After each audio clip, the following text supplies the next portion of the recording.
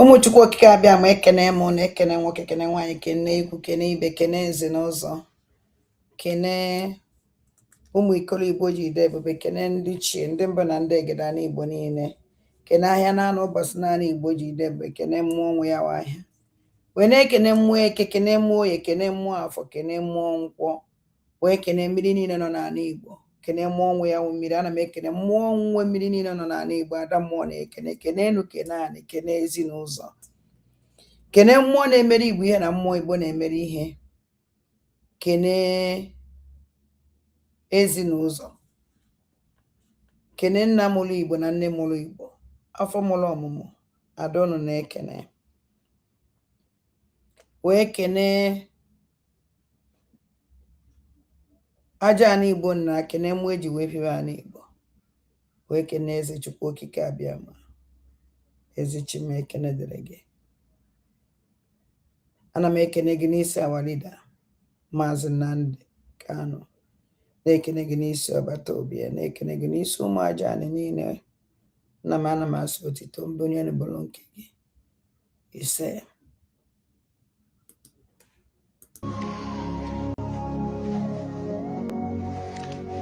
Ezi onye nwe anyị na Chineke nna nke pụrụ m ihe niile Chukwu okike abịa ma bụ onye anyị na-efe na-agọzi aha nsọ ya onye ọ bụla ya na-achị onye mmụọ na mmadụ na-erubere isi onye ọ bụla ya bụ ọka aka ụbọchị ene ka anyị na-etuga eze ebube dị ngọzi mmalite na ọgwụgwụ ndị gboo wee tụọ oge ebighị ebi onye nwe m ụmụ gị wee gbakọọ n'ụwa niile iwe nara ozi ọma nke gị onwe gị n'ezi ha site n'ọnụ mmadụ dị ndụ na nke ebere dị ngọzi anyị wee na-asị na onweghị ihe ọbụla nke anyị onwe anyị bụ n'ihi na ọ bụ anụkpa ahụ sọsọ ka mmadụ dị ndụ bụ ofu ụbọchị anyị ga-anwụ maka na okwu nsọ gị na-adịrị ma ruo mgbe ebighị ebi n'ihi na okwu gị niile ga-abịarịrị na mmezu ọ bịa nwere Biafra ga-eji wee bịa na mgbe nke anyị wee na-akpọkwu wee na-arịọ gị na-asị lekwa ude nke anyị na-asụ n'akwa nke anyị na-ebe ka o metụta gị n'obi onye nwe m na Chineke nna nke igwe biko dịka isi wee napụta ụmụ gị n'ọbụ n'Ijipt gotu ọgbe wezuga ụmụ gị bụ ndị Biafra mgbodo ekwensu bụ zuu nke mmadụ dị ndụ kara anyị wee na-aja gị mma na-asị gị n'ime ọnọdụ anyị na anyị ga-ekele ha nsọ gị wee nye gị nsọpụrụ n'ụtụ na ịja mma mgbe niile n'ihi na anyị enweghị chi ọzọ ebezuga gị anyị onwe anyị anaghị efe arụsị ọbịa nwere iji wee na-agọzi nsọgbụkwụ anyị niile ọbịa mere IPOB ji wee gbaa mgbọrọgwụ n'ụwa niile anyị anaghị atụ egwu mmadụ dị ndụ anyị wee na-eto gị eze ebube dị ngọzi sị gị biko gbatara anyị ọsọ enyemaka ọ bụ naanị gị bụ onye anyị refe nwanyị akpụ isi ala nye ka i wee napụta ndị gị n'ọbụ nke ekwensu anyị wee na-enye gị ofe na nsọpụrụ na ịja mma na-asị lekwa ka ndị iro anyị niile ka kasị wee baa ha ọnụ ha wee daa hapụghị ikoni ọzọ obodo ekwensu bụ zu ala nwekwa n'iyi eze ebube dị ngọzi anya ọnwa anyị bụ ụmụ gị wee na-akpọkwa ha nsọ gị na-asị na enweghị chi ọzọ egwezuga gị anyị wee na-aja gị mma wee na-eto gị na-asị onye kere ihe niile kere eke mana nwere onye kere na n'otuto niile na nsọpụrụ niile na ịja mma niile site n'ebighị ebi mara onye bi ka a na-arịọ gị ise ise ise. Onye ndu chimgọziele m gị onye ndu ụmụ aja anyị ka eke ụnụ dị ka anyị gbaa na egwu a bifo anyị na-agakwa eso anyị agba egwu ekwesịrị na-agba egwu ada ndị mbụ na ndị egede anyị nidiri na-agba egwu anyị gbaala ndị ụchụ egwu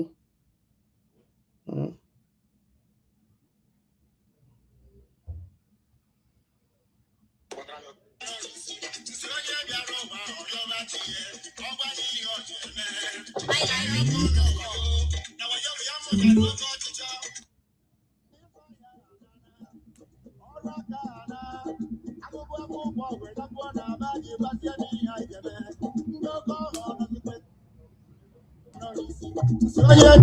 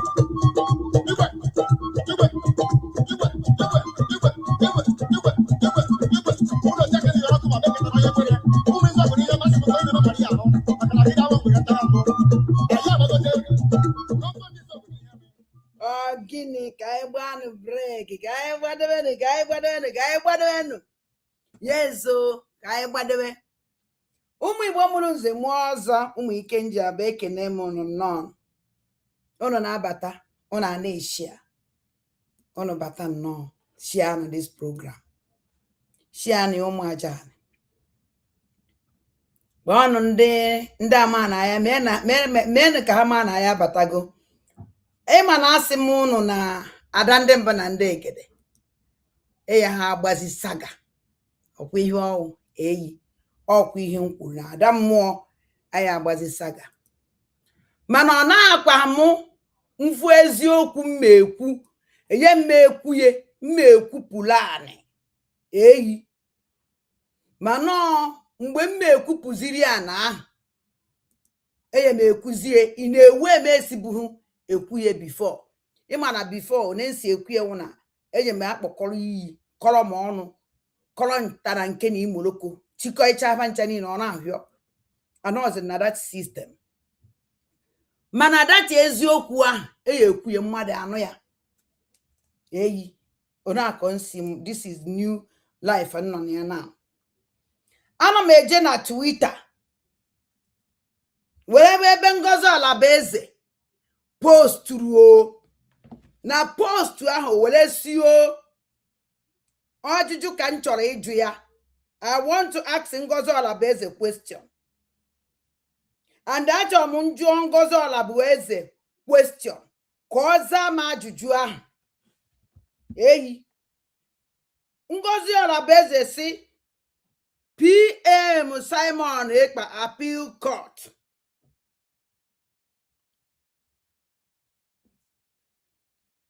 Plot against the PM. Plot against the PM.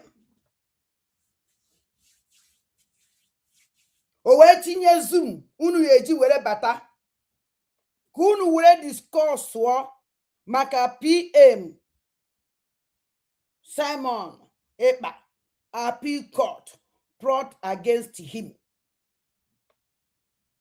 Nya ka m hụrụ na eni ya ebe a nke awụ Zoom o tiri eye eji ndị ya eje discourse ịmụ ibe ba amarọ eji wee ba wee discourse ha.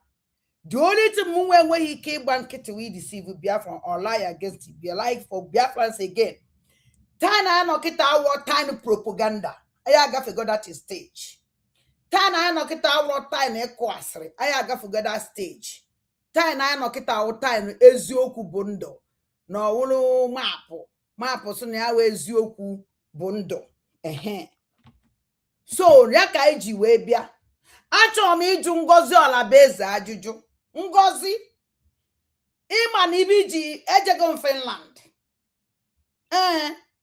And ifuru mgbe Biafran gọọmenti in exile ka ntinyegodu the account number. And pinugodu ya ebe a. Achọrọ m ka Biafran si mara what is going on. Ịma na chere na ana m abịa ka m pinugodu the account because all the very important.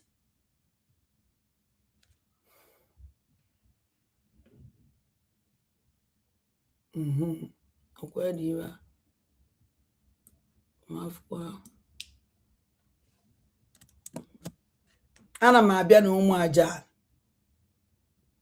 Achọrọ m isendịrị Ngozi message before ojebe akapụ na ọbatabe ka o were marakwa ibe o ji akọ ka ọ marakwa na m sị maybe ịma na asị na m eji agbazi saga maka ma bụ na m sị na m eyeghe ekwuzi okwu ha feel that na ha ya abata kọ rubbish agba m nkịtị. No, ada ndị mbụ na ndị egede agba akwa nkịtị o. But I can never allow you to deceive Biafrans or lie. It's not possible. Ngozi Alabaeze, what do you know about Obata Obie case? 1 point question. Somebody that's in Benjenete, somebody Marebono, somebody speak Bewiti. Kine Jezi, Kine discuss, can even discuss? What are you discussing? Can you do nange? Because of it for now, Biafran government in exile, what go lawyer. Which I predate. I predate. Otunsi we yogi makadisi international humanitarian lawyer. According to Yorogu, let's look for international humanitarian lawyer for Batobie. Which no one mel. Eba no tata ye kala hin no Batobie akala apata. Unu ni na bankete. I predate KJ protest na Finland. One day Finland no Batobie nwere mmadụ. You people said no. Now, ejes in Finland bata. Wesi na ya abazi saga na asi mu banyu ọkụ. You will every your online. Weputa. Cheda ma bankete. It can never work. Oh. So, my question na Jungozi, please. What do you know about Obatobie case? If you were this rubbish, puta, can you discuss with something that you don't know? Somebody that you never go and visit. Somebody that you never see over 1 year and now. The only thing we for Obatobie one on a court. Picture him from court to apply you faithful. You just to send Uche. Koje because I go in Finland. You send the Kedafiano, Loz, Koje, because na de go Finland. Because una meje ne something. Una neje pari onwunu. Una chi disgrace onwunu. Never ji go nge ajuju. This is Zuma Iwoputala.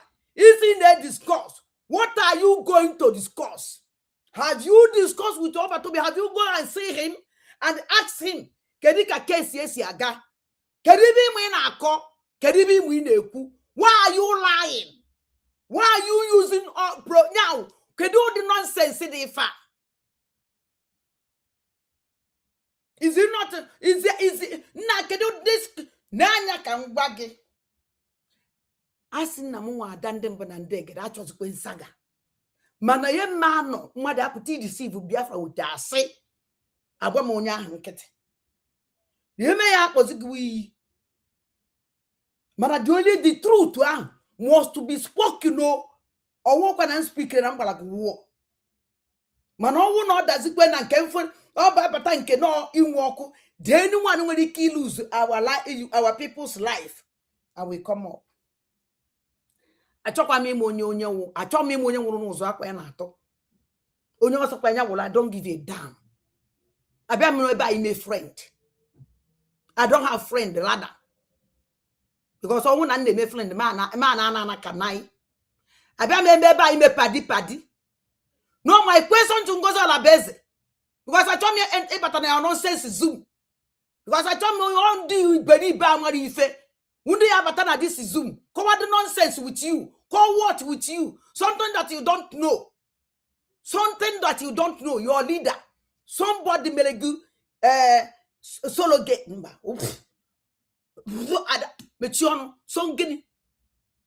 Because now something solo gate doesn't exist.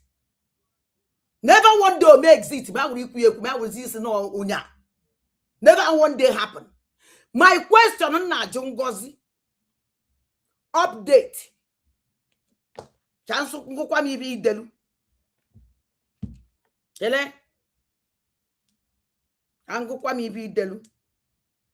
It's no PM's women Simon appeal court brought against him. Can he be in a discourse? Can you brought to the district? Even on a Mekwadon. Uno will a shame. Uno will a conscience. The worst thing in this world, he make you with no before the nazo.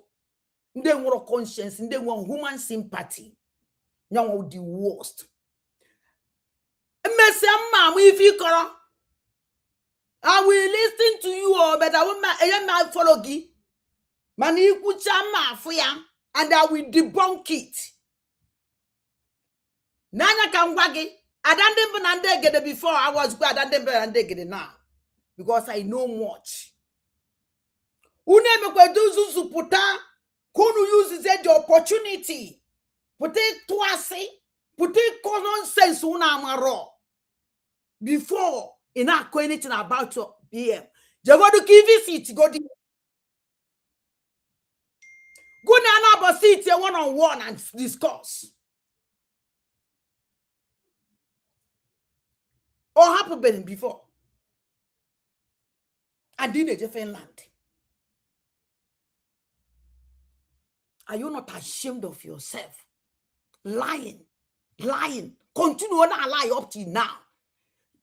Nekwanya kambagi kwala ngwongwo gi na puo niko gejugo kwala ngwongwo na puo niko gejugo ngozi kwala ngwongwo gi na puo asingi niko gejugo ngozi alabeze kwala ngwongwo na puo niko gejugo kwala ngwongwo na kpuo ngozi niko geju ngozi alabeze kwala ngwongwo na kpuo iko gi asị m oge nkele kwala ngwongwo na kpuo n'iku na-ejugo kwala ngwongwo na kpuo asị m onu n'iko ndị otu sabo kwala ngwongwo na kpuo n'iku ndị sabo kwala ngwongwo na kpuo n'iku na-ejugo ndị ọjọọ iwepụtara Zoom kedu ife ịmụ ihe agwa Biafra kedu ife asị ịmụ ihe atụ again. Are you not that tired by lying?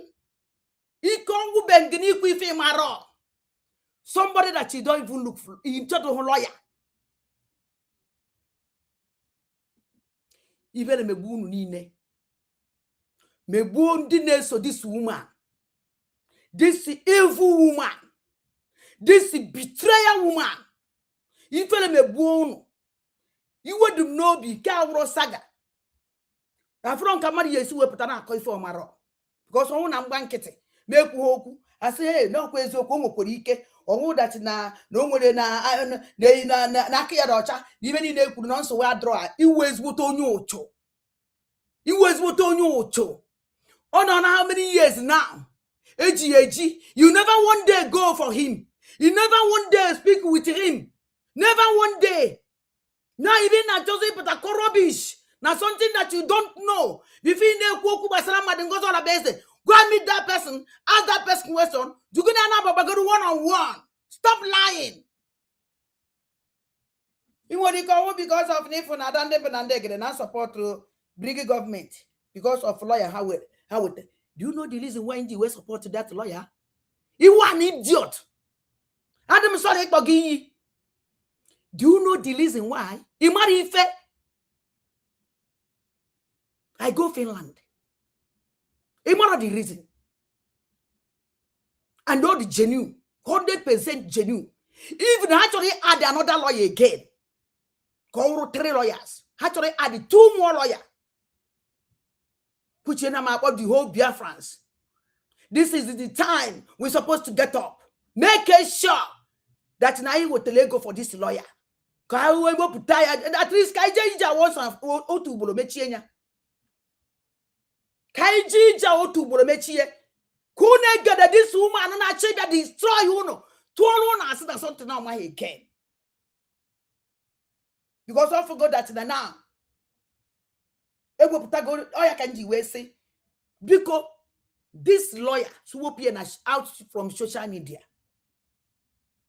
Senior you Ugu Doriano. Konya Ugu Dola.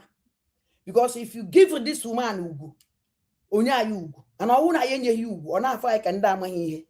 So say now you're the no one know you are the possible. Now go link Capota will ask to go everywhere. And don't know what this nonsense I want to make hoku. Ndemada so kwezi oku. At least I know ha so kwa adajere Finland. Don't ask yes na nka mekwa na no na apụtakwu. Chineke kpọkwa unu ni n'ọkụ.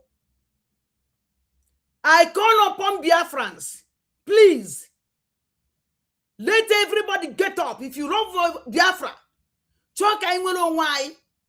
Choke up at the only one voice I will after our leader Mazen Nnamdi Kanu. Then I never would have answered Nnamdi Kanu or not. Obatobi, I will have more chances. Obatobi Epota. Dama Wadi the Mazen Nnamdi Kanu. Please let us support this lawyer. Support everything about this lawyer. Anything no one goes in the Kua say, or what is your what they need to know. Ajugo mi ajuju, and that on cause that question. Ngozo la bezo before you puta, ama maybe ne putago, and on the money agwag and they cook, but this nonsense. What can I? Kedim we just visit over to be? What can I? Kedim bagana about discourse to last. If why you gonna about discourse? As long go watch everything because nan can jele when me equip me jetre, makano basa anybody. With private discussion. Omu akodo. In case you don't wait to the public, you go me in a public. But I go and cause on home akodo or basa ngoko basa ngwa. Yaga nasi kangwa Biafra. Disregard this nonsense. Kita come and over to be in prison. Kita come that today you discuss so. Be a prime minister. Appeal court protest against him. Now 2026. Now 2026. Kango ziola beze mana aplotro. Case against Obatobie. Now 2026. So this is protest started in 2024. 24 Garcia. By the power and well on me, by the power and well on me, by the power and well on me. And my monosi that see my mom sutra, my master I even kulu. I declare by the power and well on me, by the nobody give you any power. Oh, why don't just go to me? I'm always going to hear. Nobody give you anything, nobody asks you anything, nobody. Ladder as a second word the declaration. Ladder, a good power. Man, I'm going to go, say, cancel everything. Let me tell you something. Don't let me open my mouth. Please. Walangwongwo ginaba. Niko geju ngozo la beze. Walangwongwo ginaba. Asingi niko geju go. Walangwongwo wakona pancha nine. Walanpancha naba. Niko geju go. Walangwongwo ginaba. Niko geju go. Do you know the why? Echiche ni nunu chele basala umu ajana na lunu ni. You no go win, you no go win, you no go win. And I ask you, you can never win this way. You can never win. I can assure you, you can win. No, I akuzi again, no. And I can assure you, then we can win. Chineka kono nune ngworo. Kono agent of darkness. Chori kwecha fomu Biafra. Chori endi Biafra. Ikunu nine kwala ngwongwo no na ikunu nine ejugo all of you ma nwoke ma nwaanyi no ya kwala ngwongwo no na ba na ikunu ejugo. How can you bring a Zoom? You try to discuss something you don't even know, something that you may rock and if you are say never one day go and visit Obatobie, never one day. And in a Finland. Was there no ticket? The people of Finland. Where is there the opportunity? Request to go and see him. Never one day.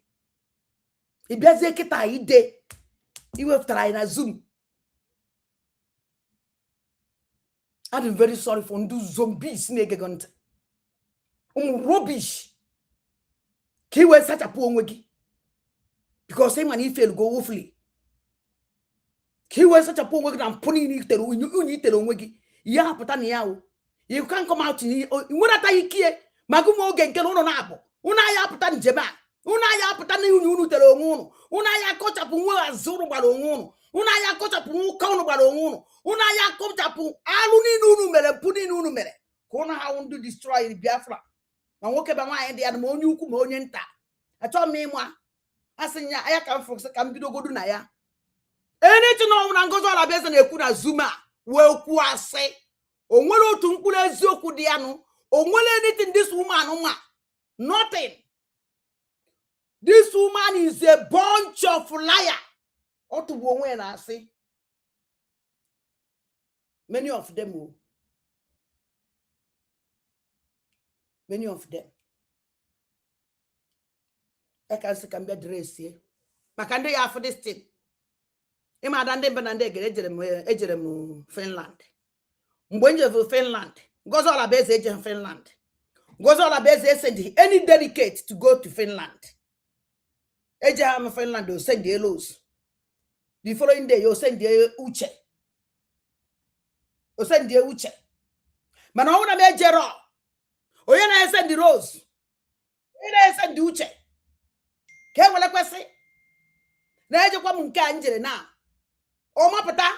Kobe kwa something no maro. Chedam because that's the Maya ashi. I want to nka. He was what on your kwasi. On when he found the Kunazuma where's yoku. On what road to Nkuru found a ku where's yoku. On what you need to know about Salvatobie or Jeben for Batobie or I speak with Abatobie that I can assure you people. Abatobie side get together. Believe any way you believe or you don't care. It doesn't matter.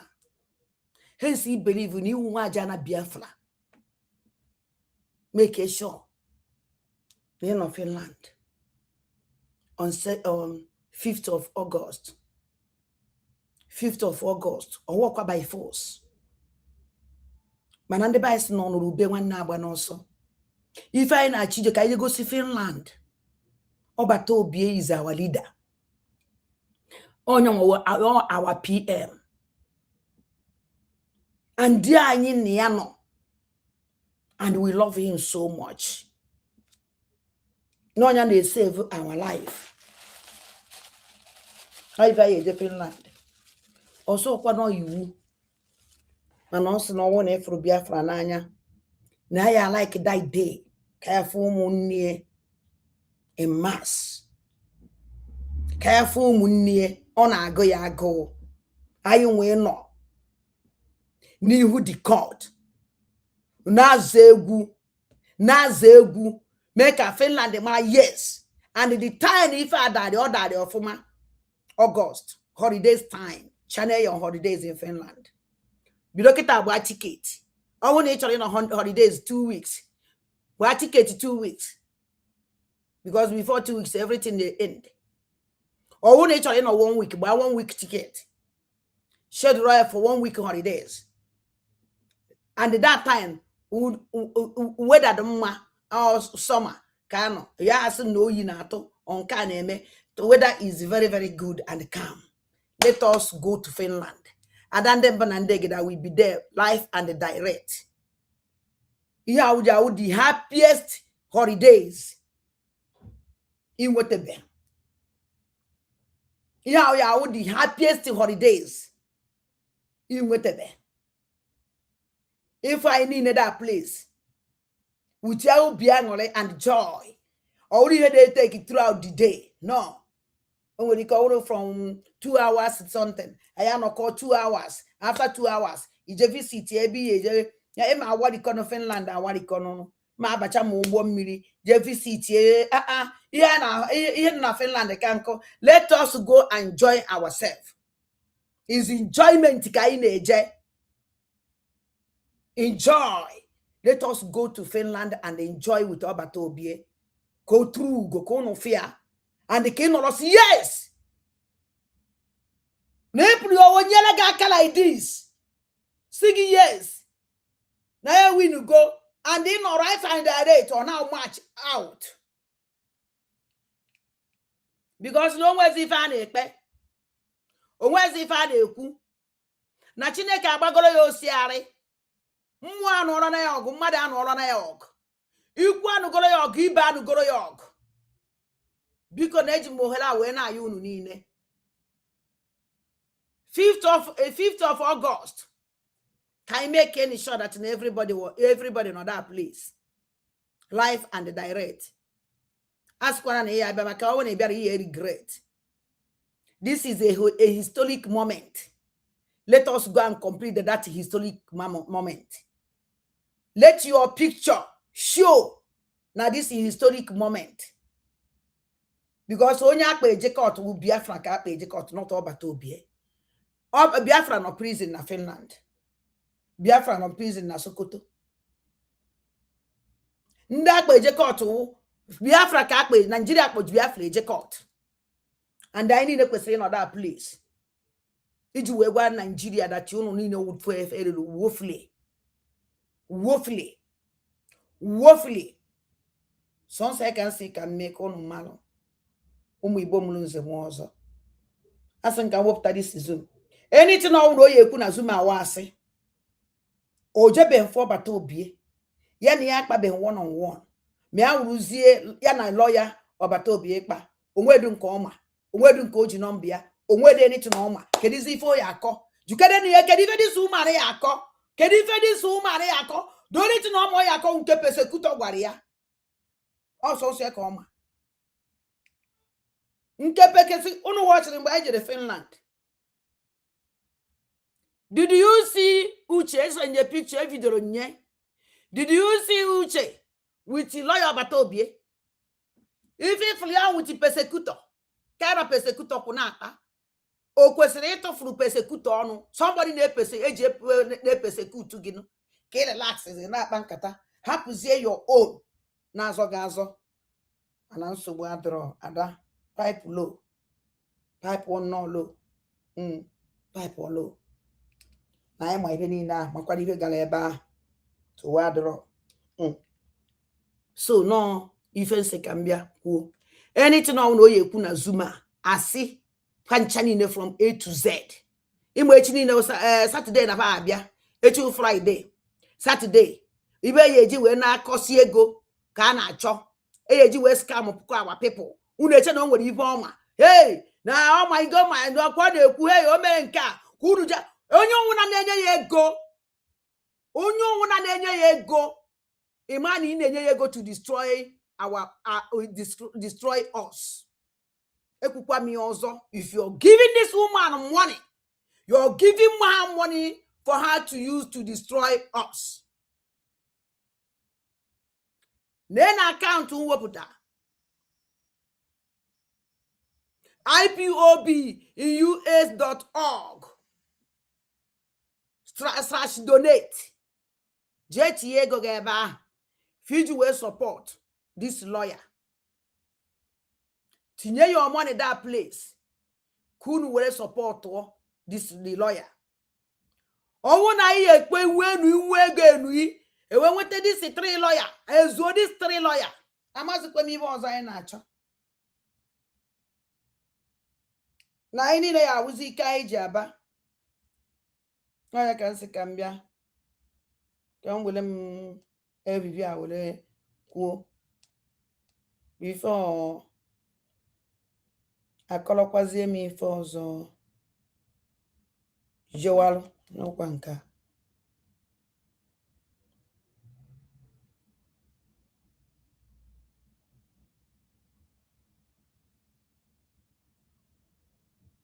before akọlọkwazie m ife ọzọ jewala don't listen to any idiot don't listen to any criminal anganaba ntị okay ewele tinye ọgba aghara ịnọkọta evufta Zoom ine discourse nna mkparị adịkwa too much o mkparị a ọ na-aṅazikwa nnu ụmụnne m nke a ọ ṅabere nnu oke anything ọnwụ na Ngozi Ọlabeze ya agwụrụ na Zoom awa asị ọnwụ na oje na Finland for bata obie asị m yes ofubeghị since getting to 2 years now bata obie nọ n'ime that place Ngozi never go and see him never one day and ọ ya abịazi discourse kedu ibe ọma na-ediscuss kedu ibe ọma na-ediscuss kedu ibe ọma na-ekwu because of na anọ na nna ma sị na ma ya ekwuzi okwu ka o wepụta ya kọcha mụ nwa agba nkịtị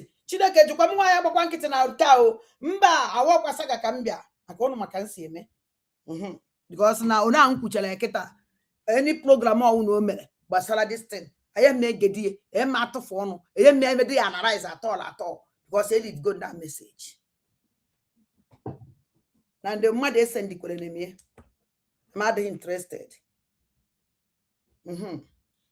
now I apụọ here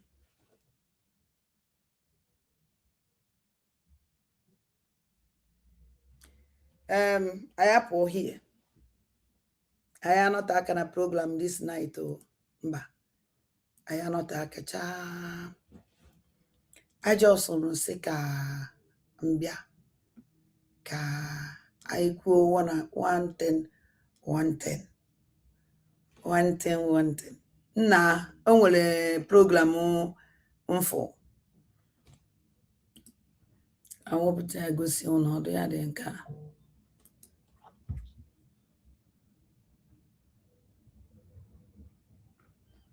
mba ọrịa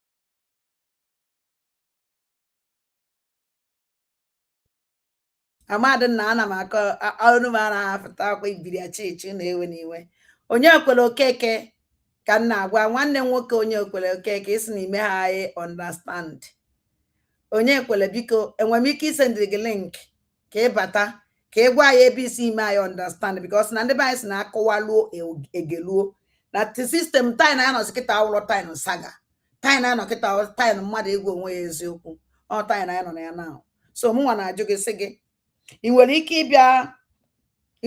ịbịa send link ka ị bịa gwa anyị ebe ime ha understand then anyị akọwaziri gị and ejụkwa na ajụjụ ọ na o nwere ajụjụ ya ajụ m ejụọ m mma asa gị ya utu obi ọcha then onwe nke mma aza gị mma ajụ gị mma ajụkwa gị ya ka ịsakwa m ya utu obi ọcha ezi nwanne m so ana m eche your answer na comment section send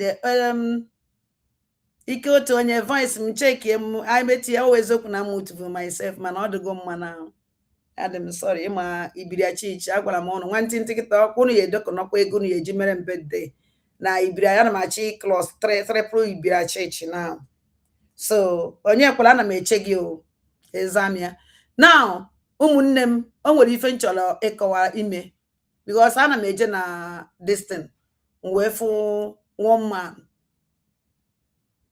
that man will program omelu that man understand and that's na me live through that man message because na o nwere okwu ndị okwu gasịrị ebe a okwu a adịghị m mma na arụ and that man no nwere many Igbos okwu nwoke akwulu adịghị mma na arụ yes so onye ka ihe eji wee reply ya anya o eziokwu na before okwu a na ọsụkwa na ya dịkwasị yo because ọ mụ na okwu okwulu adịghị mma because mgbe mmadụ pụtara ikwu okwu burugodo ụzọ yọọ mgbaghara before okwuo ya okwu o gosiri dat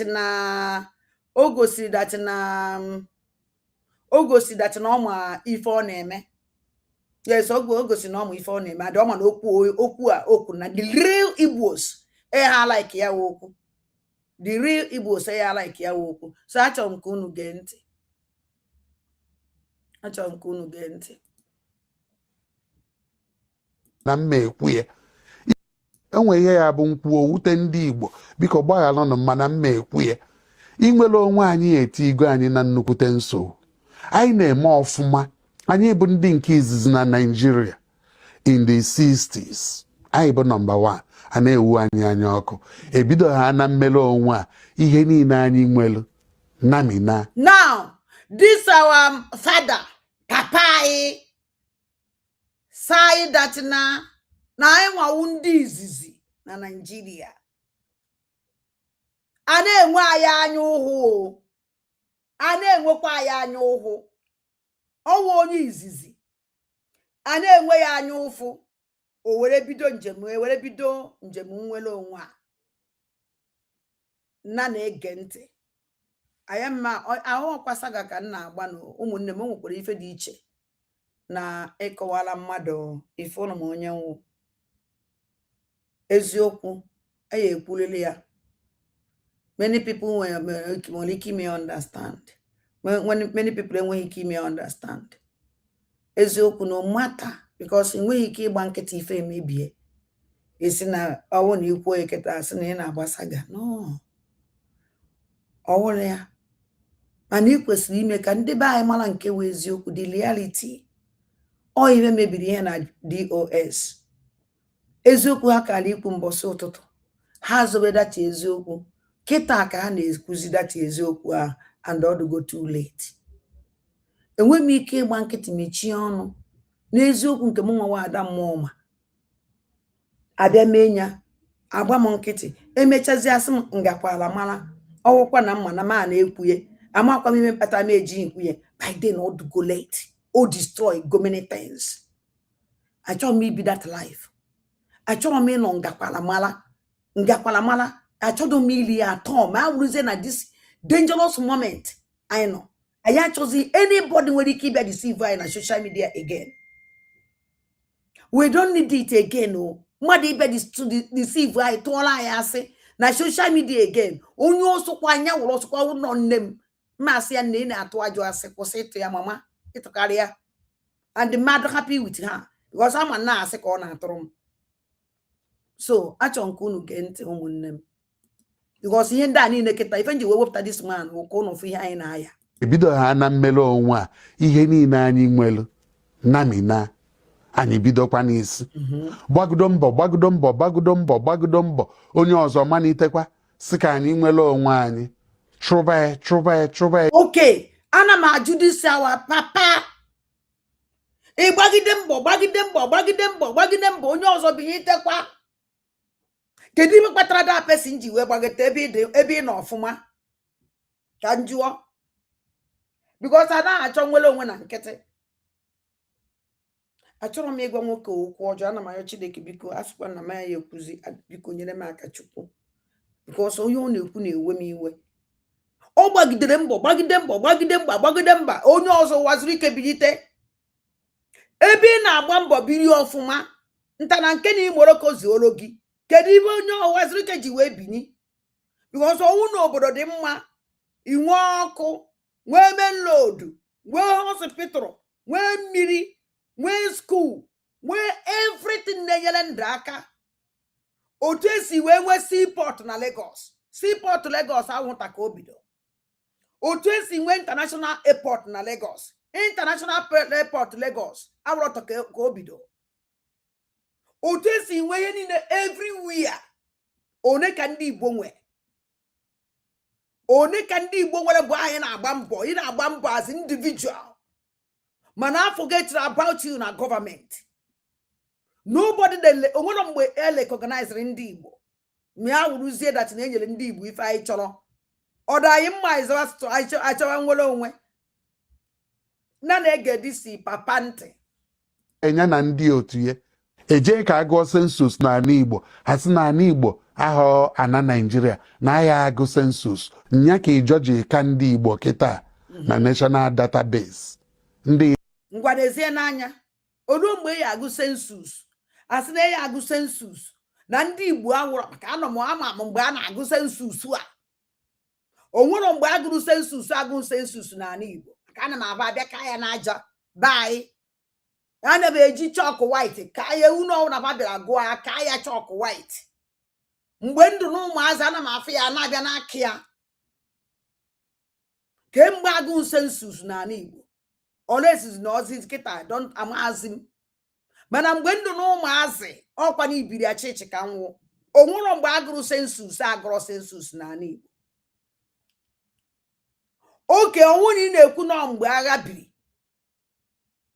ka a gụzere sensus ọ na-agụ census because of na anọ n'agha ndị ijọ were ka ụnụ ịma ibe egburegbu n'ala Igbo mgbe agha anọ n'agha ahụ ịma kwasị ọkọ ụmụazị one kwasị ọkọ gburu n'ala Igbo agha akwara n'ala Igbo ka anọrọ ya ọkwara n'ala Igbo ka anọrọ agha ịma ibe egburu n'ala Igbo ọkwa ajụjụ ka nna ajụ papa anyị papa ngwa na-egekwenụ dadi ntị mkpọzi ewu na oyi esite ụtọ dadi ndị Ijaọka anyị in population ayaba onye nke ahụ ya gudo ka o jechala nganata isi jụnata obele oyi ọ gbatu obele break onye ọzọ bidokwa from mbido ahụ anyị nụzie na anyị nwetara etu esi chọ ka echekwaba anyị Igbo ọ bụla eziokwu bụla ụgha nwaafọ egbe amahọ mana anyị nụrụ na ibu isiri ndị mmadụ egbe ebido a na-anọ n'ụlọ na Mọnde mgbe ejidelu nwanne anyị nwoke agwaghị ego na elu uzugolu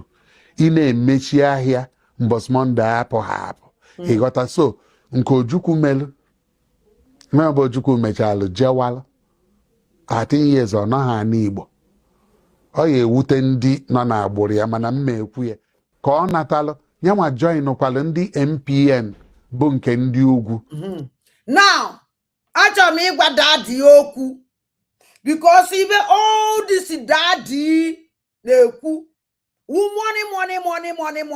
money mana iwu nataghị ike one day na all this dadi ndị egburegbu innocent children Nigerian military gburu n'ala Igbo you can't hear it from this daddy because na nwa ya nwụrụ na-ekwu anyị oyi akwa ndị Awụsa o dress like a Fulani man no a Fulani ka ọnwụ because all the only Fulani is na talk rubbish like this because even nwa nwoke a na-ebe akọ rubbish ọnwụ na this man wee father Igbo man onye ebugodo ụzọ na ego onye ebugodo ụzọ na ala efu elu uzuru egburegbu onye ebidogodo nwa ya eji wee nwee instant security network eji ebi onye ebidogodo ndị niile egburegbu ka ọ na-anụ ụda egburu ndị mmadụ sọsọ ife ọda after morning sọsọ ife dị ya mkpagbu de gelu uzuru sọsọ ife dị ya mkpagbu property mana life Nigerian government and the Asali Dokubo boys and the Bubago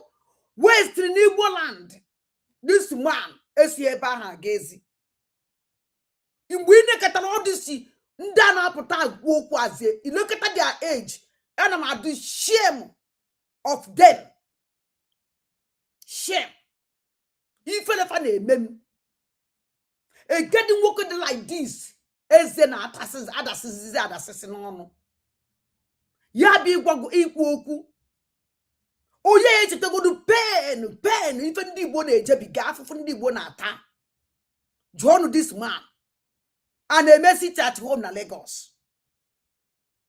jụọnụ this old man a na-eme sit at home na Lagos because this man mma agwa this man okwu otu o si wee meritie ọdị ndị aka asaghị fesie because ndị nwere shame like this ka achas ka igwe okwu ebe agadi nwoke adị otu a this dangurugwu onye Fulani pụta na social media ịkọ rubbish aya reply with rubbish owu na this man eze gwuru na n'ọnụ onecha n'anya because ọ na-ete dai n'isi ọ dị ka ọ ka dị young werezie were akwada nchiki kpochie onwe na-arụ krem wee na-awa onye Igbo wee pụta ebe a rubbish ka njọ this man this Fulani man and a sit at home na Lagos. How many houses edemolishi na Lagos nke ndị Igbo kedu ibe ndị Igbo mee na Lagos eji akwarika unofa a na-eme agitation na Lagos ndị wee vuri egbe isi ndị wee vuri egbe bịa na shop pọnọ na Lagos masana edemolishi ahịa ndị Igbo ajụọ m this old cargo mgbe abụlado abọmbụla abụlado mgbe abọmbụla abụlado alaikiri nke isi si na ihe ewe iwe ndị Igbo ya ewe because iwu na Igbo man ọnya ka iji si na ndị Igbo ya ewe iwe because ọnwụ na iwu na Igbo man ka nwee ike ịpụta call this rubbish and him and oye one day we were. And there you are pride gear. I jump this man, Ajijo. See how Mbabombo for blado. So go no gas. We live low blado. Do you know how many thousands of Ndi Bongo that place? Do you know how many thousands Ndi Bongo na blado? Or was the property? Eluzu na blado ka na ekwu okwu ye. Do you see this old cargo? Potakwoku. Be dressed in the Igbo. Chineke ya kponu ni n'ọkụ one after the other. Can you this old cargo? Lechala no way anya. Obambo mbodo ka address obambo. Obi yoto mbodo ka sibi nyoto. Owunu nka ntada nketa ngojisi ni na asase ala na. Ko pụta na social media ekpari onwuye. And we are going to help you. Ajom this otono na ni. Agadi ekwenka. Ablado. Elevu the whole community, one community. Ndi Igbo juru.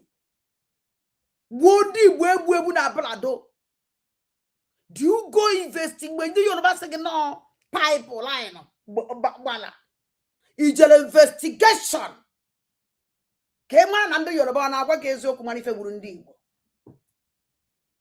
The answer is no, because you are not an Igbo man. Ajukwan this old cargo.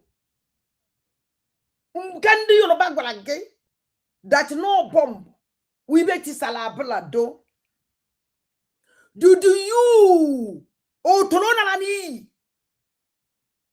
Je check no gas pipeline. What if I will over how many thousands of building? Keluzu na blado.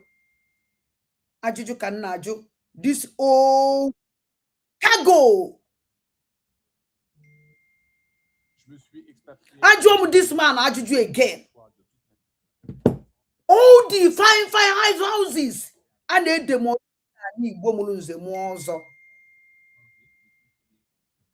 did you Jena do your back if you demolish Igbo properties?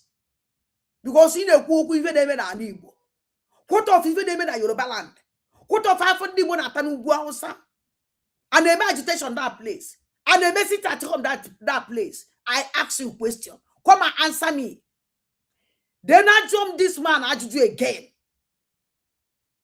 All the businesses in the one I walk on Lagos. Can't keep sit at home. Nobody burned their market. Nobody destroyed their businesses. But I know Yoruba. And I market in the walk how many times? Can I market in the walk? Can and then come in January? Ndi weba waja. No help. Nothing. And them on that building now was also on the board on that building.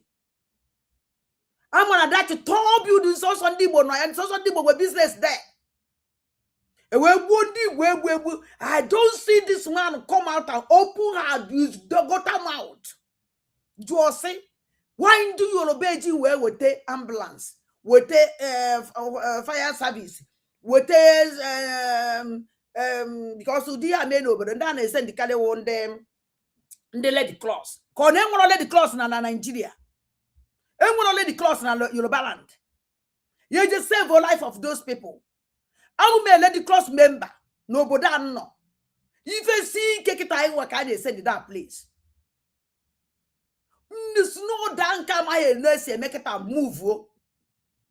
Ijele school, life of people. Muwana bag the reality. Omo bibe mele, karelibe, and they send the delicate, and don't in the Ndi let the clause Nigeria in Africa. Anyone of Nigeria. Do you see any one of them there? Do you see any rescue there? Do you see anything? For how many days can they mad on imeba? Family get lozu nato. Enu mbomo kene tigini kama memunyemu.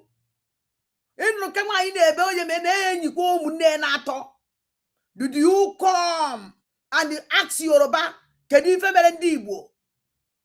All the businesses in the Igbo walk everywhere. Always Obubu na Lagos. I don't see this man, put out call rubbish. On down map. You know about this nonsense in the book that I tell on you book. It's only a quo and then shine as only one this man who done group. You're about for animal. On that cage deceive indeed. Oh no, this kind of person. It's not only book. And then shine as only book man on you. No, that won't do Rosa. Nanda unde were obodo. Nanda unde were uno. Nanda undama obudovasi. All these people slaves can't know. And the moment they can never keep quiet again. And I'm for this nonsense here. It will need destroy an Igbo. It will need deceive Ndibo. Ndibo are not banqueting. A full animal and a cook and Ndibo. I am banqueting naked rubbish and a cock. Quite him and only they put out on Igbo. Even the act of property. You need a good an Igbo. Put in an Igbo, this man, I'm one of my care. Or do it after. Or do the care. None again. Zo Senate, zo President. If no gagaricha azụ, chigakwa azụ. Onye nke melo nke ịbụa, joinolo ndị ugwu, wee na-achọ ka enwee udo n'ebe ndị ugwu na ndị Igbo nọ. Onye nke ịtọ, kịta, akpọrọ ya akpọrọ jebe Sokoto, Chineke ya enyeri ya aka, mee amara ahapụ ya. Chineke kpọkwa gị ọkụ, mma akpọ gị iyi. O nwere iyi mkpọrọ gị adọba. Ị na-anụ nkịta aka ọ na kịta ekwu. Iche na ezigbo mmadụ. Chineke ya enyere ya aka mana ime obi gị chọrọ ka ọ nọrọ ebe ahụ nwụọ. Mana let me tell you something. I can't see niile ya abacha ọnụ niile ọnụ. One after the other. Are you not ashamed of yourself na iwere mouth? Are you not ashamed of yourself na Sunday Igbo when I pardon go on akpagharị? Are you not ashamed of yourself na terrorist Boko Haram na akpagharị? For an innate protective. But you put on social media to condemn your own. Shame on you.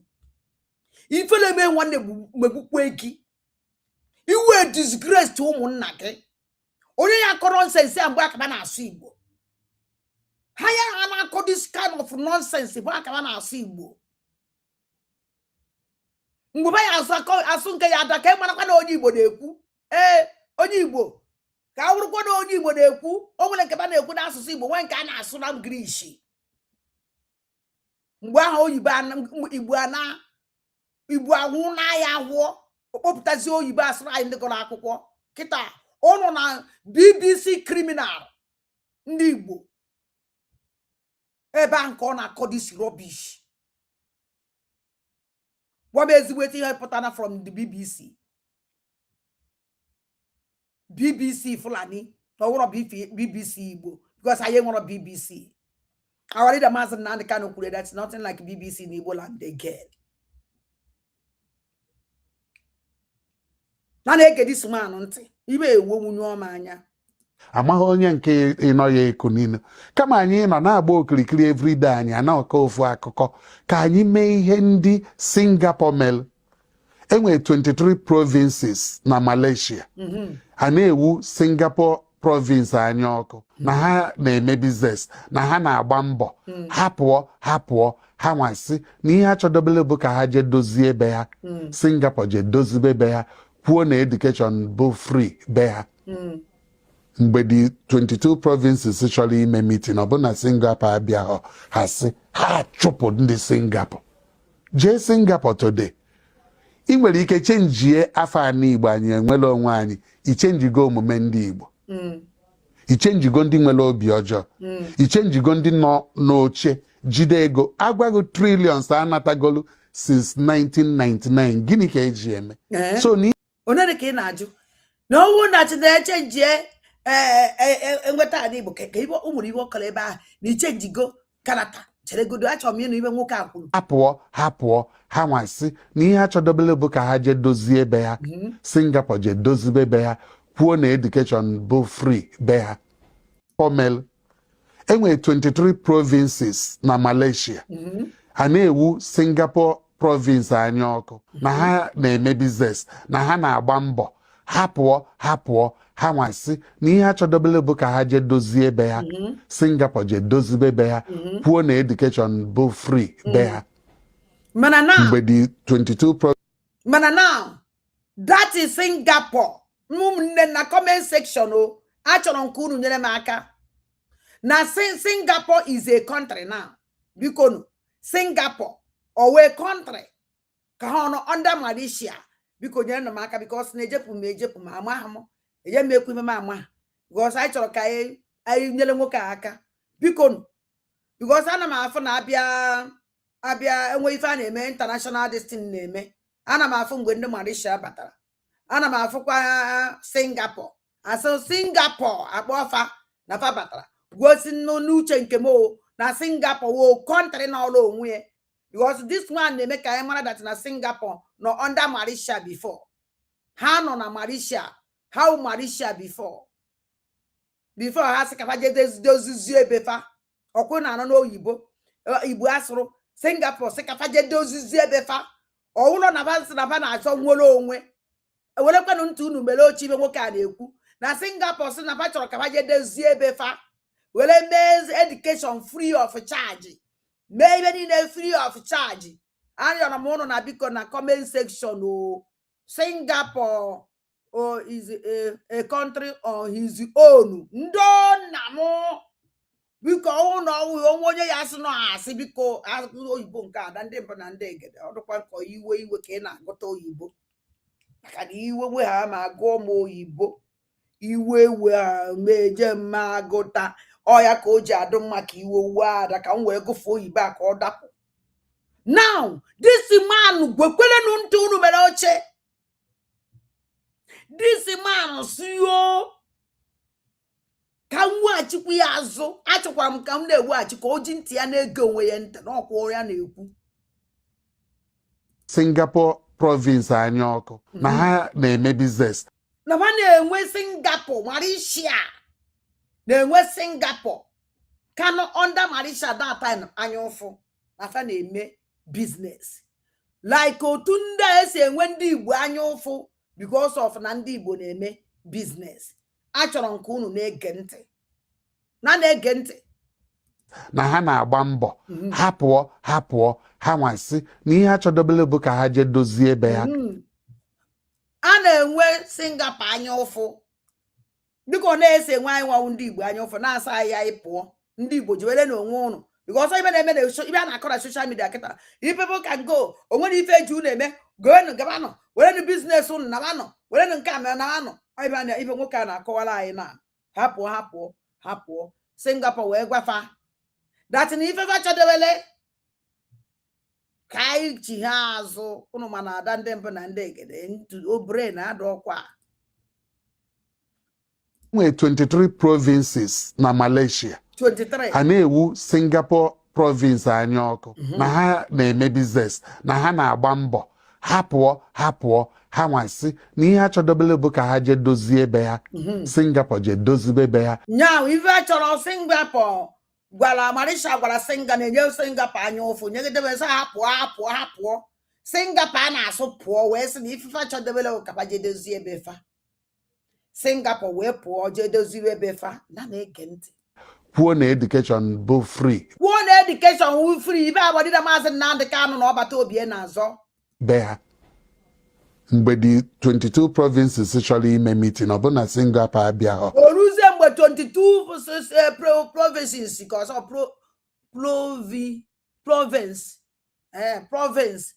mgbe 22 province chọrọ ime meeting o wee nwụ na Singapore abịarọ na-ege ntị ha sị ha chụpụ ndị Singapore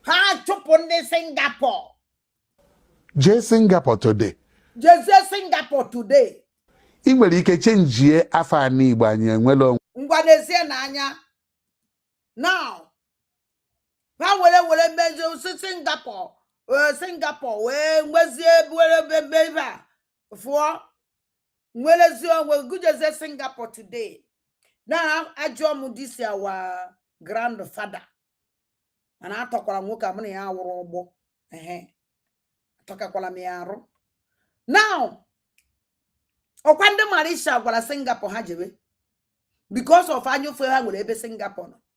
Marisha sa ha jebeziela onwe fa ha wee jewele onwe ha wee na onwe ha independent. Nigeria ya yogo ya Nigeria bako hapụ anyị pụọ ha jụrụ ajụ. Onwebe na ya esibe eme. Lada ba na-egbu anyị everyday. Na-egbu anyị everyday. Na-egbu anyị everyday. Onwebe mpụba ejibe ndị Igbo were mee. Egbuo ndị Igbo, gbuo ndị Igbo nke na abịa na social media sị na organ ndị Igbo dị cheapest o. Onye kwure uchi na asa ngolu na dia evil radio ebe chi na asa ngolu kwurie. Na organ ndị Igbo dị cheapest. Aka abịa onye na-azụ ka ọ ma mgbe o ji aga. Owu na chi na asa ngolu adị ele organ ndị Igbo. Onye ama ego na na-ele n'ahịa. Onye ama na ọ dị very cheap. Onye anọ ama m ego na na-ele organ. Ma wuruze nke ndị Igbo, ma wuru nke ndị Yoruba, ma wuru nke ndị Hausa, mgbe ejizi were marazi nke ndị Igbo na nke ndị Fulani na nke ndị Yoruba nke gara n'ọnụ karịsịa. Ka anyị na-agwa onwe anyị eziokwu. Achọrọ m ka unu na-ege nwoke a ntị o. Nwanyị ichenjigo omume ndị Igbo. Nkele. Chụpụ ndị Singapore. Jee Singapore today. I nwere ike chenjie afọ anyị Igbo anyị enwere onwe anyị ichenjigo omume ndị Igbo. This man wee nọ n'ebe a wee si go je Singapore today na Singapore enwere ma mma na ị nwere ike chenjie afọ ndị Igbo today ichenjie afọ ndị Igbo anyị enwere onwe anyị ichenjigo omume ndị Igbo. Ajụjụ ka this man jụrụ ndị mma aza ya today. Daddy alu mere ndị Igbo, some people like you walu mere ndị Igbo unu nwawu mpụ mere ndị Igbo. Malaysia ahụ ijiri wee nye mat Singapore na Malaysia iji wee mat. Onwere obodo enwero ndị ọjọọ. Obodo anọ France onwere enwere ndị ọjọọ befa. Ije na America enwere ndị ọjọọ na America. All over the world. Onwere obodo ji asị gị na fe nwere ndị na-enyefa nsogbu na befa. Afe nwere ndị ọjọọ, enwere ndị ọjọọ everywhere. Ebe ndị Singapore nwere ndị ọjọọ na befa. Wee nwee ike nwere onwe fa wee dozie befa. Anyị nwawu ndị Igbo ya enweta onwe anyị and anyị edozi onwe anyị. Let me tell you something, my daddy. Ifele anaghị eme. Ka njụrụ na ngị. Ịlanchala nnọọ ụla tete. Wepụta nnọọ dọọ na kamera. O ijekọta nnọọ na kamera ihe eje ọwụ na you the most useless and criminal distant ka ijere na ya. Slave ndị Fulani. Channel slave ndị Fulani. Ọ ya ka ijere na ya. Ndị na-ele ndị Igbo ele. Let me tell you something. Igbo eji sụgụ n'ọnụ nwa walụ mere ndị Igbo ndị otu gị. All no one generation on the finish in the Igbo. Because of from your generation ka ndị Igbo ji wee nwe problem. And they make clear like ya kita. Nanya ka ngwa gị. Iwe nji sunu ọnụ walụ mere ndị Igbo. Anyị maka ndị Igbo dị before. Ndị Igbo wo bụ n'ube nwanne agba n'ọsọ. Ndị Igbo wo onye jiwe ya tọrọ nwanne. Ndị Igbo nwanne atọ na mba. Ị na-anụ? Oife ji wee mara ndị Igbo. Kpatara ndị Igbo onye nwee ego ya esi n'aka fere aka ba nwanne. Osi n'aka fere aka ba nwanne. Osi n'aka fere aka ba nwanne. O omenala ndị Igbo before. Ị na-anụ ife na-agwa gị. Ndị Igbo the only people na-eme competition. Eji m Anambra be nna m were mat. Anambra be nna m na igo balo. Ofoye ya bịa na ụmụnna go balo. Ana ayo ya evita eje yoro ya balo. Ọ dị ọ na-ebu igi. Mana je ebe mmadụ kịta ayo ya balo oju since unu batara. Since your criminal generations batara. Since your unu bidoro damage. Ya mission unu ji eji wee mụọ unu na kpọpụta unu na ala Igbo mgbe ahụ ka o mebiri. Let me tell you something. And ije ya ọbala ahụ eyi ebunye gị. Mgbe a na-eji agụ ọkụ na agbata obi. Onye mụrụ ọkụ eje njegoro ọkụ na bie. mgbe a na-ayọ nnu m gwa agwa wee ma agbata obi jee yọrọ nnu mgbe a na-ayọ ụmụ uri ọkụ na-ayọ ma mmiri and ijele ekunye gị wite obi ọcha ofu onye nwere ike inwe balo ahụ nna ya nwee balo ahụ dị holu ụmụnna nwere abalụ because onye bịa ọyọ ya mana one thing mere onye ahụ nwere balo ahụ onye ọna na-agba mbọ ka nwee ndị balo na be m ka nyọdebe onye ọna na-agba mbọ ka nwee dis balo na be m ka nyọdebe and mgbe papa oke nwere balo na-ayọ ya ndị mmadụ papa Emeka nwee balo o ya continue kwa na-ayọ ndị mmadụ ọ omenala Igbo before and onwere ife Igbo nwere aja afa even after Kanu chara war ị na-akịta ekwu okwu ya o continue like that mgbe a na-eje mkpa njire n'abalị onwere ife ọjọọ dịnụ n'ime nderi ewere ulu ọkụ pụọ jee mkpa njire sọsọ ihe egwu ihe na-atụwa agwụ emetụọ gị ọgwụsịa agwụ emeta gị ka ihe na-atụ egwu ihe atụ egwu emekidi na-apụọ gị ihe atụ egwu mmadụ emere pụọ gị ihe atụ egwu mmadụ emegbuo gị ụdị ihe ndị a dụrọ sọsọ ife ihe na-atụ egwu agwụ atụ gị ọịgwarịrị na-akpagharịnụ ọgwụsịa ndị ihe na-ezu n'ime ọfịa anyị kpacha adachi njiri n'ime nderi na kpuo ọbịa nwe ife ya eme gị mgbe a na-eji achụ ụdara mgbe Igbo ndị ọjọọ dịka ụnụ abatabeghị mgbe nwebe bad people like you people ọrụ nwa jidere ala Igbo mebisie mgbe a na-eji achụ ube chọọ mango chọọ ụdara n'ime abalị chọọ ugiri mkpụrụ osisi kpụrụ mkpụrụ osisi nwere onye nwe mkpụrụ osisi ọ daa ịtụtụrụ mana kịta ịpụta mkpụrụ osisi be mmadụ daa ịtakwuo itokwuo ma ahụọ ọwụlọ mgbe alụlụ ana dị ndị ụrụ ka ụnụ si akpatara mgbe unu mebiri ala Igbo ị na ibe na-agwa gị because ịkpasịrị m iwe n'okwu anyị kwuru and ama na ị ga-esi okwu nkwuru ịdị iri ana na ọnwụ na iwe ezigbote onye Igbo iwe niile gị gụọ eze gị ọnụ ife onwe gị datịrị ịkparịrị onwe gị banye okwu anyị kwuru ọkwa dị ka ikwe na asị na ikwuru agụ ego ndị mmadụ Igbo onye sirepụta were afọ Igbo ata akụ ifela dị eme gị under your watch ka ewepụtara history tinye chichicha the ancient upon ancient ndị Igbo azụhụ na that history ị ka na imepe ọnụ ọhụrụ iwu 100% Igbo man imepe ọnụ nọrọ ebe a kwu okwu ego kwadị na edina ya anaghị ife karịrị ego awipe Google out ide emezi exist na ọhụrụ ịka na Nigeria shame on you ifere mee gị because ebe ịpụta na social media ikwu okwu anyị a reply gị ya and onu ọnwụ na osinese anyị because ọnwụ na ị nwere ifere ihe a pụtakọ this rubbish the only thing ị kwesịrị ịpụta ndị Igbo bịakọta n'ọnụ na agwọrọ na akịrịka ọ ife anyị chọrọ ị na-anụ na ọ wụrụ onye na-abịa na eblem ndị Igbo eblem ị naghị blem Fulani na-egbu gị ị naghị blem Nigerian military terrorists ekpebute na-egbu ndị Igbo you don't blame them na ịbịaziri iblem ndị bịa chọrọ iliblate wepụta ndị Igbo na this kind of ọnọdụ na-egbu anyị eji egbu anyị everyday Adam sorry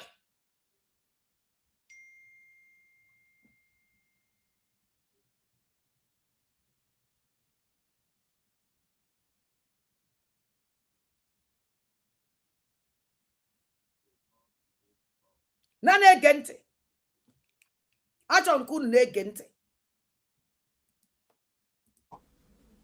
ichenjigo ndị nwere obi ọjọọ now this man na-asị gị ichenjigo ndị nwere obi ọjọọ yes this question is very important because ịma na iwu ajọ mmadụ obi ọjọọ unu karịrị because ọnwụ na inweghị obi ọjọọ look at ajụjụ this man pụtara ebe a ajụ juzie this man na so that he can change Igbo character. Did you change character and the Fulani Garafana boys or Garafana on the same country? Do you change Yoruba Garafana on the same country? Can you nange Fulani and the Igbo can do can go a job? Have you seen Igbo where my bepu madisi? Have you seen the Bobana terrorize Mobodo? Have you seen the Igbo? Everyone, but they go at Buja to who's in them mado. ebe ka na afu ndi Igbo wuti ajo obifa. Have you seen ndi Igbo agba Yoruba business okora na Igbo? Have you seen ndi Igbo na treat ndi Fulani bi na Igbo? Lada Yoruba ndi Fulani bi na Igbo na treat ai Chineke kpokwa unu ni n'ọkụ. You know ebe na asị that na change Igbo name. Aye enwete country. You change ndị ọjọọ. Do you know the reason why ji wee kwu okwu a? Because na unu feel that na unu nwa ndị Fulani amụrụ na anụ Igbo na-azụ ike Chukwu na Chukwu Emeka na Ngozi na Amara Chukwu. That na unu na ba ekwe anyị ṅụrụ mmiri tọgbọ ike iwe liar. Iwe liar. Ibe nji sogo na iwe ezigbo to onye okwu asị. Wo that na. Ọwụrụ that na wadida maazị. Ibe nji sogo na iwe ezigbo to onye okwu asị na Biafra bịa ụtarị. Ka ye ji we piasịsị unu niile. Gbaki ya mana ndị Igbo ma ndị Igbo. Gbaki ya mana ndị Igbo na ịma our blood. Gbaki ya mana ndị Igbo adị onye we 100% Igbo man can never come and sit down and talk this kind of rubbish in ekwu. Na na-ege this mkpụrụ ntị. Ichenjigo ndị nọ n'oche jide ego agwago trillions anatagolu since 1999. Gịnị ka eji eme? Oh, onye ka ị na-ajụ. Ichenjigo ndị nwere ego agwagote ya trillion anatara since 1999. Gịnị ka ejiri eme? Onye ka ị na-ajụ. Kedu ndị natara that money? Ọkwa ndị politicians, ndị Nigeria. Onye ndị natara that money? Ndị otu gị politicians maka ama that no ikotenwu. Oya ka iji wee pụta. Oya ka iji wee pụta wee loo onwe gị tọkọbọ. Meme expect ka bịa respect ye gị. Akara ewu agadi nwoke. Amadu m onye ewu, abịachaghị m onye ewu. Mana ihe ama m by force. Let me ask you a question, my even my nwoke a iwe dị n'obi. Onwe m na-enwe nke mmadụ ịpụta na condemn ndị Igbo. Onwe m na-apụta na president mmadụ ya ekwu eziokwu. Something ibe dị kịta. Our land is going na sink. I'm sorry that the whole Igbo. This man was able to put ebe a na-akpọ ụmụnne m onye ọna wake up, onye ọna sakwa anya mmiri, onye ọna dị njikere. Ịnọrọ ebe a na condemn kwa the Igbos. Na-egbu anyị mmụọ na mmụọ. Sị na mme obi adị m mgbe ebe ị nọ. Sị na mma agwago okwu na-agwago okwu ana m ata ya eze nke gịnị jiri mee? Ke gịnị jiri mee? Ajiji jiri ọwa ejiji ndị Igbo ọwa onye Awụsa ka ewe onye Fulani jiri ejiji ndị Igbo. Ibe ọwa ekike anyị. Uche ekike anyị ka eji m onye ewu. Uche ekike anyị ka esi m esi ebe isi. Na ịzara afọ Igbo doesn't mean anything. After all the Fulanis claim lu na fa ndị Igbo na-aza afa ndị Igbo. Na ịsụrụ Igbo doesn't mean that na na-awụ iwu onye Igbo. Oje ndị Igbo ba nọ ugwu Awụsa na-asụ Awụsa taa ya ata nwụọ ya were ṅụọ mmiri. Ndị Igbo ba nọ na Yoruba na-asụ Yoruba karịa ndị Yoruba self. Tụkwuo m inu. So na ịsụrụ Igbo doesn't mean anything. And for you to go for this nonsense channel we call this rubbish a ghost guy, who are you? Onye Igbo. Ibulu onye Igbo. Ibulu onye Igbo. Na na-ege this man ntị. So n'ihe nsọ akpọ oku ya bụ ka anyị chighata akụrụ ụnọ, anya luo ụnọ, obi luo ụnọ, ọkpa luo ụnọ, ego luo ụnọ, mmepe luo ụnọ. Ana Igbo emepe. Okay.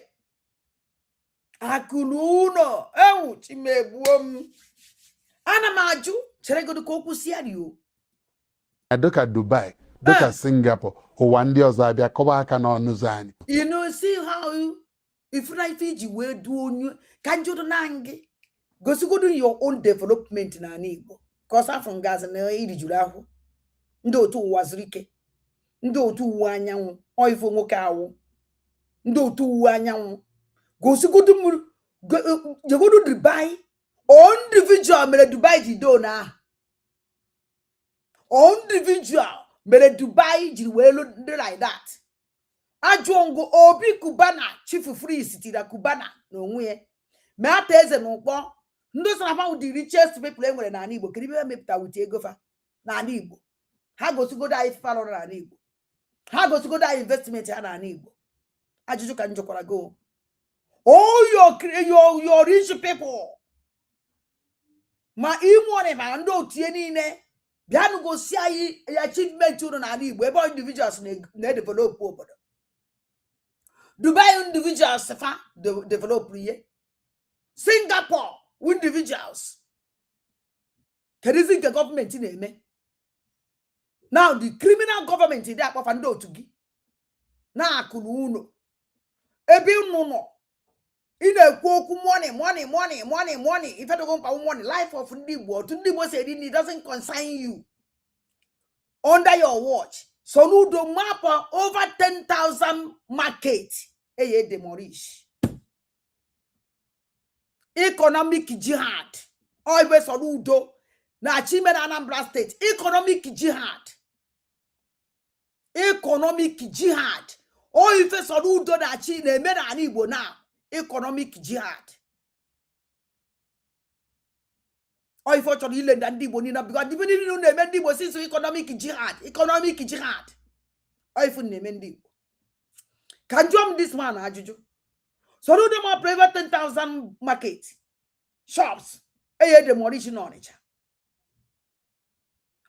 And I go into demolish go na demolish because if you demolish la kananga so do demolish on na afia ya.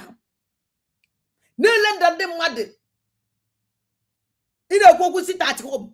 So do 10,000 shops eye demolish na main market. 10,000 family elendera useless, elendera moneyless, elendera homeless, elendera propertyless and them banandege. I'm a one basic way I go. Those people want to fire alu again if for ndị Igbo na anya love ka ndị Igbo akunu na mara onye kpatara ya nke go deke kpatara ebe ka ọ dị. Wakere mi your achievement and the investment gị na Igbo. Ana m ajụ gị ajụjụ. Wakere m investment gị na Igbo iji ekwu okwu anyị na-ekwu. Just wakere m your achievement gị na Igbo. Ebe deny you go na only 100% Igbo man, you deny your identity. You deny ife ji wuru onye Igbo. Ugboro neke na afụ ndị Fulani eyiri ba akwa ndị Igbo. How many times do you see Fulani man oyiri akwa ndị Igbo? How many times can I feel Yoruba man dress like ndị Igbo? Oh, the most useless and the hopeless Igbos. So that ndị Igbo. They dress like and from to please your boyfriends and girlfriends. In Dubai Amarayat. Dubai will oil. The Imo State, in Imo State, in the condition of Imo State. Over good road, over hospital, over school, nothing. Or more than it on all electric. Can I get it over 1 second? It doesn't want a main load. Before all the languages are demolished the whole languages.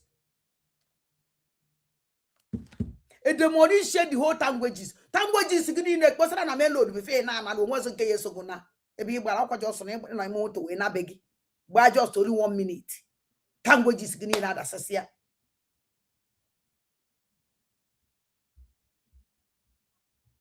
Anama Jogi.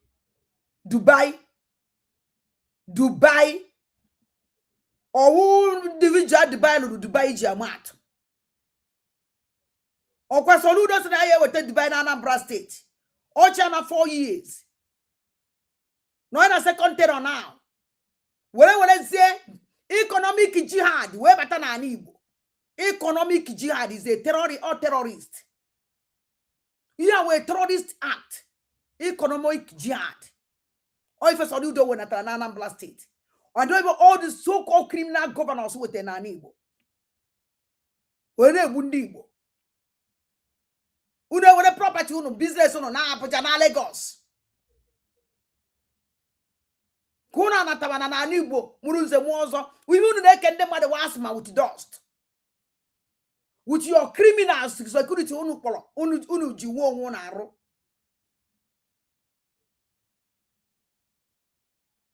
Was on you not on Indian cotton rice. On our way on social media. Oh, you not chọrọ inye otu mkpụrụ rice onye unu chọrọ inye nke ọbacha unu agba ya na social media. Are you not ashamed of yourself? Ịpụta nọrọ like this akwu maka ndị Igbo. Onye ka ewu ebe ka isi etowela akpa hawa nda na-ekwudara ibi akụwa nnefa ndị Igbo nyecha nọbọtara ya yọkwụ ma mkpọmkpọ iko Igbo onye ezepụta waka ya ọnụ ka ikwukwe dị ibe gị ukwuru. You're welcome o. But let me tell you something. N'isulu Igbo egosi na iwe onye Igbo. Because if you just see how ka ewere kwasị agadi nwoke dịka gị futara ibe niile na-eme na Igbo mpụ niile na-eme na Igbo this nonsense ka ị nwere ikwu buru ụzọ tenda apology maka na ị mara ihe ekwu alụ n'ọnụ ọnwụ na ada ndị mba na ndị gere sa gị sị hey mma asa gị ya sakwa gị ọfụma otu ihe esi wee like ya and ịsacha gị asịzie ngụgba alụ that apology ahụ itendara before itendara to ndị Igbo ama etenda back to you na nsacha ngụ nke mma asachagodo before ntendazie gị the apology na na-ege ntị wee na-asị ndị Igbo ibe m gbaghalụ onye Igbo ekwena n'ụwa ka ihe megide igwu onye Igbo wayo gbuo onye Igbo cherie echiche ọjọọ chọọ etu ị ga-esi megide jee na shọpụ obe onwere si n'azụ kwụọ landlord ụgwọ nagharị ya shọpụ ya tụba nwa onye Igbo ime na-anụ ha anụ gbanaga ihe ndị a niile bụ nsọ ala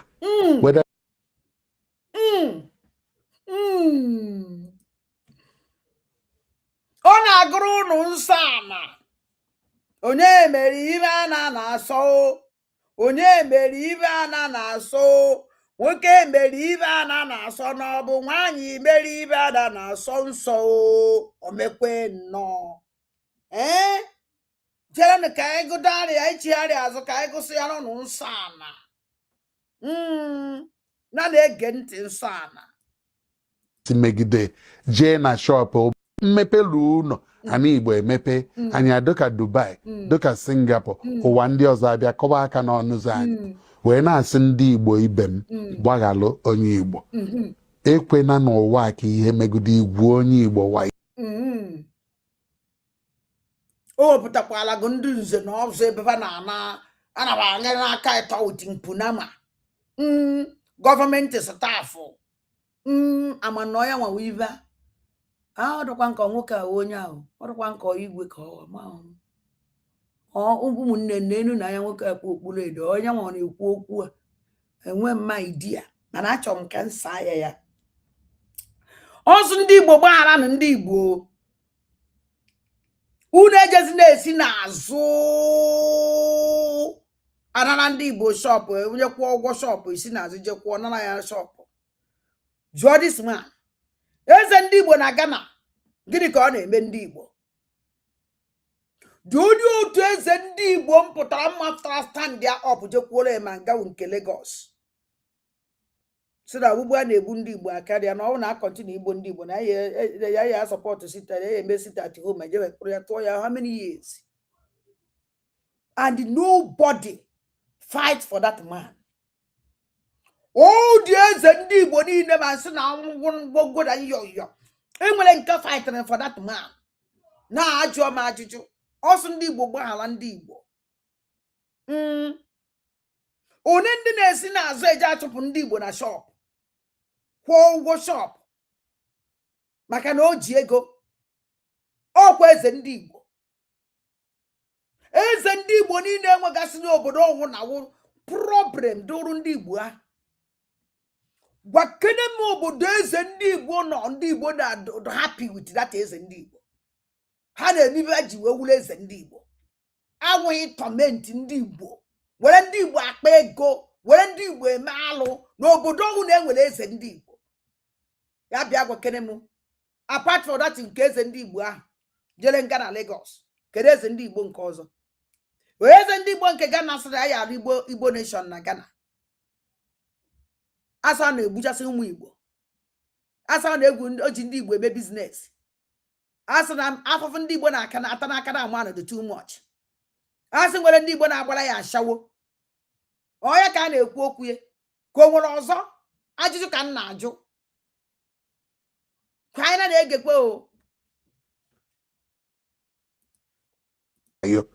Gbuo onye Igbo chere ya echiche ọjọọ chọọ etu ị ga ngwado n'ezie n'anya gbuo onye Igbo chere ya echiche ọjọọ.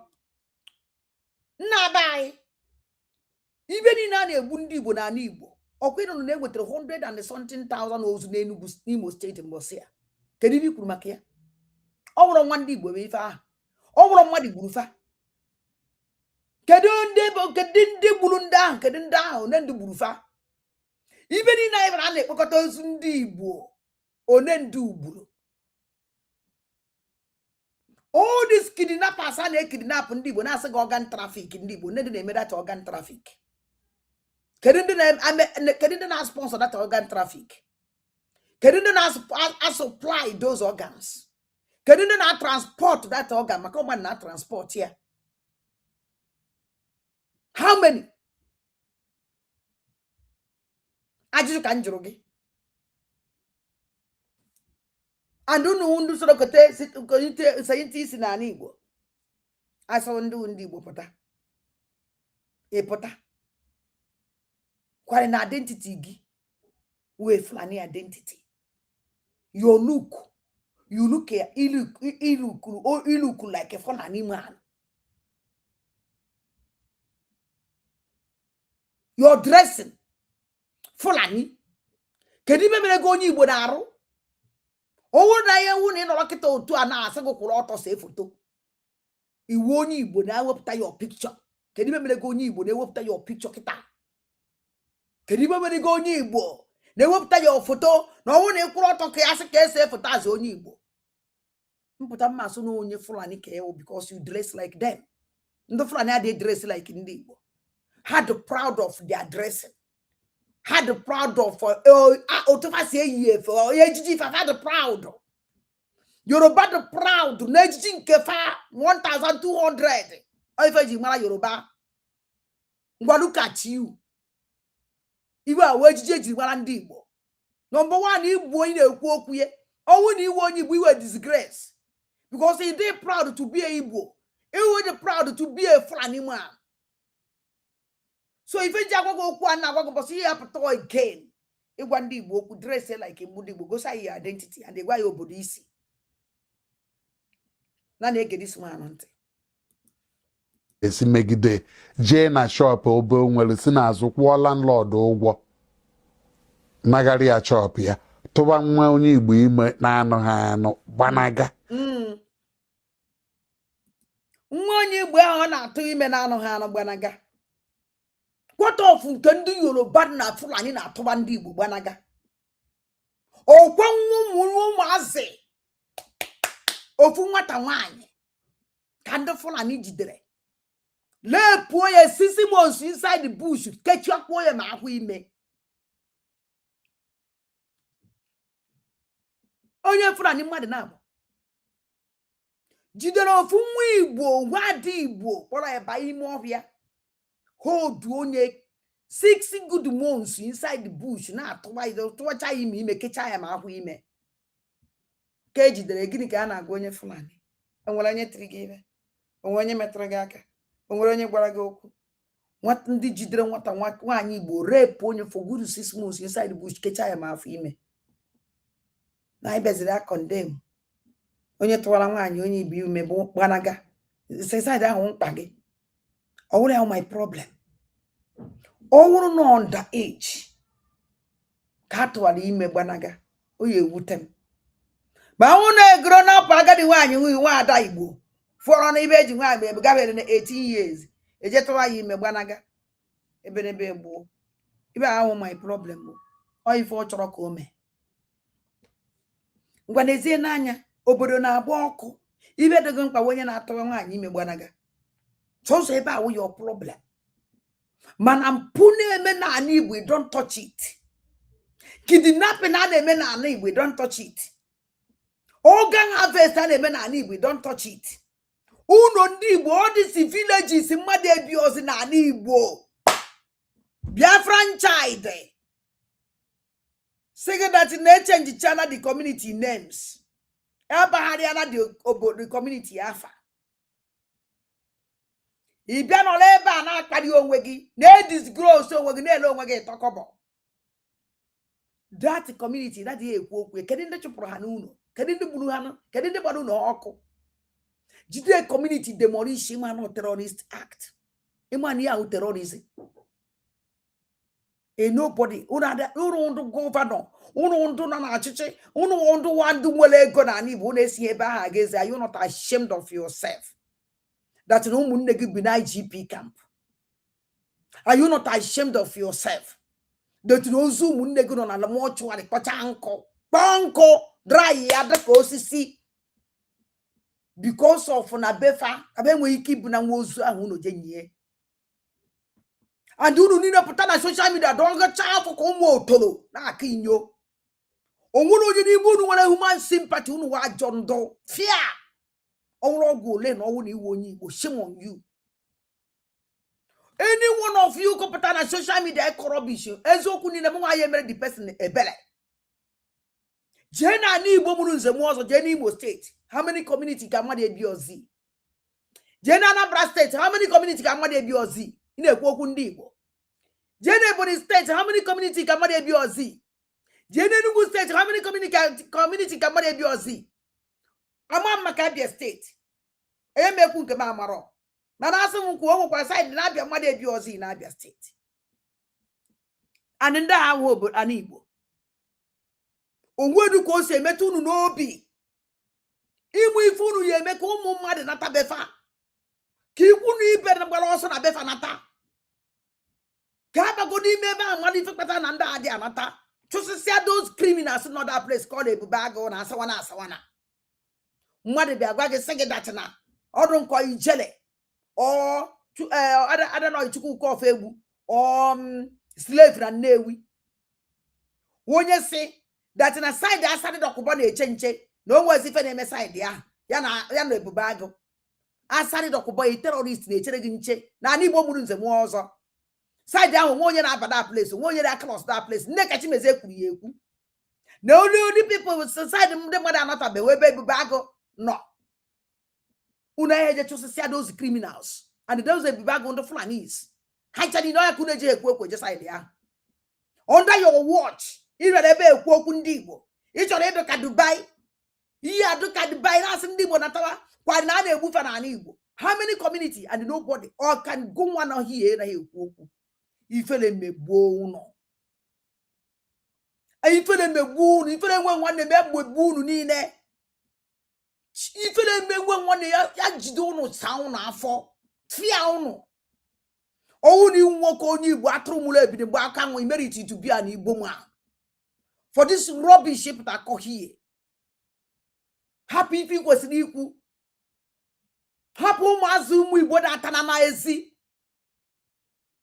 O nwere ndị adị agụ akwụkwọ today o nwere ndị bi na main road o nwere ndị na-ejebiga ife mgbu ife mgbu na ife a na-eme ụmụ mmadụ nke ya afe were ụtarị pịawasịcha ya arụ ma ndị eji mma ma ndị eji ọkụ ayọn ma ndị eji ọkụ kandụl adarikọcha ahụ just because of na nnefe anọzi ọ nnafe anọzi because of what na egburu nnefe na Ọkigwe ọ na egburu nnafe na Yọrọ ndị Izọgụ ọ na egburu nnefe na Awọ Mma ọ na egburu nnafe na ọrụ Ọsụmohu ọsụ Ifite Ụkwa all these areas egburu nne na nna ụmụazị a na-ata afọ n'aka ndị ya na aba because nwere onye ya ekwu fanụ. Are you not ashamed of yourself? Ifedogo mkpa wee go money kedu ibe ijiri nke gị wee mepụta show us your progress na ana Igbo ife imepụta na ana Igbo mmadụ ole ka ị na-enye ndị na ana Igbo company ole ka ị nwere na ana Igbo ndị mmadụ na-arụ na ya na-akwụfụ ụgwọ ọnwa na-ege this man ntị. ihe ndị a niile bụ nsọ ala weda na ikwere na Chineke ikwere na omenala ana Igbo ya ekunie megide ndị na-eme ihe niile ọkacha ndị niile si na ana Igbo agaghị adị mma ndị na-eme ihe niile a na ana Igbo na-eme ka ana Igbo na-agbagaraghara adọnchọ na ha olulu mmadụ 2,000 or 3,000 na ihe oke ha rugodu 10,000 ọ na anyị ya emeri anyị anata nke ọzọ mma ya ọ bụ ịnata nwee ofu ihe ịlụlụ n'ala Igbo na ọ bụrụ na iji ezigbo ego biko ụnụ alụzi na họtel akago nkụ ka anyị lụbazie factory ka anyị lụba indọstrị ya ekipụ ụmụnne anyị bizi mba nke ikwutere ihe amakwa m onye ewu nke ikwutere esokwụsị họteelụ na ibe a na-eme na họteelụ wee organ harvest kaba jizi eme atọrụrụ some of họteelụ nọ n'ala Igbo organ harvester agwara nsị ji echeke họteelụ ụwa zuru ike na họteelụ ụwa zuru ike wee ebe a na-egbu ụmụazị ndị IPOB họteelụ alafelu ụwa zuru ike rụrụ n'ala Igbo wee ebe a na-egbu ụmụazị IPOB na harvest ọ gafe agwara famasi ji echeke họteelụ ụwa zuru ike and the most of họteelụ niile enwere n'ala Igbo enwere new genuine ones enwere good ones mana asị na mekaniki ekwe ha mara okenwe ndị ala kedu nke wee ezigbo kedu nke wee ajụ ya nọ nke ịnakpolo foto echi niile mara nọ nke ezigbo ya nwekwa ike ma ga-enwe iwela ọkụ nwee ike bọsịla ọkụ gbara afa ma na all the hotel is the same ebe a na-egbu ndị mmadụ ebe a na-ewekọsị ọgan ekwere m ibe ikwuru sokwụsị ịhụ na họtel sụlụtawa kọmpin gosigodo anyị your own achọrọ m ịfụ ya ngwa ndụmọdụ ga-amaka de n'obodo ọbụla nwee ndị nche nke ha vigilante nye ha ego na mbido ndị Igbo na-eche nche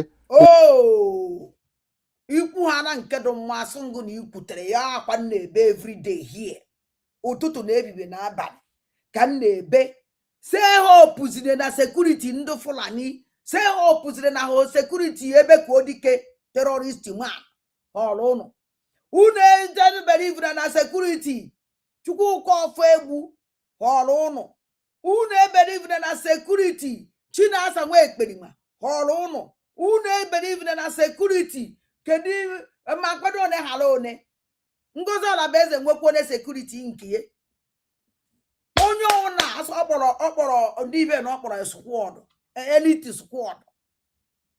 squad sekuriti Ngozi onye ọna enwere oge kere nwekwa nke so onye believe na all these people ekwu onye ọkwụkwa na the sentinel na-ebe na social media ka ọ na-ebekwa nke a maka okwu nke dị mmasị ya na o kwutere ihe mana nke ọnwụ na o kwutere adị mma mmasị ya na ọ dara ya because ndị a na-ahapụ ekwu anyị ekwukwu okwu ọzọ ebe a na-hide dia master ndị Fulani na-ege ntị onweghị etu onye ọbịa ya esi bata obodo bata vileji anyị ama nke ịtọ ka anyị bido bụrụ ndị na-enyere onwe anyị aka onwe ụmụazị nwere isi akwa pasị na waye ka njambụ nne na nna ha enweghị ego anyị azụọ ha nna m ekwere m ihe ibe nnachi ibido kịta eyi nke a ya ikwutere ya ọ dabatara inyere ụmụazị nne na nna fa ọkachasị ụmụazị egburu nne na nna fa ibe m chọrọ ibidozi kịta yeso ọ dị very important enyere m aka zụọ ba n'akwụkwọ wee bụrụ ndị okwu niile ikwuru n'ikpeazụ ebe a ka ikwuru okwu nna ikwuru ibe ndị anya mbido m ọ na-esere m na gada mba nọ ebe a ka m bịa na-enetụtụ gị anya ọ na-esikwara ịchọrọ ije wee kooduo okwu ikwu maka ịgbụ ọnụ ife ịgbọrụ wee chọzi ife ihe ji wee kọva anya bikọs na okwu ikwuru ajọkakwa ana m ene ego gị ntị ka imetụta ife mkpagbu a na-akpagbu ndị Igbo ife ndị Igbo na-ejebiga atrocities as abominations eji ndị Igbo eme osighi n'ọnụ were pụ istedi na kọndem kwa ndị Igbo onye pụta ogbuo Igbo onye pụta ogbu Igbo onye pụta ogbu Igbo ife niile na-eme I'm sorry for you people. Ndonu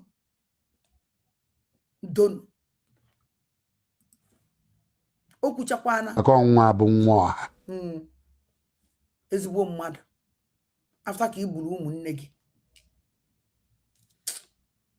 ụmụnne m obi ada ọmụmụ na-ewekwe n'iwe adịkwa m sorry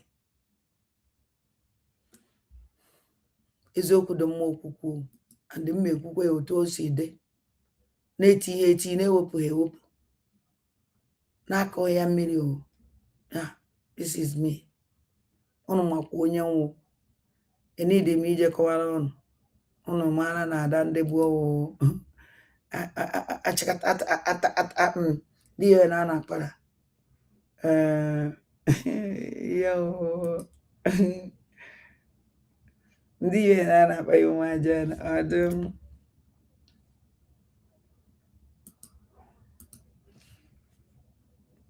ihe na na-akwado unu ndị ya na na-ekwudo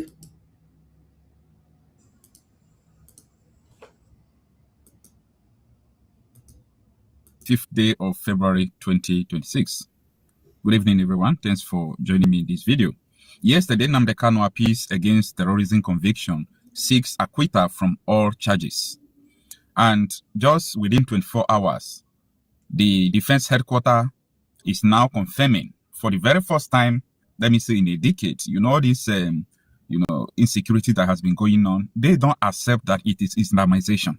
Okay, they don't accept it. This is the first time Defense Headquarters of Nigeria is accepting that what happened in Kwara State is Islamization. But this is what we have been telling you right from time, that these are extremist ideology. Right from 2012, when Boko Haram said Christians should leave the north, they started killing. Every now and then, Iswap will be saying that Christians will pay with their blood, and so on and so forth. If we come out to say something like this, people who think they know more than everyone will come out to convince people not to take it serious. Like, these people are bringing out something out of nothing. That is what they normally say. I remember speaking with one of House of Rep member. Because of the respect I have for him, I will not mention his name so that people will not be, cursing him or accusing him. But I know he will watch this video and he knows himself. So he was telling me that, Okocha, I understand what you are saying, but it's not serious like the way you are putting it. It seems you are bringing out, something out of nothing. But today now, he have changed, his confession. Today now, he understands that, yes, that many people are on a death row, if not everybody in Nigeria. So these are the issues we are talking about. I remember that very day, Justice James Omotosho was reading the conviction of Nnamdi Kanu, which I regard as illegal conviction of Nnamdi Kanu. So when he was reading the conviction of Nnamdi Kanu, I was painfully listening to him at a point where he said Nnamdi Kanu was doing broadcast and he said that the Fulanis who are invading their place are Janjaweed, who are from Mandi, Senegambia. This was what Omotosho was reading. He said that Nnamdi Kanu, by those statements, are trying to bring division. Do you understand? That he was trying to bring division, that anybody who wants to bring division in Nigeria should ask the National Assembly to put referendum in a constitution. That there is nothing like that in Nigeria. And today now, the defense headquarters is admitting that this is Islamization. The defense headquarters said yes, that the people who were killed rejected Sharia. They rejected the extremist ideology. That is the reason why they were killed. But let me shock you. The intel, everything, people who supplied and gone, everything that happened in Kwara State happened by the government, from the government, and the government knows everything that is going on in Nigeria. Don't forget that is the same Kwara State they were kidnapping people from church, killing people from church. Now, people that kidnap people from church, they are the same people who carried out this massacre. Don't forget that the governor went to the bush, he spoke with them, he knows them, he rapport with them, they now gave him those people without arresting them, without doing anything against them. See, this is 2026, guys. Like, they can deceive you people, they can deceive many people, not me, okay? You can't come and deceive me. The government want to fight insecurity, the government condemned. The government are not condemning anything. You can't condemn what you are not saying. The government are not saying all these things. You can't condemn what you are not saying. That is propaganda. Exactly. Okay? They come out to deceive people. By the way, principles of deception is part of this war that is going on. For the first time in history, Nigeria is accepting that there is Islamization. But you read news, but you don't understand what is in the news. That is what the defense headquarters said. They admitted that these people were killed because they refused to accept the Sharia. The extremists were preaching to them.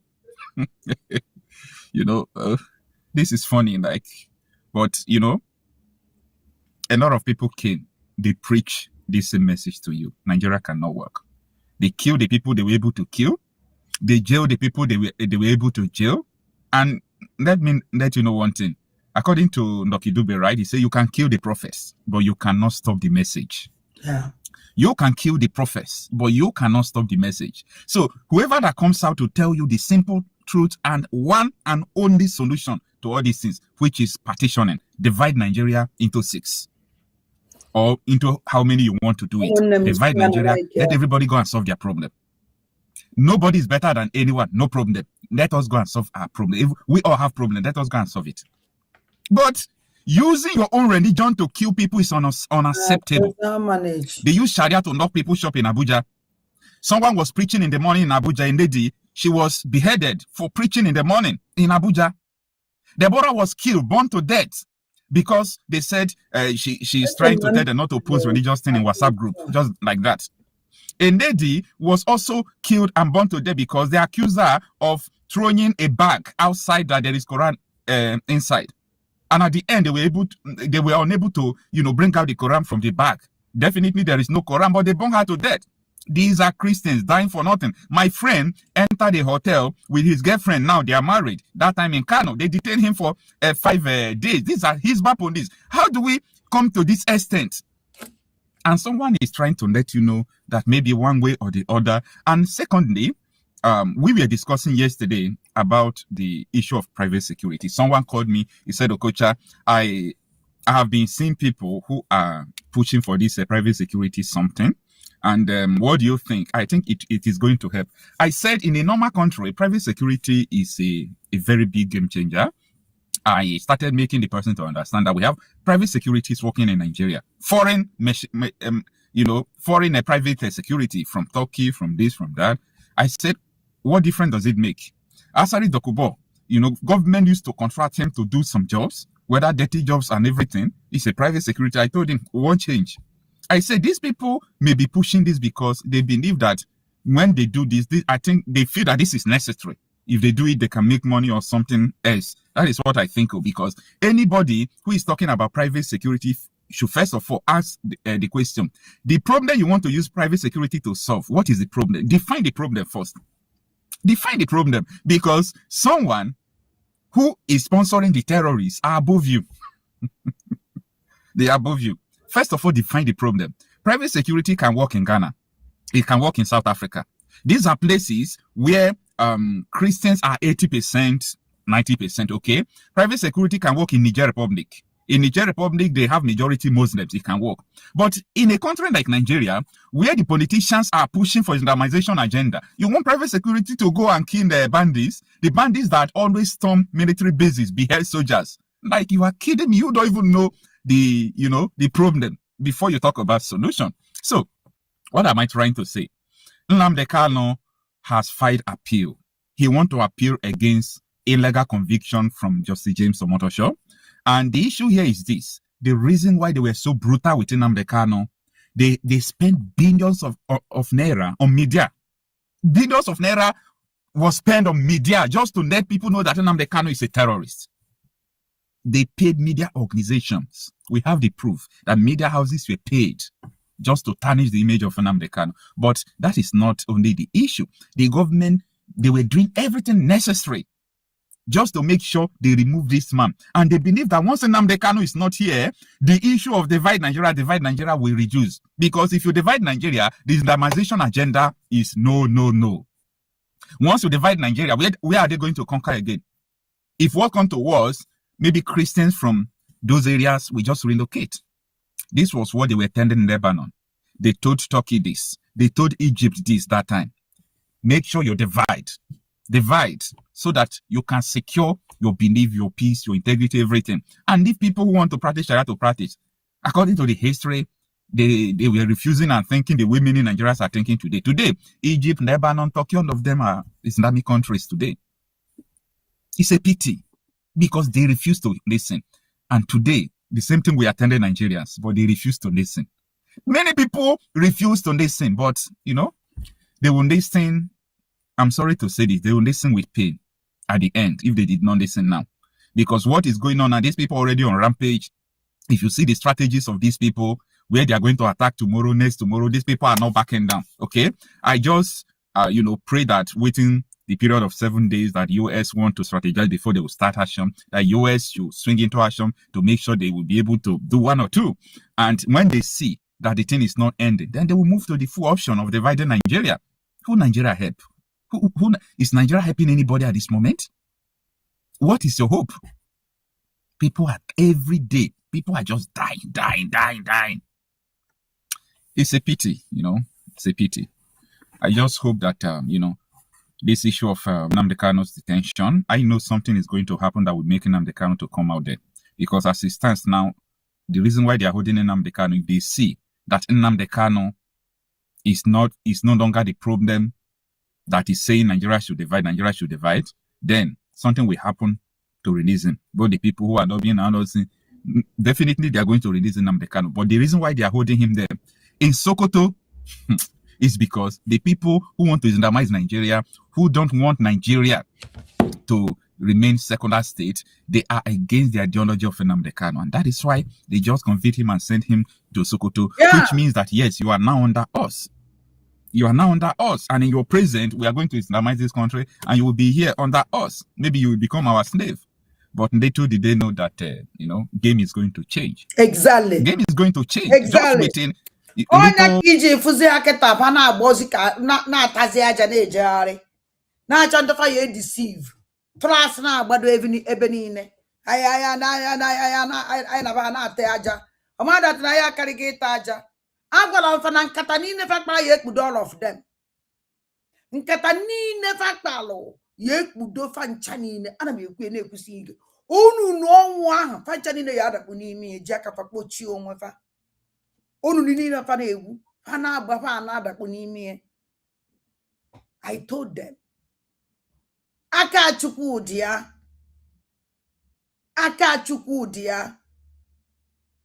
ana m ekwu na-ekwusi ike iwu ọcha afọ nwozi nke na-ekwu uzi okwu uduba adakpucha n'ụmị ibe a na-achọzi ife ya eme ka anyị mana ebe afụrụ ha feel that na anyị nwawo life goes on. Life goes on. Na generation of life goes on. Agafesigo. There is nothing like life goes on. Life goes on. I hear what talk to Palagi to Chalagia, Gosi, Wagi, Fiku, Wagorisi, Wekuonya, and I remember like one after the other. Swift. Trump started saying that it cannot happen. Islamization cannot happen. This is a global problem. So the America will not keep quiet. Israel will not keep quiet. This is interest. They will not keep quiet to allow this thing to happen. I don't care to know whether you hate them or you love them, but they can't keep quiet to allow this Islamization to happen. Nnamdi Kanu has been vindicated, okay? Yes. Nnamdi Kanu has been vindicated for defense headquarters to accept that this is Islamization. I tell you, he has been vindicated. Yeah. Let me know what you think about this. Do you still believe that Nigeria is better remaining like this? Why people die? People who are Islamizing Nigeria is going with full speed? Or do you believe that this country should be divided in peace, just like Yugoslavia, just like India and Pakistan, and so many other countries who are living in peace? I'm Okochapi myself, talking reality out of issues. What you see, people don't know what Sharia is all about. First of all, Sharia is the principles and practice of Islam. You can't separate Sharia from Islam. They are one and one. So any Muslim who tells you that he doesn't want to live his life according to Sharia, then he's not a Muslim. Do you think Nigeria should become a Sharia nation? That is my ambition, and that is the ambition of every Muslim in this country. So, as a leader, governor, chairman, president, you are expected to run your affairs with the dictates of Sharia. So, as a leader, governor, chairman, president, you are expected to run your affairs with the dictates of Sharia. Item 62 says National Assembly shall not make any law that affects Islamic law. So this second schedule. So this amendment is against second schedule, item 60. Well, you see, people don't know what Sharia is all about. First of all, Sharia is the principles and practice of Islam. You can't separate Sharia from Islam. They are one and one. So any Muslim who tells you that he doesn't want to live Islam according to Sharia, then he's not a Muslim, because he doesn't even know what is Islam. If you are a Muslim, you have to live your life according to the dictates of Sharia. From the time you are born up to the time you will marry, the relationship between you and your parents when you are small, your responsibility to them or their responsibility to you, the relationship between you and your wife, if you marry, how you will marry, your responsibility to your wife, then your responsibility to the neighbors, to the entire society, is all defined under Islam, under Sharia. That is what is called Sharia. It is not just the capital punishment that people are talking about. This is just part of one aspect of Sharia. The major aspect of Sharia is called mu'amala. That is how you relate to human beings, other human, even animals. There are ways we have to cut and kill our animals. There are ways you enter toilet. There is way you come out of toilet. So everything in Islam is defined under Sharia. So it's a code of life for Muslims. So as a leader, governor, chairman, president, you are expected to run your affairs with the dictates of Sharia. Maybe you shouldn't learn French. I'm serious. If what you really want is to have conversation, The pity, you know. All this nonsense guy chọrọ ihe wetara anyị. Ọ ya ka iji wee fụ ndụ kwesịrị imepe ọnụ kwuo okwu. Ana m asọ nga isi na-akpali onwe fe na-ejegharị. Mgbe ifuru somebody ichedo o nwere ọnụ ka o kwuo okwu, ị mara na onye ahụ amara m ife mma akpụ ya. Na obi adịghị m mma na na-ege some certain things. Gara ọ na ma nwe onye Igbo. Am I satisfied? Yes. I'm satisfied for this Nnamdi Kanu's appeal, and I have lots of reasons for that. I'm also going to tell you the request that Nnamdi Kanu gave, to the appeal court concerning this appeal. He made a special request to the appeal court. And also, I thank God that this appeal was filed on time, because you know that the 8th was kind of like a deadline. And I told you that this week was going to be very, very eventful, because I know that Kanu is not going to allow this week go empty-handed. But having said that, I am happy because of the game plan. If you observe very well, you will see that, the enemies were trying to know Nnamdi Kanu's plans for his appeal, but he and his lawyers were far ahead of them, giving them mixed signals onto how they are planning it and when they will file it and everything. So everybody was thinking Kanu was not going to appeal, or is going to falter, or Sokoto was far. All those was just Nnamdi Kanu's intelligence and wisdom at play. People underrate Kanu, but they don't understand the kind of person he is. If you know the kind of forces that were attacking from outside, trying to frustrate this appeal, to the point that they even want to smuggle Omotosho into the appeal court, you will understand that this battle was not for the faint-hearted at all. Kanu needed to shield his plans, and if possible, give out a smokescreen, mix signals to the enemy camp so they don't understand when and how he's going to strike. Welcome to the Right on the Spot. I am your host, Chi Ne. Do take a second to like. If it's your first time, kindly subscribe. Then you click on the bell, select the one that says all to get notified whenever you release the video. If you've subscribed before, please check on that same bell to be sure that you select all to get notified whenever we release a video. It is no more news that Nnamdi Kanu has finally filed his appeal. That is exactly the news that came out this morning, and that appeal was a master stroke. And I did a video earlier today, announcing that breaking news that says that finally Mazi Nnamdi Kanu is on his path to victory. He's on his path to success by filing that appeal. And I want to take you through the details of that appeal, because you need to know the nitty-gritty of what that appeal brief takes, because you know it was written by high-level professionals, judges, and school of thought people who really are empathetic to Nnamdi Kanu and Biafra's cause. So whatever you're doing, I advise you to leave it and focus on this video, or go and finish it up, and when you're done, you come back and watch this video, because you don't want to miss a bit of what I'm about to tell you. Let me take you through Nnamdi Kanu's appeal and what was in the appeal as submitted to the appeal court. Listen. The convicted leader of the IPOB, Nnamdi Kanu, has lodged a 22-ground of appeal to quash the November 20th, 2025 judgment of the Federal High Court in Abuja, which sentenced him to life imprisonment.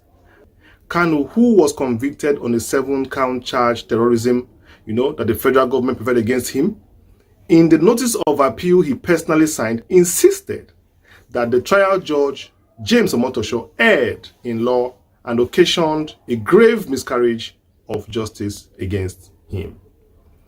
In his first ground of appeal, Kanu maintained that the trial judge erred in law by failing to resolve the procedural and competence consequences of the foundational disruption of the original trial process in September 2017 Python Dance 2, thereby occasioning a miscarriage of justice. That's a strong one there. Given the particulars of the error, Kanu told the appellate court that in September 2017, his residence at Afaruku was invaded during Operation Python Dance 2 by Nigerian state agents. The said operation resulted in deaths and destruction and triggered disruption of the earlier proceedings. The appellant's case thereafter proceeded in a manner that required the trial court to first determine the legal effect of the foundational disruption on competence. Quand vous sortez le soir, n'oubliez surtout pas d'emporter ce petit objet pratique. Il s'agit d'une mini-lampe torche en forme de clé. Il suffit de l'ouvrir pour qu'elle émette un faisceau ultra-puissant de 6000 lumens, capable d'éclairer tout un immeuble. En plus, elle intègre une batterie externe à grande capacité, très The trial courts proceeded to take evidence and deliver judgment without first resolving the fundamental, the foundational competence implications arising from the said state action. The judgment of conviction was delivered on 20th November 2025, notwithstanding the unresolved fundamental competence issues, he added. Kanu told the appellate court that Justice Omotosho erred equally in law by refusing or neglecting to hear and determine the appellant's pending preliminary objection challenging the competence of the proceedings before proceeding to trial and judgment. He contended that his objection, which was supported by affidavit evidence, challenged the competence of the proceedings on threshold jurisdictional grounds. The learned trial judge did not hear or determine the objection.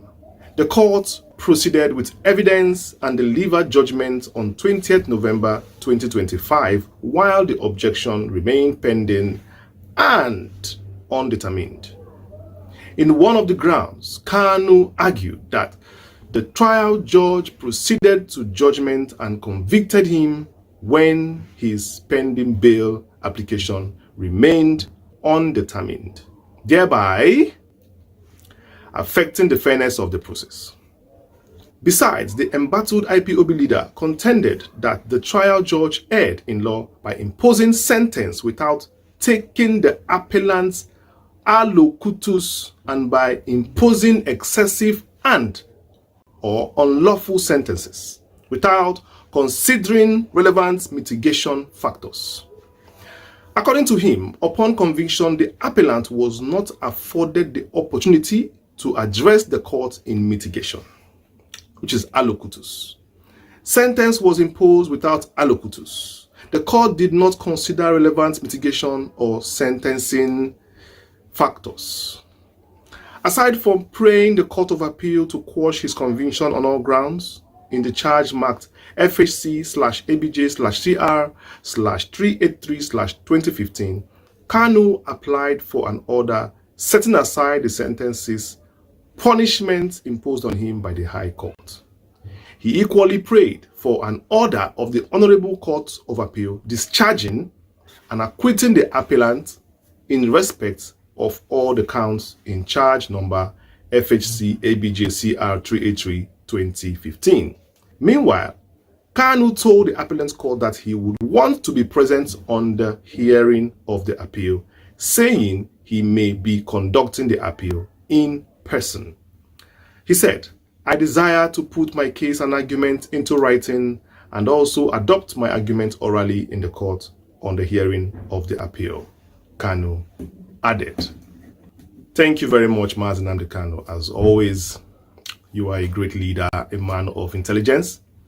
We trust your leadership, but we trust that you mean well for the Igbo. Thank you for filing this appeal on time, because Igbos have been desperate to hear some good news following Soludo's rascality last week. And of course, so there was a lot of a downcasted mood coming into this week, and we needed something to hold strong, as Biafrans. And this news actually brought a lot of happiness to the table. Now, very importantly, Nnamdi Kanu is demanding to represent himself on that day also. And this goes to show how impatient some lawyers can be, like the one that handled the case, the motion, the Demdu Asan, that will I say surrendered the case, or let's say abandoned the case on that fateful day because he was not given opportunity to be the man in charge.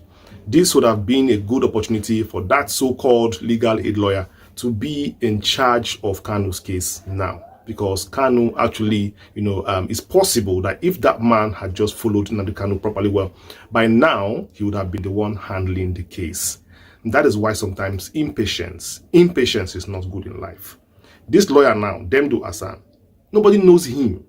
At least he would have promoted himself. Nnamdi Kanu would have given him that star he needs in life. Go and ask other lawyers who have stood for Kanu. Most of them have become something. Many of them have gone ahead to represent big clients also, and made their money, of course, because Kanu gave them that privilege.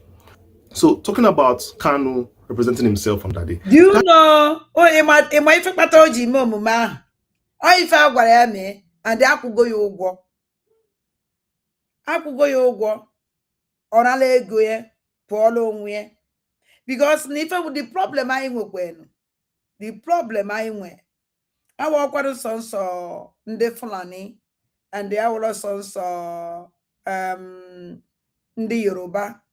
And a problem I will saboteur and when an unable.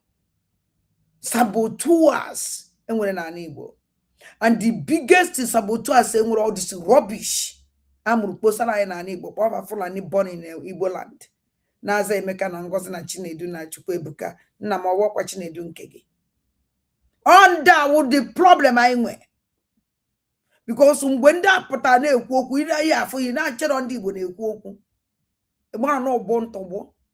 Ịmara na the useless ones. Now this guy nwere ike pụta because o mere accept before. He represent our leader Maazị Nnamdi Kanu.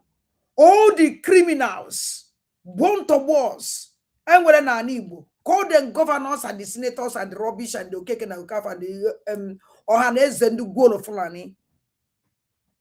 Ejereje meet enya. Nye applies ya. Say you better quit. Or a threat your life ya. Or not strong enough as you now this one I stand enough. But one walking in a quarter on the vo your god.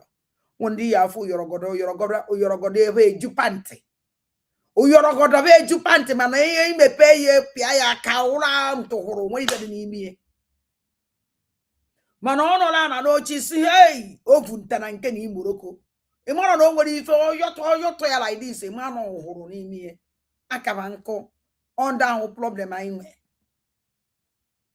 Now problem I would man ikofe jugo. ịmara ya esekwa na mapụ so onye nwe dị ife na aka mafụ isi ebe akọrọ ji oyi maka ọ na nje ikwu ọzọ abata onye ka nna agwa gị si gị ihe ọnwụna wawụ mmasị Chineke adị eme. God is great. I am an worried amazing and the Kanu lawyer. And I am go that the person drop. Ndu ne-wangoli na-enwekwa aṅụrị. Ụmụnne m. Ọnwụ na mmepe ọnụ kọcha ife mma. Madada, that's not the old child that got you for Nenunko. Mana one day, the day I got you for Nenunko is coming. It's coming, oh, yeah, taka. The only thing I chineke when you gonna go na risike. Augustia. I will wiki for that day. That is going to be a masterstroke. And I want the appeal court to immediately look into this pattern because it is important that he stands for himself. People need to respect Kanu at this point as somebody who is in charge of his case. It is in the constitution that says that somebody can represent himself. So there is no brainer there. He signed it as a lawyer. He signed it as his counsel. He filed the documents as his own lawyer. And definitely he should stand for his client, which is himself. So this is simple case of approval. There is nothing to deny there. Kanu should represent himself and he should be allowed to represent himself in that same court. Even during the motion, he was meant to represent himself if Omotosho allowed him to. But you know, Omotosho has somehow decided to be a Satan in this case. Yes. And I thank God that God has sent him back to hellfire, exactly. Wherever he belongs. Nobody knows his name before. Nobody wants to know his name again. Exactly. It has gone with the history. It has gone with his generation. Exactly. Like that. And his penalty is waiting for him. Yes, so... Essayez avant d'acheter, payez seulement après satisfaction totale zéro risque. La troisième génération d'appareils dentaires en silicone. Right now, we only await, the date set for the appeal for Nnamdi Kanu to come forward and give that brief proper, because appeal is just a day that the court will give to read the address, or sometimes you can ask one or two questions to defend. That's all. It's not a back and forth thing. So we are waiting that day. Of course, Kanu said he wants to come out on that day to represent himself on that day, which is fine, fair and good. Because at this point in time, you see that brief Nnamdi Kanu has sent to the court. You see that appeal. Only Nnamdi Kanu can defend it all. Because at this point, he has been the one all along in the journey. Lawyers have come, lawyers have gone. Kanu has remained calm. Kanu has remained the only constant in this whole matter. And it's got to the point, lots of people have brought in ideas in this whole matter. People have said and brought their own pattern and quarreled. And he's just there watching everybody. Sometimes people push him to the left, do it this way. Push him to the right, do it this way. Let him do it his way for once. He's as good as a consul already. He is better, at least, than Omotosho. I know that one for sure. Omotosho. I know that one for sure. Iraimu. So, I'm so happy. I'm so happy. I don't even have much to say, but thank you all, you guys, for standing strong for Nnamdi Kanu. Thank you also for always coming out every day to watch all my videos. Thank you. Everything you do, the prayers you say, they always have a way of guiding Nnamdi Kanu. And that same prayer that guided Nelson Mandela from prison and death row down to presidency will lead Nnamdi Kanu also from prison to the leader of the newest nation on earth, Biafra, the newest people, the newest freedom country on earth, Biafra. Take a second to like, share, and subscribe to my channel. Turn on notifications, select the bell that says all to get notified whenever we release a video. I've been your host, Chi Ne Do. Thank you for watching my video. See you next one. Peace. Nnamdi Kanu appeals life sentence. What this means for Nigeria and the Southeast. Ndi Bonde Wono, welcome to Igbo Area TV. Today we are going to be talking about something very serious, something that concerns law, politics. You see, Adam happy o amakwa bebe ndasi bata. Obi de moto.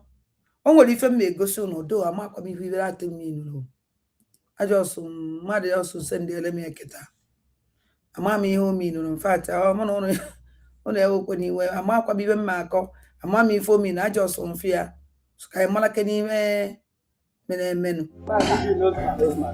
Yeah. The foolish man's house. What do you call yourself?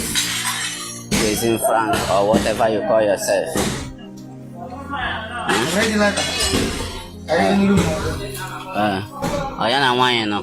Raising Frank or whatever you call yourself. No. Yeah. The foolish man's house. What do you call yourself? Raising Frank or whatever you call yourself.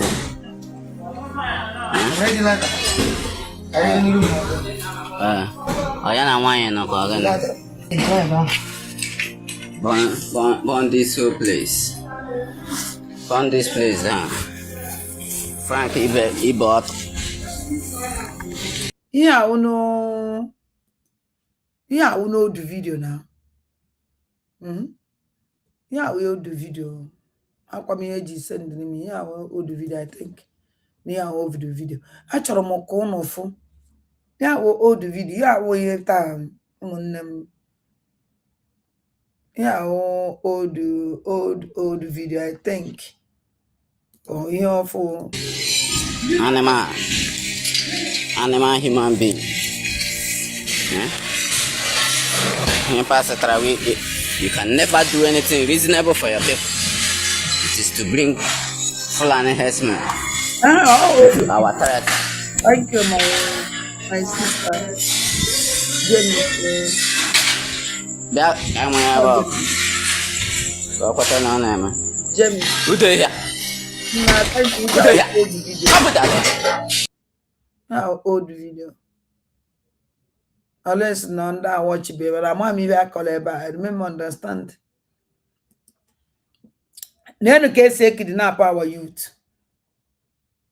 Onendopa. Then case say kidnap our youth. Can go soon in feminine. I don't any good state. Kaya we melo. Then good state. And the tracy we pack Omazia. No more. When we cannot talk again. That is the end.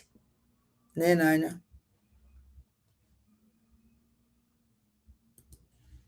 Nenanya kono fokesi. Nenanya. Kono fokesi kidnap. Jesus. These people don't pack man. These people don't pack boys. So Jesus. Lord of Jesus. Ha! And biko upon bika and apple. Jesus. Upon biko upon bika and apple. These people don't pack man. These people don't pack boys. So Jesus. Now. Ha! And biko upon bika and apple. Yeah, we can take one on hotel. Jesus. This thing will go on a hotel. Kabia pack all these things. These people don't pack man. These people don't pack boys. So una kesi pa una keta. Yeah, no sin to this boys. And biko upon bika and apple. A wolf harvest their organs. Wolf harvest the organs. Alga honey. These people don't pack man. These people don't pack boys. So Ona kojao. Ibo ni una mother na neje. Be careful your apple. Be careful be neje. Be careful if you name it. Be careful be in Abba. But very, very these people don't pack boys. So I don't mind in a understand. Lord of Jesus. Ha! And biko upon bika and apple. You will these people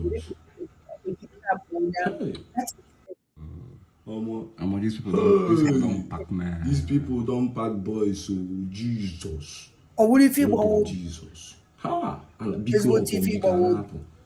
Jesus. Very high. Hey. These people don't pack man. These people don't pack boys. So Jesus. Lord of Jesus. Ha! And biko upon bika and apple. Jesus. Look another one. Hey. Here one an Igbo. These people don't pack boys. So they tell you now. Ni hugi.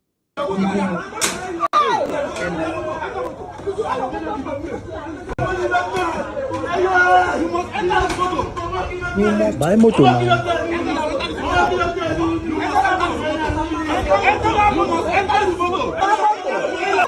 Enter motor. Enter motor to go where? Happily upon how you be. And then the mother do not work. What can you put every year?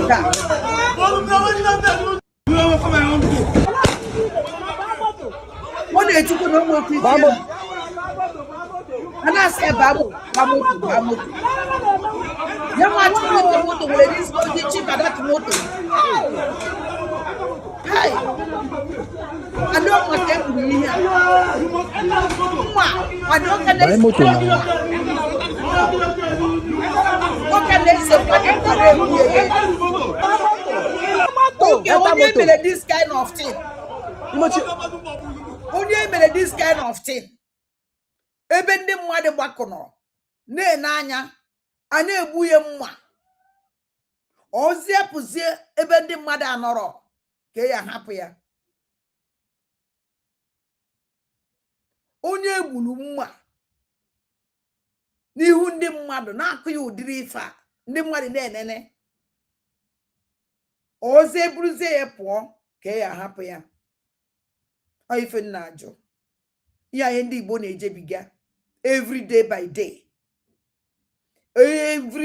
Kwa mbọsị ife awụ ife ndị afụfụ ndị Igbo na-ata. And all this ụmụ agadi nwoke a na-akọ nsị na ahụ ọba na-akọ enweghị ike ịpụta sị ka ha kwupụla anị. And ha na-afụ all these things. Lada ha na-akọ ọjọọ ndị Igbo. N'ihe a na-eme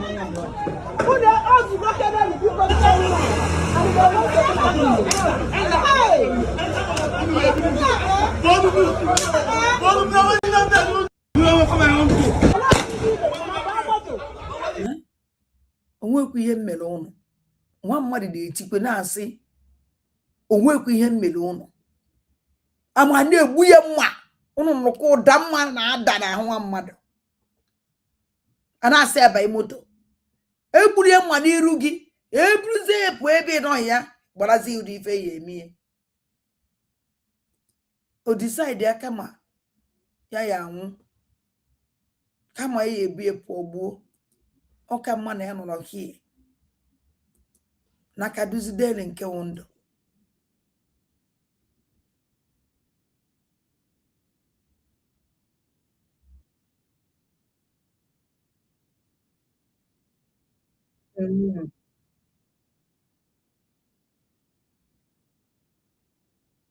Schools across Kwara State had been closed in recent days because of rising violence. The governor approved the results. Armed men have reportedly killed at least 170 people in Nigeria's western Kwara State. Police say bandits burned homes and shops during an attack late on Tuesday. Schools across Kwara State had been closed in recent days because of rising violence. The governor approved the resumption of classes on Sunday, saying the security situation had improved. Ahmed Idris joins us live from Abuja. Ahmed, what more do you know about this?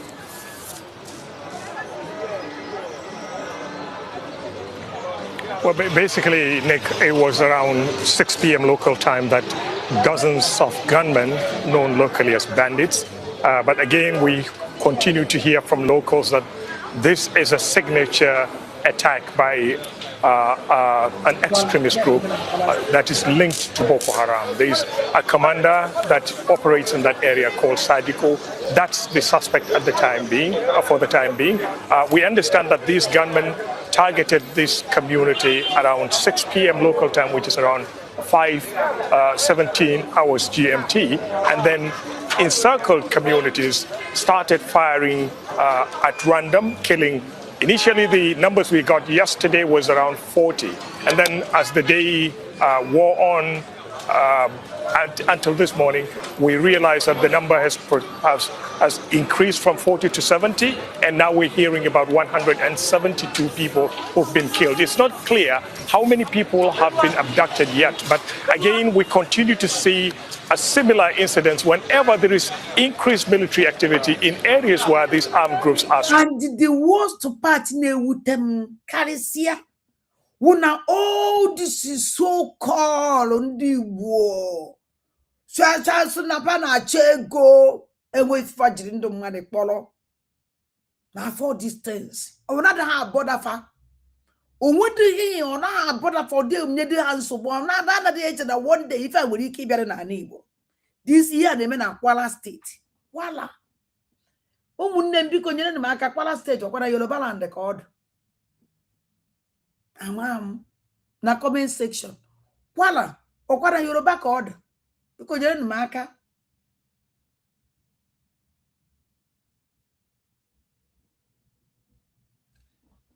Kwara State or Kwara Yoruba land the code. Odonka mam. Kadne we phone azam. Now ndi wo soludoro ho buzalo nane. We hulu kede hulewu. Mankes ni ya mba mamba mama na ndo kporo ndo forest guard aso kporo kpoje kwala kwadina kwala ka aso kpojiro ndo forest guard ya nyere na maka okwa na kwala ka aso biko na achoro nke unu nyere maka na comment section a okwa kwala ka aso Peter Mba kpojiro ndo forest guard ya because you know the comment section makano lekpojere ndo forest guard I don't call kwala ka so no kwala na amazim chetem ebe egbulu over 170 people nearly 200 asege na nde kidnap waja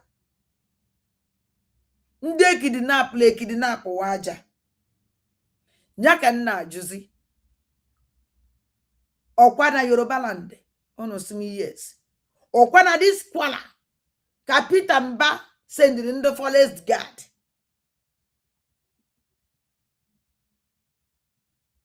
I want to work as I think so. Makano no mia, no pojrebe na kwadon ko na kwala.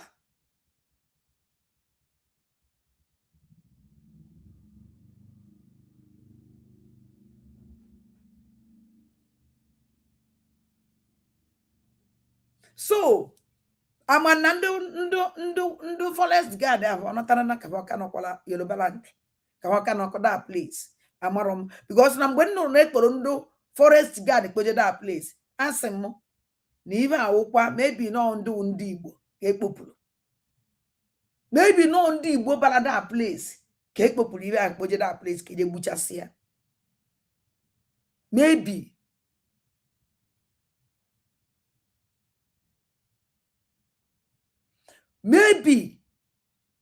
and those people are they shon of anatago. Are they mission of anatago? Hello? Yeah, yes, on Kwara State. Kwara State ko Burundi. Yes, on Kwara State, Ndaran. Okay, thank you very much. Ndo. Okuna fugie. Peter Mbavulu ndi mmado. And the bossen nuru na Burundi ajewe na Kwara State here. And that's Nande Bluje Kanko. Buja na Kwara State. Njo kedive patroji we Burundi forest guard. Buja na Kwara State. And in this Kwara State we be the terrorists in the attack every day. Kedive jeleba heme. So don't be surprised. Inside the 170 something now on fleba. Nandi boneba waja. No ndibo. Kebuliba. No ndibo kek mechafulu iba. Utake yes ne lodo ndibo ne ebuja ne ebuchase. Una na-eche mgbe ndị terrorist na-abata n'Igbo ma na Igbo agwụna. Na-konka go already. No na afọ ozi. Ndị a use like bread. brain kafana use ndi Igbo because I abata na Igbo changom ayi o ye mebi ife we na use right here ebe Peter Mba form forest guard na Igbo muru nze mu ọzọ ka na protect an Igbo oburu Abuja Kwara State kezibe na eme na Kwara mana mpune mene Enugu State afube m nke ndị forest guard jidere ọkwa na ndị Enugu ndị ji Boju ofa na forest guard load ofa na moto buda afa Kwara so ana m asị ndị Enugu State ndị Mba na-achị ọwụrụ dat na unu nwa so na digi o nwanne gị nwoke so na ndị Peter Mba ojere Kwara State chikwe mara na ozu nwanne gị so na ozu niile agbọtọ naanị it's better na ijele bag because say yi ha nche niile mass burial e ma bụ ibulu ozu nwanne gị bụ na tabịa nye ozu nwa gị ozu di gị ozu nne gị ozu nwanne gị nwaanyị because ụmụ nwaanyị bakwuru forest guard ndị Iron Lady na na-ege ntị.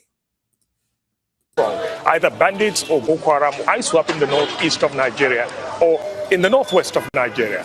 There have been recent military operations in that area, and we've seen that regularly in almost every state where there's been a recent military activity there.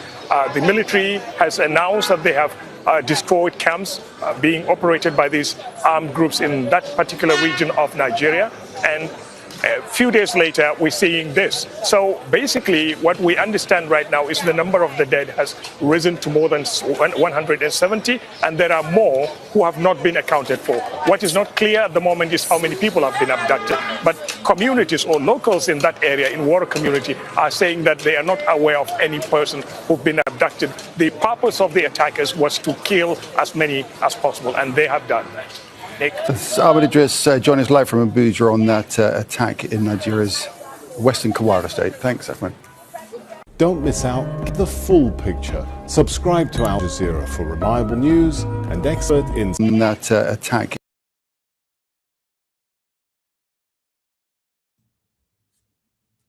Ama no na ejigo ntu unu mele oche nke a wozikwa mwa na-ekwu and ihe ndị a niile kwesịrị inye anyị consign o kwesịrị ime anyị ya think twice. Yes, ihe ndị a niile kwesịrị inye anyị consign and o kwesịrị ime anyị ya eche echiche ọfụma ụmụnne m iji gwakwa unu eziokwu. Nsogbu dịkwa ezigbote nsogbu ọ dị. Ekwukwa m ife mkpụrụ before Ngozi Olabaeze wepụtara program so no prime minister amamihe ọkọrọ ebe a onye gekwene that nonsense ụlọ ibe ahụ ọkọrọ ebe a enwere eziokwu n'ibe ọnụ oyi ekwu that place. Nothing like otu mkpụrụ eziokwu dị ya nọ ma ọ dị otu nsị eziokwu unu egekwene before Ngozi na-agwa unu anything about prime minister ya jegodu je visit enya ya jegodu je efo ya anya ya jegodu kpa nkata one on one with him ọkụ ibe m nwa kwukwulo ọkpachazie nkata one on one then obiazie kịta ịgwa ya about our prime minister anyị egewe ihe ntị ya anọkọta nye news na-akọ sọnta na-emaro any now because na ada ndị mba na ndị gere Finland onye ọ na-apụtawa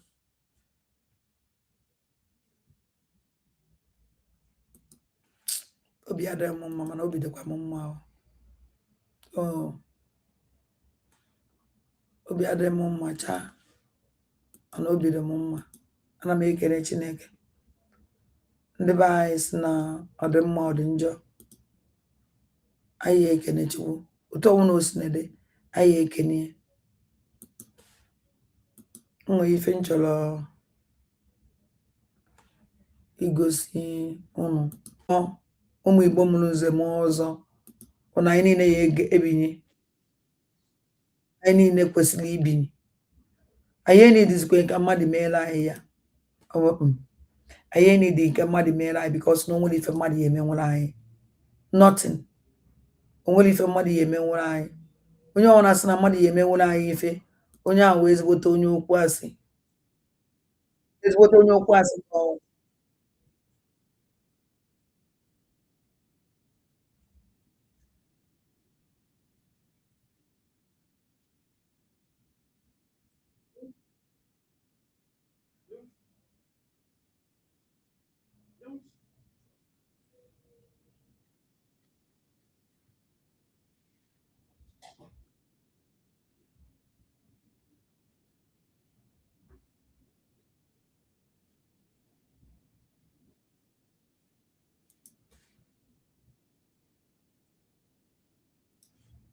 begin to concoct stories.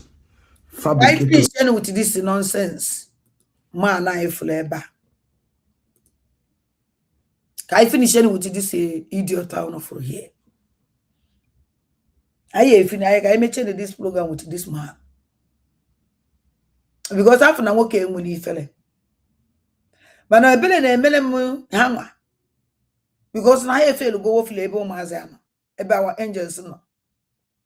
When I say now you're not ataja, this man put a label last 2 weeks ago. Will it will all know? Mamma, if my boy, I got this man, age you won't do better than this idiot. Burundi and Ebu. Come with a group of criminals naked in apple mad like here. But I why that now started up Bob Burundi by walk as started up about a wounded mother nanny and in Bokule Okwa. Only Bopolo, Modu Tumpolo, Biafra angels. And the Welson in a wounded by a woman and the answered Dokobana or Gua. Now stop and answered Dokobo, Ibunde by. Ana ma Judas idiot call Okeno Chukwu. Ojiobala waka n'ihi ala wa. Kedindefa na asari dokuba na anu ogwa. Okwa angels sa efuleba. Idin capable stand diafa. Idin capable mewo anything. Is all the obvious. Do yibo. You know, or Germany ko Italy ko on e sopi. Somebody ngoro yorogodo. Ko wona this idiot ngoro yorogodo we ovruzie double silence. Oye nne yi sopi. Mako wu no yi sopi. O yorogodo am obusie ye ngoro yorogodo am obusie ye afo. Ene katana mi anya ni Italy mbosa jo o nwoke di ife aka onwan. Eboyi string and the string jeans. We watch your che. Drop back or cook or Eboyi, Kedife Nana, we are. Get on to go to Nibona, Koeba. Lies. All right, wonderful people. I am Mazo Kenu Chukwu Di Ya.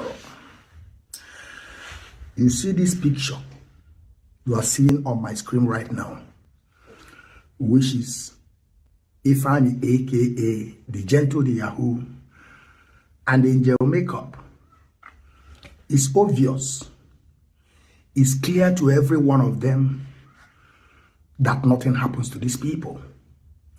The first day that Nigerian military begin to concoct stories, fabricate lies, telling us that they went there, they burned the house down, and at the same time they say they arrested them.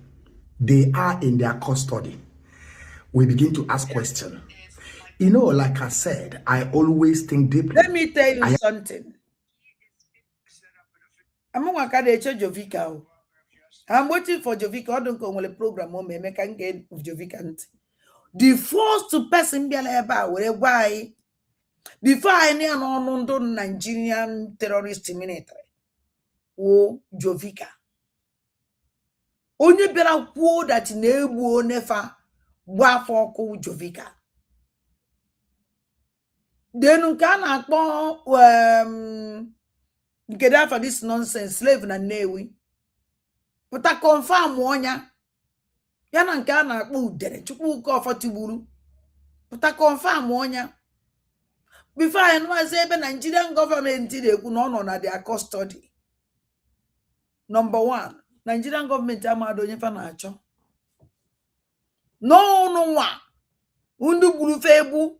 Onima how many bottle of wine ngoro ebi celebratory. Onima how many bottle dam na ngombo na ngomma ya hu info na avo ni keno. O chiko na avo. Onyo cho. Oivewu. But let me tell you something. Okay, for these angels. Agwara m unu gwakwa unu ya. Ebe aka unu ya ejechicha ikunu niile. Okwe flega unu natala koleti na Nigerian nata Nigerian government. Mego nkunu na unu scam lali inonyema. Unu scam lali inonyema. $100,000 means 20 million naira or 20 billion. Unu scam lali inonyema. Unu yamakunu yesikwu ya chie. Because unu nine kwetere that you people are going to end them. Collect ye go share. Pokoro ya criminal terrorist gang group. Oje. Anebu mo kiwe. Anebu mo alondi zog. Nebu maze. Kedafia no. Oma aka. Wule after kunu buchale ebu. Nebu ne load na truck. Nebu na apple. Unu bucha unu load na truck. Blue po. Jeme found off-road. Unu mwebu ni neja dompufa. Umu amusu. After kunu mechari henda nine. Shame weki kwege potakuku na social media again. Shame. Because you people have collected money. Ina go na Germany. Ama no na akpontu. Ama na akpontu. Maka mgbe iburu gi yesope. Ikwesiri na akponu nturu nwoke na akpontu omuma. Nwoke owu na iburu na akpontu. Enwere ho yorogodo. Nke oji enwe dobru selense.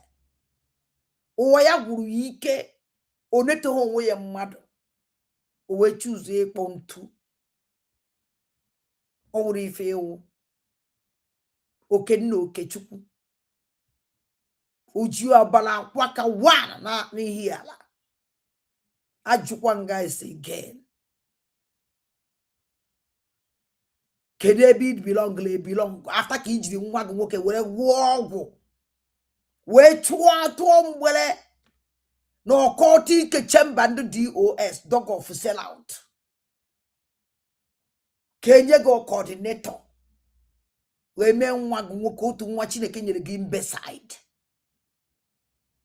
Otu nwa gị ka iji wee chụọ aja. Were brain nwatakịrị a mụrụ ahụ zuo ya oke were je gwuo ọgwụ. Were chụọ aja. Ka elekọganize ya gị. Enu elugo aka na elugo aka. Ika nwe ike ịpụta ebe akụ inyo. Ika nwe ike ịpụta akpari onwe gị na social media. Let me tell you something. Ogiri wo ogiri ya tuwo akpu. Itu wo be mgbada ka gotu wo be ozi kita. Umuaza wole ndo fa chua aje de di joy fado. Nekede fa anya ne ka stand negido anya n'iru.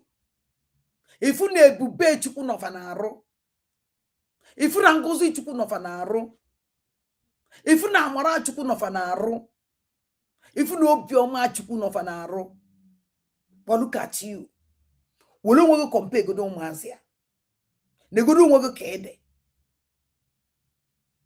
Are you not ashamed of yourself? Agwakwara m unu na maya agbazisaga. Ana agwakwara m unu na onwekwere ndị ọwụ. Nda esokwa na ndị maya agbasaga because I don't know them. I know this is struggle. Nda the main saboteur. Under our leader. Under the soil our leader. We can never let them. As we get together, only that are possible get together with these criminals and then other possible get together with. If you together, I want to know for no balon wajan. Now come together, Biafrans, innocent Biafrans to come together. Or all these criminals did Biafra destroy here. I can never come to them. I'm not possible. I call back to be say. Ebe also good belong. Only eba he belong won't be. Ya cho him may be belong. If you be fair need would be a France. A man may understand this so well. I don't care. A be belong. Eba he belong like on my other mumpa. If you don't would the men be a France, read be a France, Umaja, or if the emperor. You may understand.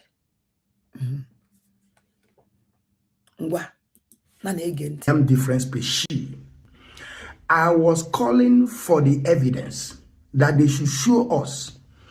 According to them, for the first news, they say that they have arrested them. These people are in their custody. Another propaganda come out again, said that they were burned inside the house. The third one again come out, said that Le mois prochain, les autorités de régulation de l'industrie interdiront l'utilisation de cette brosse électrique à 36 € et c'est votre dernière chance. They cannot be sure if they are those people, they were burned to ashes. I begin to laugh. And what caused all this brouhaha is that Ifani, aka the Gentle Di Ya, these two individuals you are seeing here, Ifani and the Gentle Di Ya, those people that are disturbing Okigwe, Aziz, those people that have set up their camp in Tango 1. I have told you people, if you don't beat them, you have to join them. But for we are here to take record. It's now open. It's now this idiot never singing. Na ha na disturb Okigwe. Wole chezo na program ome na this man mepele onu oji eliji eliede. Wole say that na Asali Dokubo and his boys undi na-egbu ndị mmadụ na Igbo. Ọ na-eteki record. Achọrọ m ịmụ ebe o ya eji record ya nje n'ife o ya eji the record me. Eme m understand. Achọrọ m ịmụ ife disi udene. Ugbu a nwa ọbara. Ọka m ndị ọ na-apụ ala ahụ ndị a na-egbu ọchụ.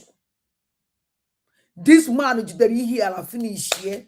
That community made be in here, all this idiot na Benjamin Madibu ketere that place. Wole buofe ebu just say no this idiot I flavor. Kuchin na gwandi here, agogo mundi here, torondi here like ubolo demon no nda bu onya. That community made be in here. Hold on, this idiot responsible. Yana Benjamin Madibu. All from build criminals. Eji we terrorize on, eji we chop on all this nonsense on for here. On they take record. But on they take record about the atrocities, the abomination. Can I cause na Igbo? Or they take the record. Or they take record atrocity chidas and na Igbo. Mba, or they take record. Or they take record atrocities Benjamin Madibu and the Ifeanyi Ejiofor. No, or they take record. But on they take record, the angels, they have to stop them. That the abomination and the atrocity. Because if you want to deal with these criminals, who no man said there cannot be no, you can never do that. We can't allow you to finish our people.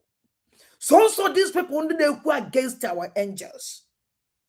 Let the family. Our angels mere ni ife ojo pota konwo onwebe onye potara no onwebe onye potara si Biafra angel mefanka or mefankos up to today onwebe onye potara no ndo Okigwe apotabe ndo all this community si agbachichala also onwebe onye potara si no kwanda o nekwi family mo nekwi family my family o nekwi kafasi igbu anyi never one day.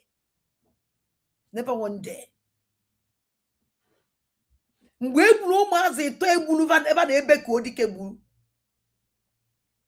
Mgbe ebe ka odike na ndụ criminal gang group egburu ụmụazị ito egburu fa. Wee werezie voice gentle tachi anya. Oputi ya na social media. People believed. Ona ahyo nenu na ahyo nani. Ona ahyo nenu na ahyo nana. Onwere if I try him, me wait for me, won't to see we convince them can believe one nonsense. Father, before I believe them, but I believe them. Let the family of those 3 guys come out and talk. The man I may believe. But hence the family of those 3 guys, I can never believe them. Never.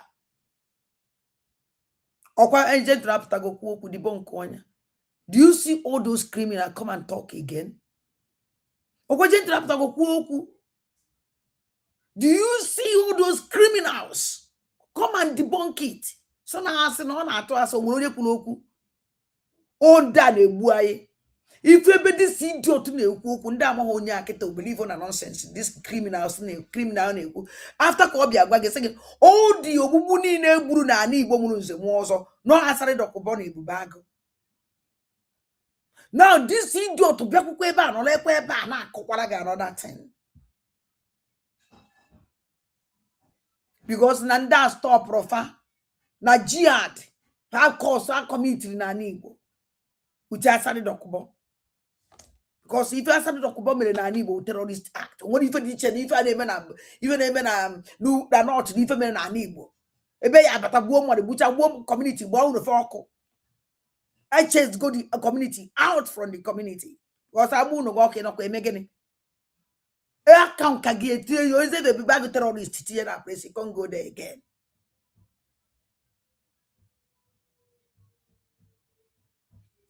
This one second. This one second. This is Sopima Abadidegu. Or if not we are Abadidegu. Woka, this man. After Cordon capable to fight for his leader. Because now what did the Mazen Nnamdi Kanu not chini hozo. Has said what did the Mazen Nnamdi Kanu out. Omaza West no, it can never be possible. Igbo land is not for sale. And the Igbo land is not for Islamization. For at all, at all. Ongube anything do pasinaka this no this woman idiot to apatagasi. If you can't cook like this, you just will brain man. If you watch cook, I say we might change the stupid. When anything had a good point. When do you say an apata? He has not this thing a major way save one Igbo. You can never see this criminal who even when he kills self an Igbo. What can you say protect Igbo land? Naka terrorist. But the only children, no mazepatan, no mazepatan, no mazepatan, we don't know how to charge. We more ye na Igbo for sale. Still. Because of whom has this criminal agent of darkness. Because of this rubbish agent of darkness. Upon Yegoni na nekede called. Umurulu about we. No na the street, na I come to the street journey. I was chana by your che. Nane gente. And I told me continue now no nonsense this man. It's not clear to them that nothing happens to these people. Do you know that their last meeting in their place, if I appeared, go and verify what I'm telling you. Okay. Now their last meeting in their place, if I appeared, now that meeting, and Obu Ndubebe, Obu Kwandubebe, go and verify. And don't be at that meeting now. Man about that meeting now. Don't look at that meeting now. Which you know to send it after the chairman of the community. Which you people kidnap the chairman of that community. Which in Amagwana Ebe Kodike that the chairman of that community must be released. Agwagomie. About the bad. And don't be a meeting in the before one couple of criminals on the meeting now. Go see that now down jaw. And he's yama. Oh no, we are that community. You na on desert and ya. Just see any on the community. And they have alone. Or they possible. Or they is not possible. Or can you the man can you bad about them? This thing put many people like is here for self. Nobody is condemning them anymore. Ladder. People will give everything to protect them. Because I'm on that one imre. None that we kai, none that woman they could unable today. Go on we can do but idiot. Neki si wule balance no how look how stupid they ebe na kumakafa. Umazemente menke. Ndona kpem na America to come and help. How many times did you send the message to America? How many times do you send the message to United Nations? How many times also the kage can I want the whole world and the quick for them and Igbo? But I want to every day. But how happen to America? That Israel to come and help. If we are no John, I come mad be a help. If one able your jaw, there's Zoshi, not be a help. If you go, Mamma Zuni nebu mado. If you get, Uno do ne boyfriend to the how many times do you send the message to the United Nations to come and help you? How many times? Wakenem ndisi uno. Nenye na una akono ne watch na Igbo. Uno no ebono for Igbo nanya. How many times kunu dress me? At least ebono manafa na emi for job. How many times came from international community to come and help? Nanda name for job. How many times? Mano for one do name accuse under the apatana. If you don't name go, okay, no Chukwu. You go for a shame. Why you no one down war on our banner? You need a one conscience on our dorsey. Do it now put on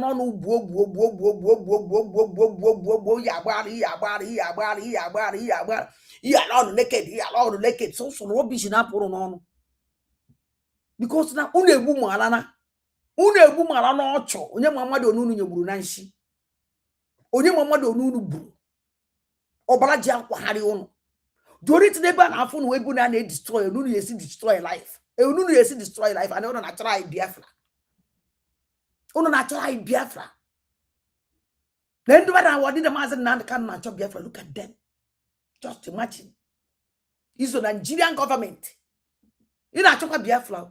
But it's the Nigerian terrorist government. We're not fighting Biafra. Okay, no, Chukwu na chop Biafra. Do you try Biafra? Now,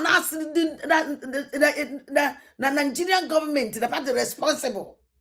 Because na battle on asafe wonre Biafra. Actually, no na put on asama IPOB one family. IPOB one family. Uno na mekwa bato be accused no na work with Nigerian government. Uno wa wonder na look at just imagine you nonsense in it no.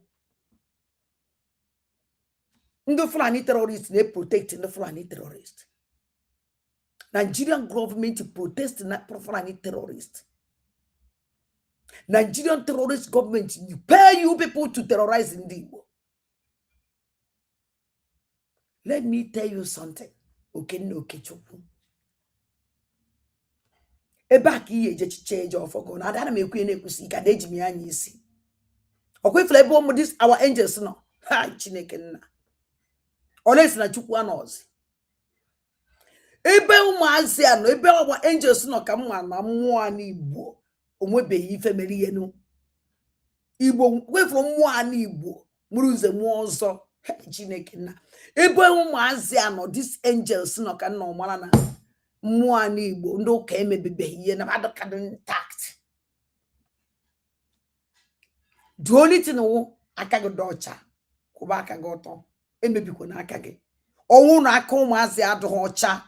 Since how many years unu bido na achọ je ntụkụ unu gbuo?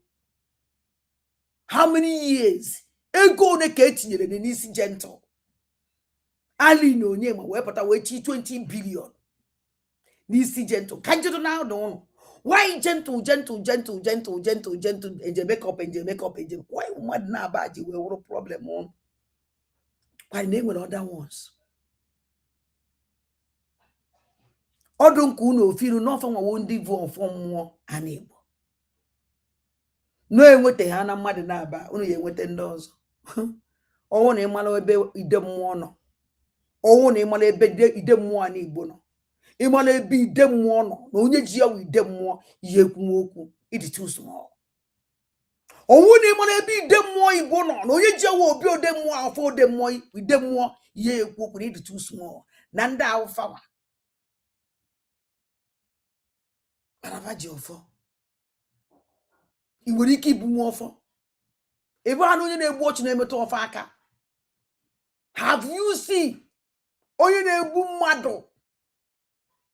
Ma nwụrụzi onye na-ekpechafu community oje vinye ọfọ. Okenna Okechukwu ozu nwụrụ anwụ dịka gị emetụ nwa ọfọ aka. Imetụ ọfọ etigbuo gị. Chere onye merụrụ ama na-emetụ ọfọ mmụọ aka. You see, in a watch, in a zochichi, in a zobia for everybody, Juno.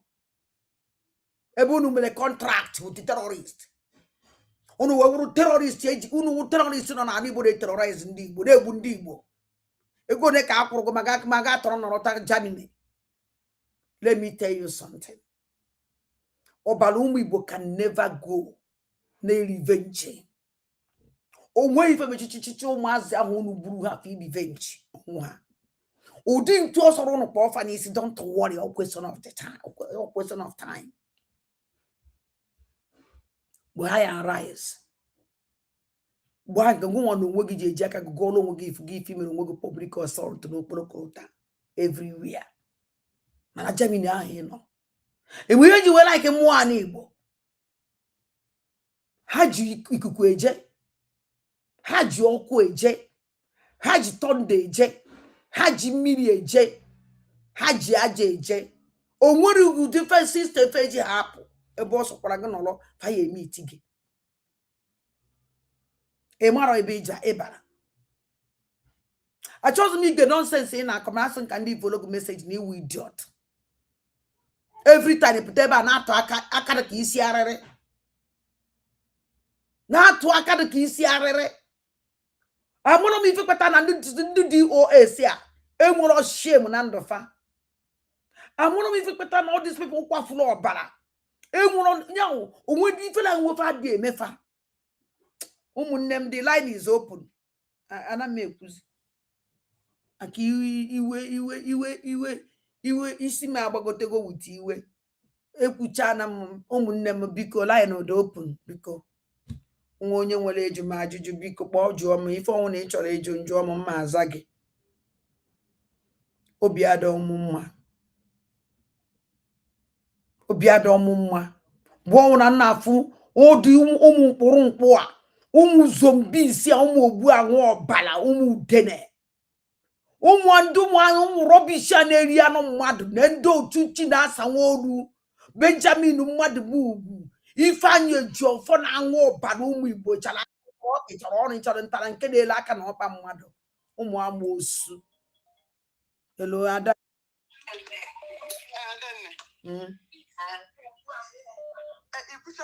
Nne m ekwucha na m iwe agbagote ego ọ na-agbagotezi.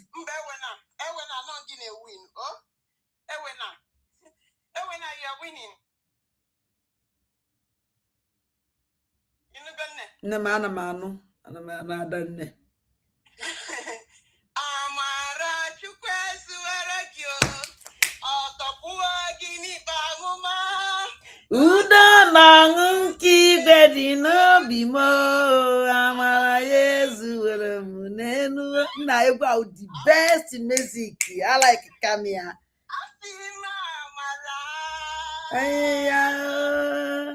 Amara ya. Ịhụnanya ya. Ịhụnanya ya.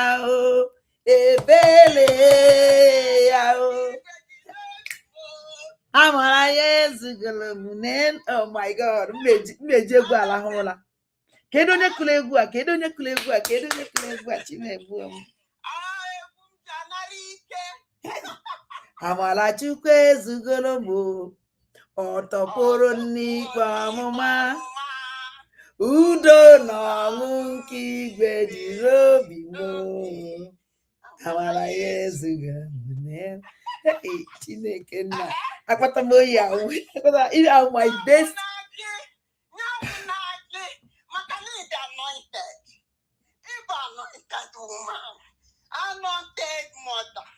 Anointed mother, anointed mommy of Biafra.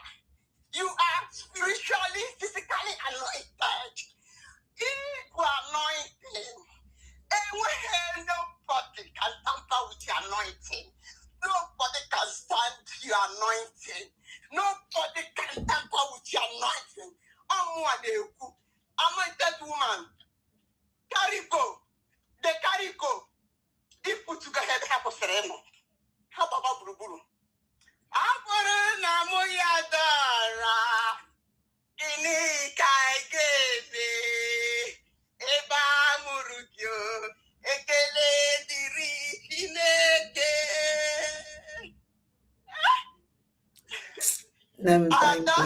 Thank you. Asi na moyigi noa. Ayi furefue. Asi na moyadara. Kini kandi bokene. Eba muruki. Ekele diri chineke. A woman that carries anointing. A woman that can challenge the unchallenged. A woman that can challenge the foolish people. A woman, one woman that can stand for her people, for her children, for Biafrans. Nobody can bring you down. Amubeha. Inama Basaga. Any fuck up after 3 years. Any fuck up after 3 years. Makanandi will question the truth. Biafrans question the truth. As we say about in a saga, people will take advantage of that to deceive the remaining people anyway. Other possible, nobody can cage Adadi Arabman. No power can cage Adadi Arabman. Because that's also new one. Who standing for us, so nobody can cage you. Our leader in respect. Yeah, I'm on side. On side in here. Because of that, any fuck up, I treat you in the Ryungu. If you go Finland, you not you move your flag or Guinea Meru. No one will present the delegates. No, can't that just Finland, Papa. As if Papa Rose. And they had the person for her when they deceive them mother. As soon as you have Pastor Rose, delegates. Kita goes Otetaro, is a former topic. Which you know, Biafra, solo get and DPO, now deputy manager, now deputy commenter. Cannot you move Biafra? You are a deputy to somebody over 2 years. On your home problem. Is never hosted down face to face. Never. Kagina your prime minister in a deputy. Prime minister in a deputy. If you be Anya. Olutato Olutato Woputam Zoom.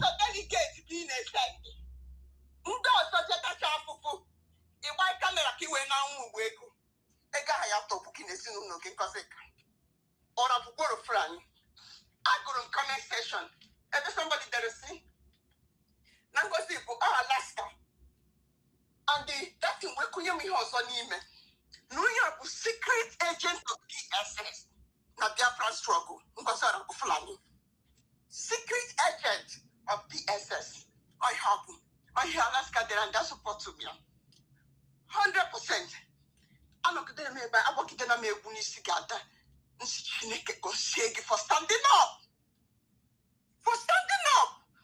To challenge nonsense. No, the thing will me way. At all. Can you see where they this kind of thing will put a quality football one but Toby? Can you feel about his case? Can you feel my since how many years? Come on. Ezoku the more kuko saga come and now the more mother ezoku. And the uni na mele, uni na put because of Nigeria, Finland. I want to make Finland, yeah, they did that. And if you did that, and if you me that now, I've got some map was in a saga. I'm not the me for feel low. I'm only me for this woman, I don't think low. Oh, yeah. About my saga, now Ezoku Kangwaria. Ezoku Kangwaria, about my saga, Ezoku the Ezoku Kanguru. Yes, Ezoku Kipu. And program somebody meant. Make a council upper gentleman, kidnapping of chairman on the Chairman market, a kidnap after all resign. Has no kidnap. A kidnap that man, chairman of chairman on the Chanka Kita. A kidnap, she make up on no resign one name, or resign of sin. Near we have Saludo Carisano. But that chose to Dabani who new White House. Boy, upon the share. Now, how I want on in the kita. Now, how I boom ya school room ya. Now, how man can hack one cause. You know my happiness. The woman that you put around, we have a messy. No one day to back. Get up to happen. Yes. No one day to back. I'll show one or just to my because they send the program now. Na I will go na program when I watch it. Send the enemy no. Na ya makwa ki yes je cho the program. I need it to. Okay. The woman chiri pusi. No one day ku bagu. Ofe okwana ndeje abokwa to lafa. Mako ke Chukwu na firi mouth. Nya je watch the program. Kofu nande no we have medicine no dey ku bagu. They name the people.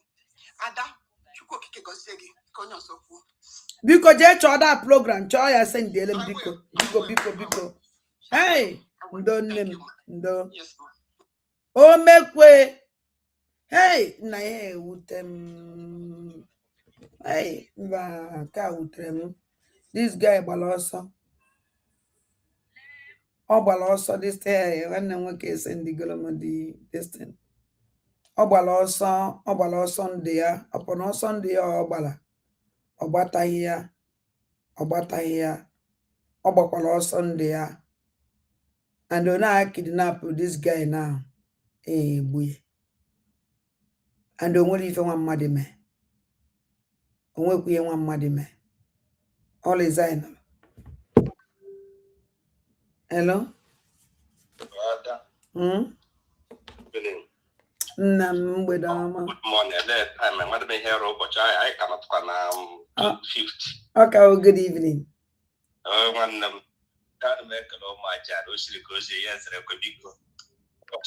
Oh, what are you, but what are you hanging? Is you a collection and I because I children appealing Nnamdi Kanu. Not gonna succeed. All the mother to sit at home memory. Oh, make way, naturally go to Kangmagadangale. You now watch Mwa Dandem Banande na Twitter 223 na Twitter. Hey, we went down. Oh, the man making and done didn't assassin Chukwu Gozi. I am made disappointed, I promise. Oh, when them done. I don't surprise. Don't what you naked done.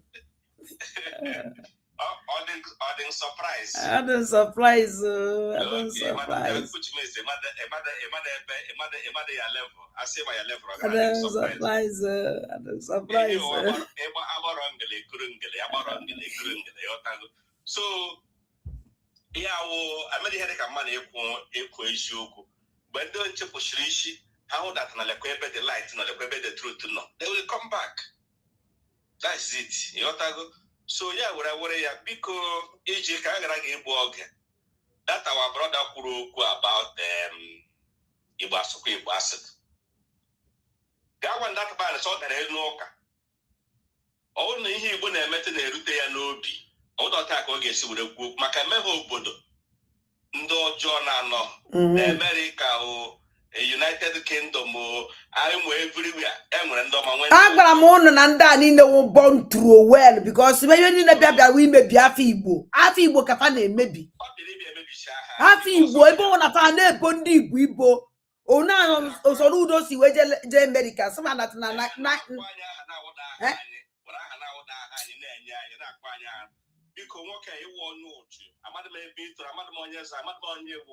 so you get to know why you got come one day so and what do you hear if Okuni Puruna Emerson Ketabrana and what in Ketabra tall at all? Okunan Habak. Eh? A league you were up on the bany, Nanya Wokanke, Anya Wonke, Nebe, and when the I'm a King American Dibu. Oh, got the whole places, the whole city is not Nigeria. And when the city get jam and the city on our league. Juomfa Annamo Biko, oh, eventually joge. Namuchelu God, oh, Nije Nuguasa, General Kuru Bridge, Uguasa, Onendo Nala, whoever. Ndu Yoruba and the Fulani. Oh, no, we ever on that bridge. Why be Jan on that bridge? Because no one knows only Bobato, but the Afandi Boyenega, when you get be a la. City land I don't know, but the city dog and Nigeria, but the city dog organize. My Lagos one day, Lagos will sit dog even one day in here. If boy, three decking. If Lagos. Jebeni ya fondo made na alama na okpuru bridge man okpuru interankani ni Morocco man ndị na ala ha na park man onende Fulani na ndị Yoruba and ndị Igbo ihe also ndị Yoruba ndị Igbo ko yawo ihe esi ana Igbo kita binye je Lagos ịma mmadụ onye Igbo emega akomade adam so because I want to see because I want the video ya ga no gwa ha so no for ndị Igbo when I say no for Nandi, but that is Anyano here. Because all the thing almost 80% of any local has yes. Ibu na nyoro nwa haka. Ibu na nyoro nwa haka. Ibu na arụkwa no ihe federal government president bịa na ala Igbo na the whole Igbo city. I ga number 1. Well, kwai na ekwu nwoke onye Yoruba ọbịa ha na Igbo. Fụcha ibe ni na alụlọ na Igbo si na ndị Igbo ebido kwụwa tax. The only thing we could have woke in Madiawo, the Bible was in a hotel. Oh, Oku Nipazi were both local like. On your single mother, and our man and a single mother, on your above 18 years of him. Walk about a prong, so nothing more.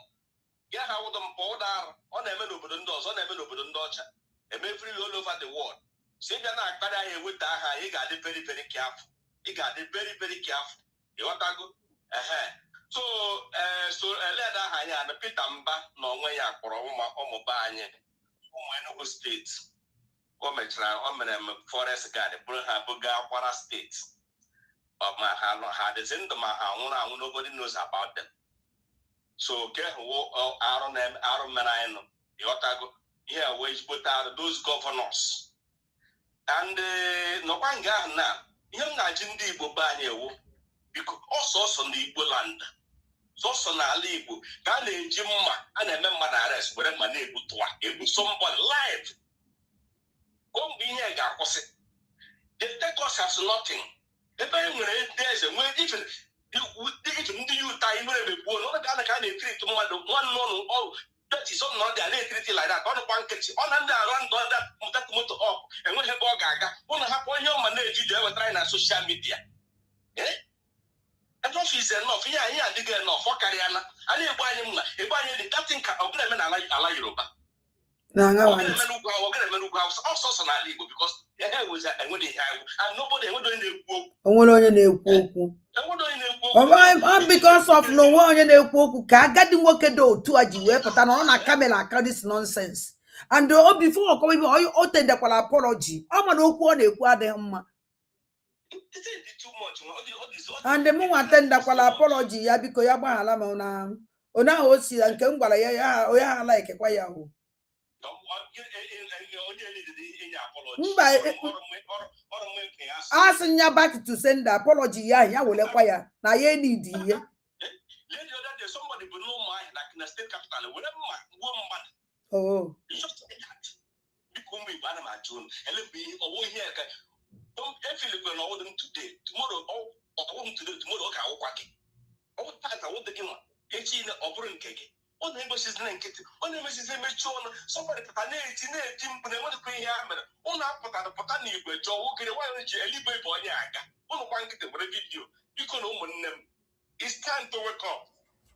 Indian with the one only married. I'm not for this thing. It pains me. You never came out other people. I didn't mean to you, but no matter how the level of crime I committed, I didn't so tell it. So don't put I need put up to come and take a Canadian when I go to the mother. Could you say and they were professor for that matter. Grad school in the United States or the United Kingdom. Yeah, we here go with their eye. And then we assume that I could assume the Bible some of them now had this useless in life, and the guy had a useless in life. Nobody is helping them. Or when I got an name is the let us go for somebody put money get now you a military man or a policeman in the gym. I get mad as oh did I leave? So soon I leave because they put my life on the blankets. Ndị igwe banket, ndị PG banket, ndị the local government chairman banket, ndị house report, ndị rep cogn. Nobody is talking, so we are many year water. They can come and I get what I mean. All I'm saying, he ain't gonna get the water. All this rubbish I look at Morgan Simon. But we ain't done the he gave it he boy I was so yeah, I want that he boy again that they will come for you. And here at least I know somebody had make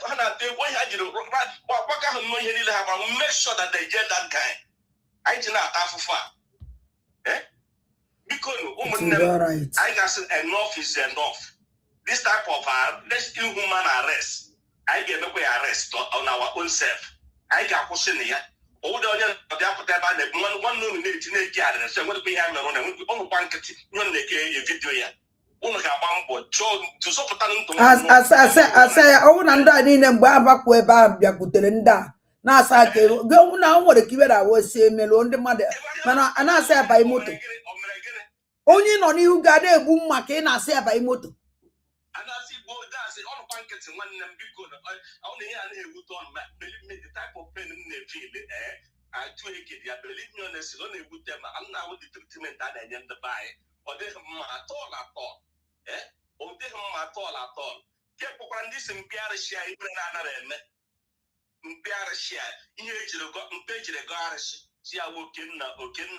nna biko Chineke jikwa na ọwa ọkwa mkpe alụsị biko pụtawa saịdị ahụ ị na-eje ọnwa ọkwa mkpe alụsị ihe na-ewute ya nwa gara si no sit at home jetọpụta ige sit at home eme sit at home onye o jiri gbapụta ya tekere rekọd bụ onwe Chineke pụọ gị ọnụ ka ndị tekere tek where is it itekere rekọd mgbe a bịara na ọsụna December 2024 gbuo ndị mmadụ itekere dat rekọd kwa ya onye oyi itekere rekọd ndị be anya na-egbuchi itekere rekọd na akara na one useless mortuary nweta about 200 or 500 dead bodies a na-agbado ndị ha itekere rekọd ị na-etek Chineke bụkwa gị ọnụ onye oyi nwụrụ anwụ ọkwa gị alaka pịọ na aja n'ọrụ one by one ụrụra ihe na-ewute gị ịfụrụ jento ọkwa gị nwakwuru the other day na ọwụ asịrị dọka obodo because ịpụtasịrị na egwere ya pụtara sị ya bisi at home maka osodo na grupu gara ndị na-egbu ọchịchị na-asa nwaoru na grupu ndị ọgbụ arọ na ibe that's why ejiri mapụta today iji eme program ya tekere rekọd nkịta arachakwa anya anya hopeless animal ifuru omekwe gị otu ọbụla akwa aka ndị ụtụ aka nwanne m ka hapụ ndị ara biko onwe ihe enwede that your record itekecha anya we will use that record to judge you useless human being ọ bụchara ihe m na-agwa ọ na-eteki rekọd ya na ndị Fulani ọgwa ndị na-achara anyị Biafra unu abụwagobe ọndụ Nneka Chimezie na sọpọtụ anyị sọpọtụ IPOB ngwa n'ezie n'ebe Nenda I pop on our support. Try Biafra, when I'm on your Biafra, I buy a cab. You know, Biafra, I buy a cab. Who only America won't go to the worst he believe in the mother and one. One them because one them just seek oh, yeah, I wouldn't happen under man. Many will come because I can't judge and they will get you. I also come, Madame Purmini, yeah, don't care who's have problem. Madame Purmini, I wouldn't need to see us go and see about Toby, but I message. Or was any evil about Toby? I try now. Or was there evil about Toby? Don't know. Thank you. Bye-bye. Eji mohela we na-send the caterpillar. Commander Ngozi. Ladies here this man unu kidnap. Eji mohela we na-send the caterpillar. Commander General Ngozi. Nwoke chairman Onitsha. Unu jeje kidnap unu bi unu elelize enya. Unu bi unu elelize that man. Akunu unde ebubago. Ogunwa commander ebubago. Gunwa commander general ebubago. Unu bi unu elelize this man what if ojo me. Onwere mbo this man support. Ife soludo na eme. All resign because of this thing. Why unu jije kidnap ya? So caterpillar, Commander General Ngozi, release Nwandu Ebubago in a command to release this man. Unuji. What if for Joe me? Release an innocent man. Unucha wonu ye kidnap, jenu kidnap or Soludo. Or Soludo with the problem, not to this man. Jenu kidnap or Soludo, jenu unu jerone brie. Release this innocent man. Ain't well anything no me. Because unu ye jebu ebunu ye jewe ebunu ye menwu. But ebunu ye menwu na ye je. This man resign and okunu no okunu unu watching mboss ni at tired ni amore bia ye ebido for sake of his life and the family or resign no still unu no ajevuli. Kedifu nu choro ko me. Owo ku ife awali da maza Nnamdi Kanu cho. Owo ku ife akobata obi cho. Ayama kwa mifunu na eme. So release this one ebe asino nde Ebubago. Thank God na chapter ndi mere ya wihe. If not unu jeje wele je bo Biafra angels. Chineke na agbara fog na agbara fa akebe. Ebubago loze biko unu nwa undu nyere treti. Sindi mmade putawa na unu ye protect you with iba loze biko. Ijere gwa your commander caterpillar commander of Ebubago. Akana ima caterpillar as Ebubago member commander. So because say iji gwa commander caterpillar ono. Kahalelize this man eji. Chairman of Anambra State, chairman of Onitsha make market. What if that man me? Lelize niye. Biko asan kan yon biko. Lelize the chairman of Onitsha make market. What if that man me? In fact, what if omelo merit here? O merit here. O merit here at all. Biko. Oh, unu sirike. Unu ye meta wife. Unu chori igbochi something. Jenny make a soludo have to demolish 10,000 market or chori demolish na Igbo. All the most important. Because now if you soludo them economic jihadist. Or if on a man Igbo. Or if on a man Anambra State. Yeah, we jihadist. Economic jihad soludo na ifa. Or if on a committee na Igbo. So unubia uneje make a sure no one any caterpillar, no one any people bury demolish me market Onitsha. Iland our people, and they on the banana boy and they say about there. Homeless, homeless. Market this or businessless. I don't know businessless. Nebunu ye bido. Make sure they secure Onitsha main market. No one only stop business and Onitsha main market. Our government go to face. Not innocent individual alone with anything on my quality by a snacky there. Biko caterpillar. Biko kana yogi. One day bubago. Khaledi is this man. Caterpillar o. One day bubago loze. Jegwa caterpillar ndo tugi. Akiso na their commander. Iso na their security forces. Biko jegwa caterpillar. Ko one day bubago. Khaledi is this man. Ogo sakwa eventually ime kono malo. Also who know why favor this man okwa caterpillar na ndo tie. Because so ebubaga kafa o commander of Ebubaga na Anambra State. Caterpillar is a commander of Ebubaga na Anambra State. Caterpillar is a commander of Ebubaga na Anambra State. So biku madam ngozo la beze. Ebi igwa Caterpillar. Nande Ebubago on a command in Anambra State. To release this innocent man. And what he for mel. Okwa kansa kan yog. Maziko mi fozo. Maziko mo nozo. Maziko nka mesi we kunya. Okwa yo kan yo life ahụ. Nnukwuta yokwa. Okwa kan yo. Maziko mo nozo mesi we. So ụmụnne m aya nakpu nnukwu echi nnukwu ụbọchị. Ọdụwa mgbede echi niile na mbata ọlụ. Ekene m unu niile ndị ụmụnne m ndị chi ha echi ha. Asị Chineke gọziele m unu.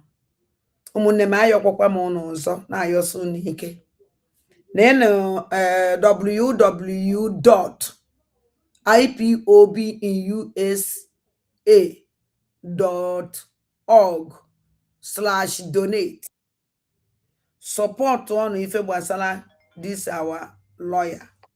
Biko our lawyer here are very important. Biko onye nwale ego n'oji biko ọdụ mkpa.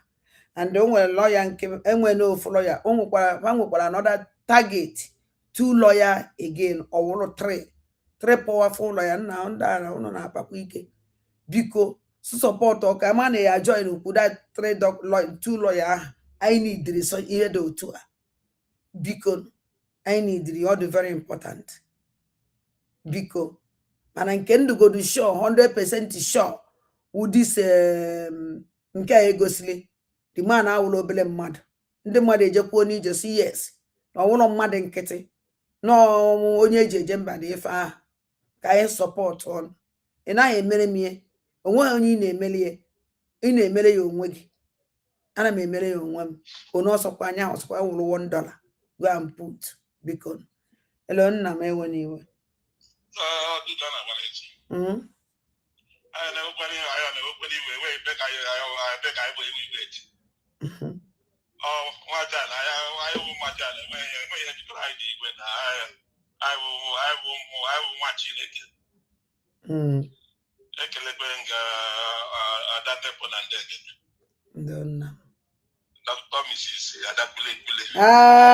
Gini akwa nke a na-egobe Professor Ndembo na Ndege. Anabai.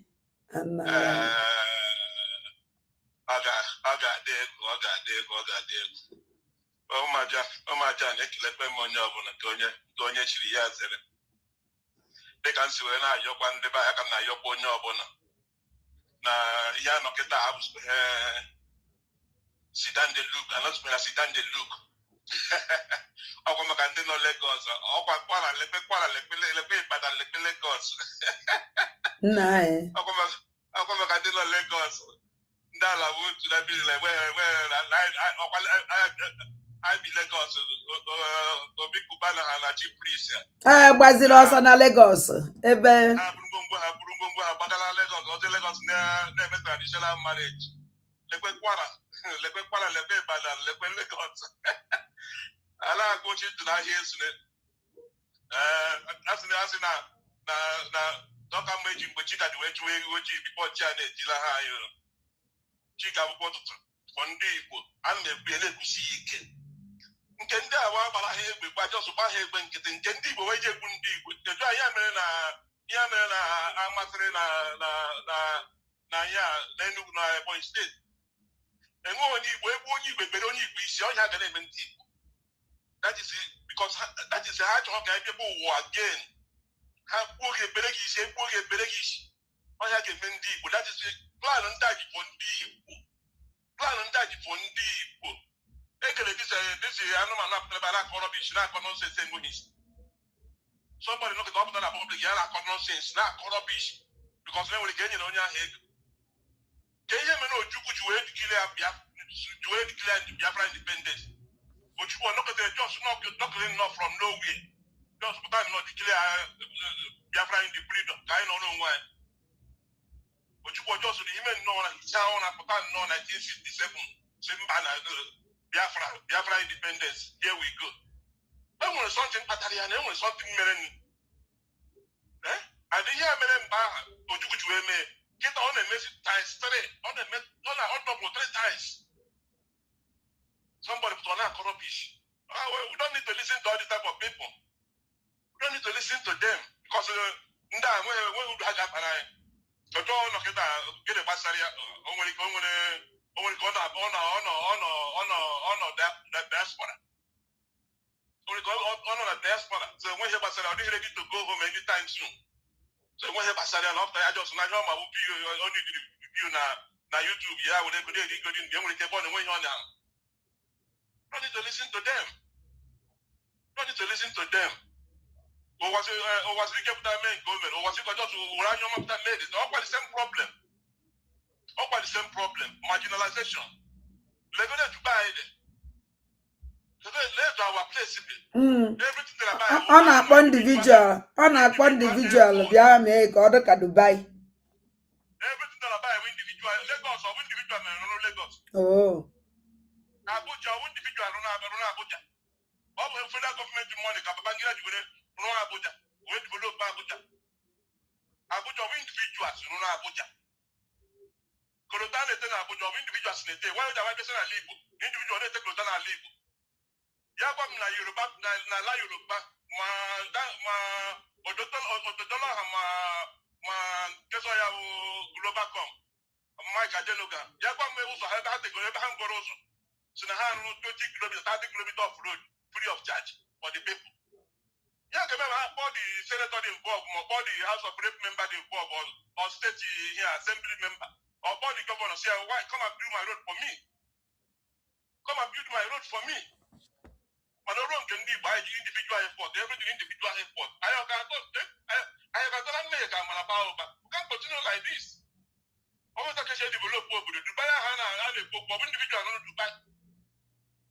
Dubai government develop Dubai. Then when create to say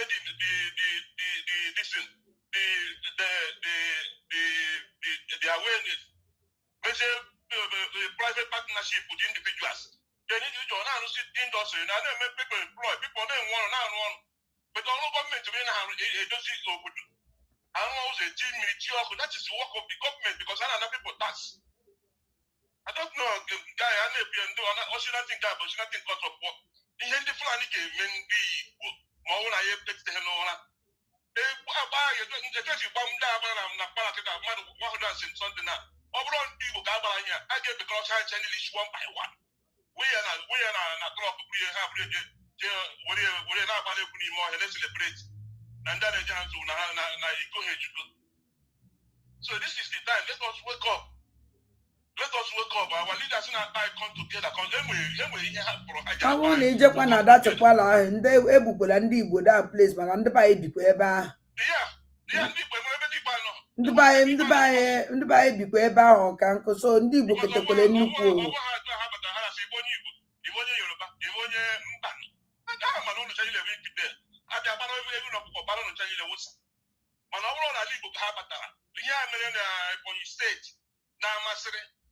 That place because everybody is one by one. The way they do is chop us on you at all.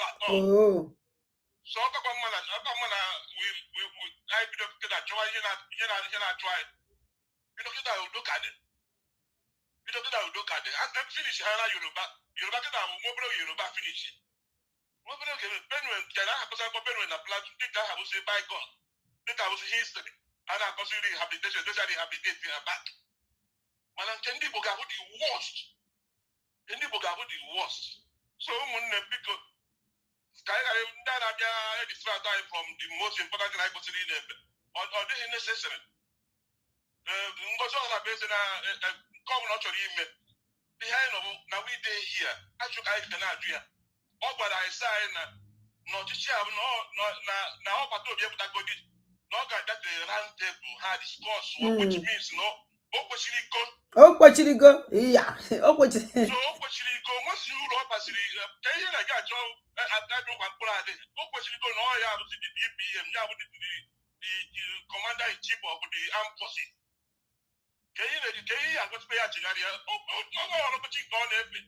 From day one, no, but to be able to no, that the round table had discussed the terms and conditions. I get you remember the term. Deputy call to somebody because you have a deputy, which means when somebody would the chairman or the president in a deputize. And when the president got on again, I said, no, when the president there's a grab and also a deputy condition. Deputy will almost say now as a deputy. Exactly. How can they take order from the president? Or join on the president in the phone, say I can go to the possibility. The very agenda to you discuss. He must be contacting the president. That is how it works.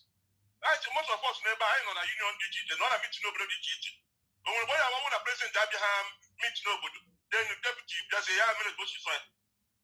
On the meeting, not contact the president. But when the meeting that the level she wake up, not of even before the meeting, have what was in Bankata. President of Wine or had the meeting, let again. When I can choose, no one about to be able to go today. About to be must come to the round table discussion. Then after that, you go quiet again. Now the Ochichi from Maka, where they are Kanoya is in charge. Not from Chukwu, Benaka was Rike, Chinako was Rike, Benaka Mazin and the Kanu, Chinaka Mazin and the Kanu, Benaka Simon Eba, Chinaka Simon Eba, but I say that Kanoya is in charge. You know, I just go to lose that again. No, more Joando Chundu de Swin. I want that. From this woman again, and when we can understand, everything. She told you guys everything. That the government, the power rotates. The power rotates from Chukwu to Wazirike, from Wazirike to Mazin and the Kanu, from Mazin and the Kanu to Simon Eba, from Simon Eba to now to herself, the DPM, the commander-in-chief of the armed forces of Ndochi. That is Eba Nosketa. So you don't know you're your own. You're your own. You ain't gonna give no this possible. Or do not possible. As Keta actually the Biafra flag right now. Kita. I have Simon in a prison in Finland. Only on a prison because of Biafra. Mapo awadi the Mazin and the Kanu. Mazin and the Kanu na prison na only on a prison because of Biafra. When the flag is somebody who will somebody who will open at all. Well, put in that contribute to natural blood. You have a natural blood, the more you look, the less you see. That chief this is here and the kitter. So, my sister, about a book even down or for sometimes all the good, when they can join it today. When they join it yesterday. Because I will in this kind of a lady. I cannot try now, I'm going to what I. So when anything to me, I think interested. We should be focused. My argument to help our angels, to help our army. That is the main thing. Whatever we can do to help these people, to protect our land, that is the only solution. I'm coming on edge. Oh, but Japan, I'm with the population. That is in a main market. Also, that is the that was the past year. But I'm here to Chipana, I'm here to Chipomoi. Or the village, you have a village, you get that just for example. Now, here is a village, you get a lot of Apocaliponas, who don't go at the have intact, but I'm going to a village, you know, right now. the solution can you know the entire union. What can you have them? And our people don't understand. Yeah, they go to 2027, 2027 obedience. My sister. Anna, bye.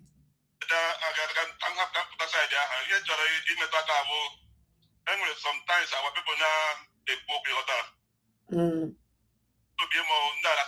What you don't know is bigger than you.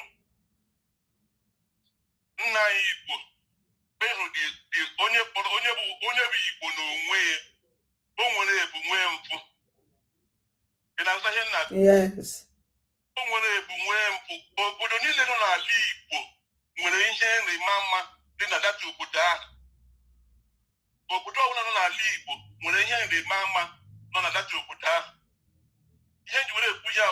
This is rubbish I made 2 days ago.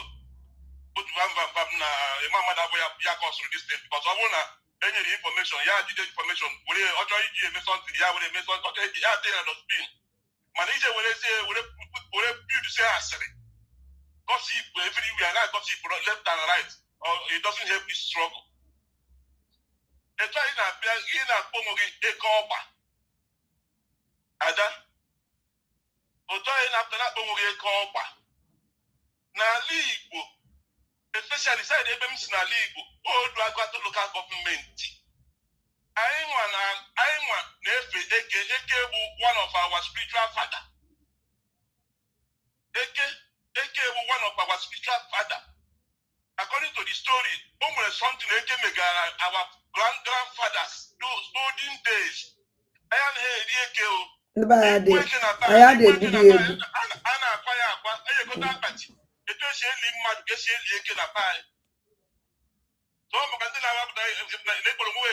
people may misunderstand.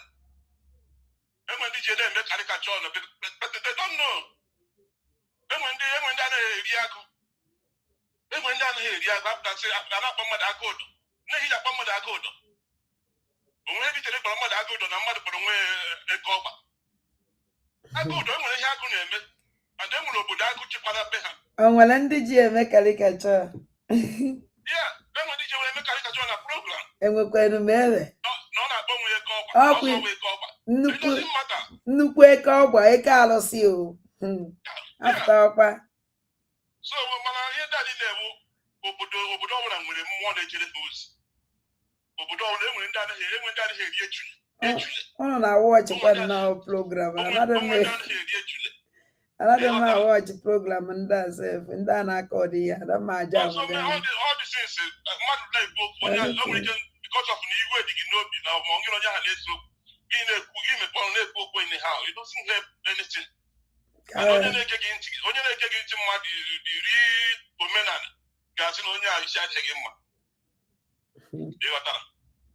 So my sister, I think I'm just making her account because that only put that in her.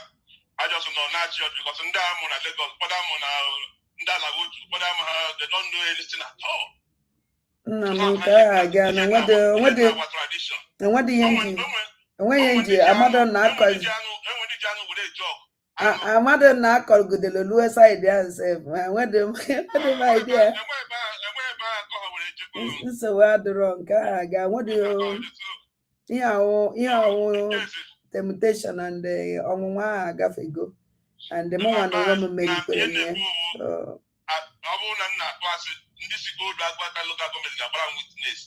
And I trust him, I'm a mobility.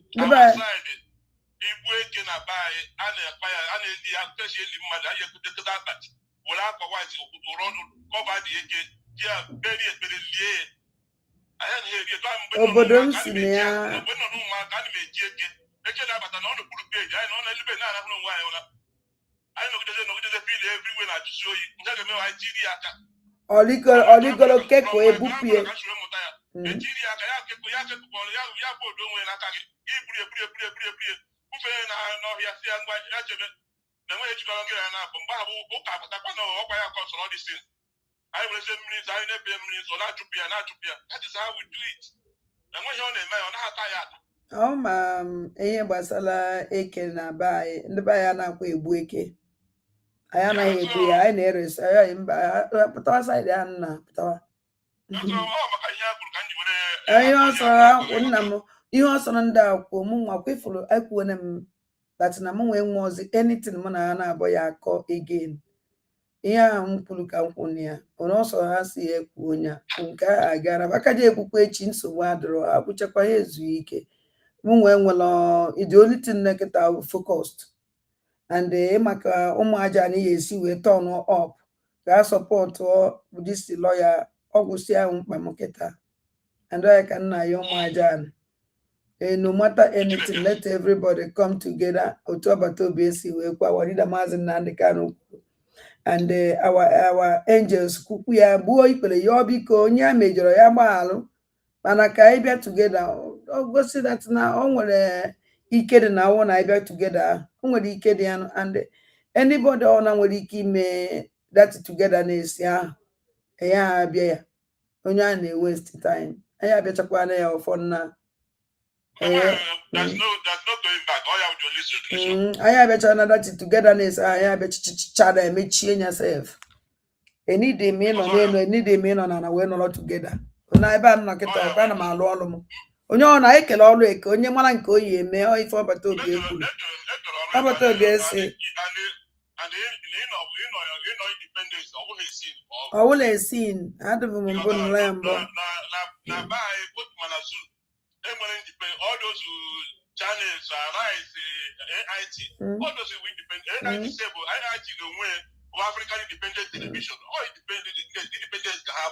na mụnwa nọ na nnọkịta anything nọ na family dị mma dịka ihe gbasara ya mma support ya to the end and your Biafrans ka support onye ọ dị very important and very very important and ihe ọzọ nna ya ụmụ aja na onye ọ na prepare ije Finland very very important ka anyị march ya na anyị niile march to Finland ụmụ Biafra niile let us march to Finland ọsọsọ ihe na ya onwere ihe ọzọ no amount is too small no yeah I know why I'm referring to more than 50 million. I thought $1. Money that over $1. Very, very simple. Or 50 million. So I'm not $1. Everybody $1 every day. Or 50 million every day. $50 million every day. Yes. So my sister can be sick in a mad easy. Big way when they become a chef. I told him, I won't know Yaguchi. Mashi will be. I won't know again. Because my hand down, but when I on behalf of that, I get him. Yabai 1 million. Yabai 1 million. And I'm before, home for all. Mandishi, all your number as that before. Mechasi, a more upgrade. I saw light of the nation. Light of the nation. On your number as that get up. Light of the nation, and the light of the nation I have now. I won't know get it. They got that. Hane me play no. Onyu kumojenta. Umo goro mo ma bogai. Ha jolo ka halu dia nambara. Ina got the next chata. Yes, Anna Megan. Ebo kuma na ga anu me born in the program. When that pop bianco no nya nambara. Bianco no our Poyana brother Enugu State. Bianco no Nayawu CC no former governor of Old Anambra State. Huh? CC no former governor of Old Anambra State under MPN. Chele?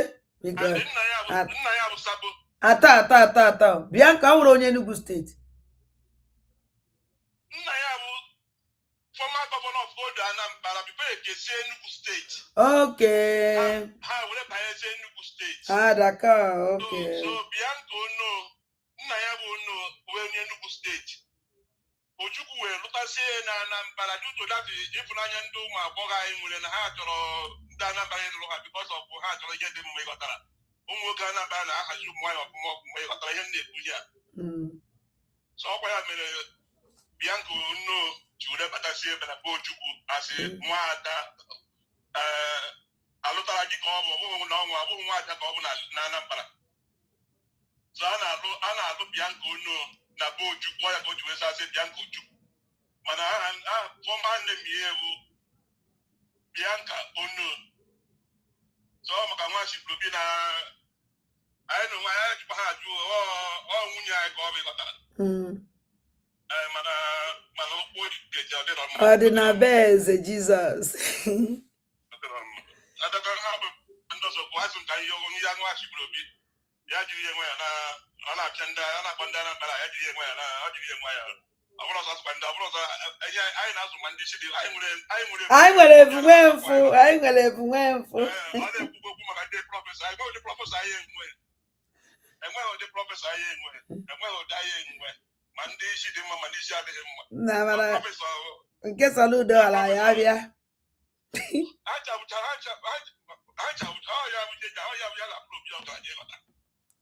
Ịbata na atọ obi ọgaranya enweghị adịghị that place. Ngwongwo ma ngwongwo ma moto ndị a na-agba agba ma moto ndị a na-agba agba ma enweghị ụdị ngwongwo ma ụlọ ndị mmadụ bi na ma ụlọ ndị mmadụ ebi that is the ya na ọkụnye.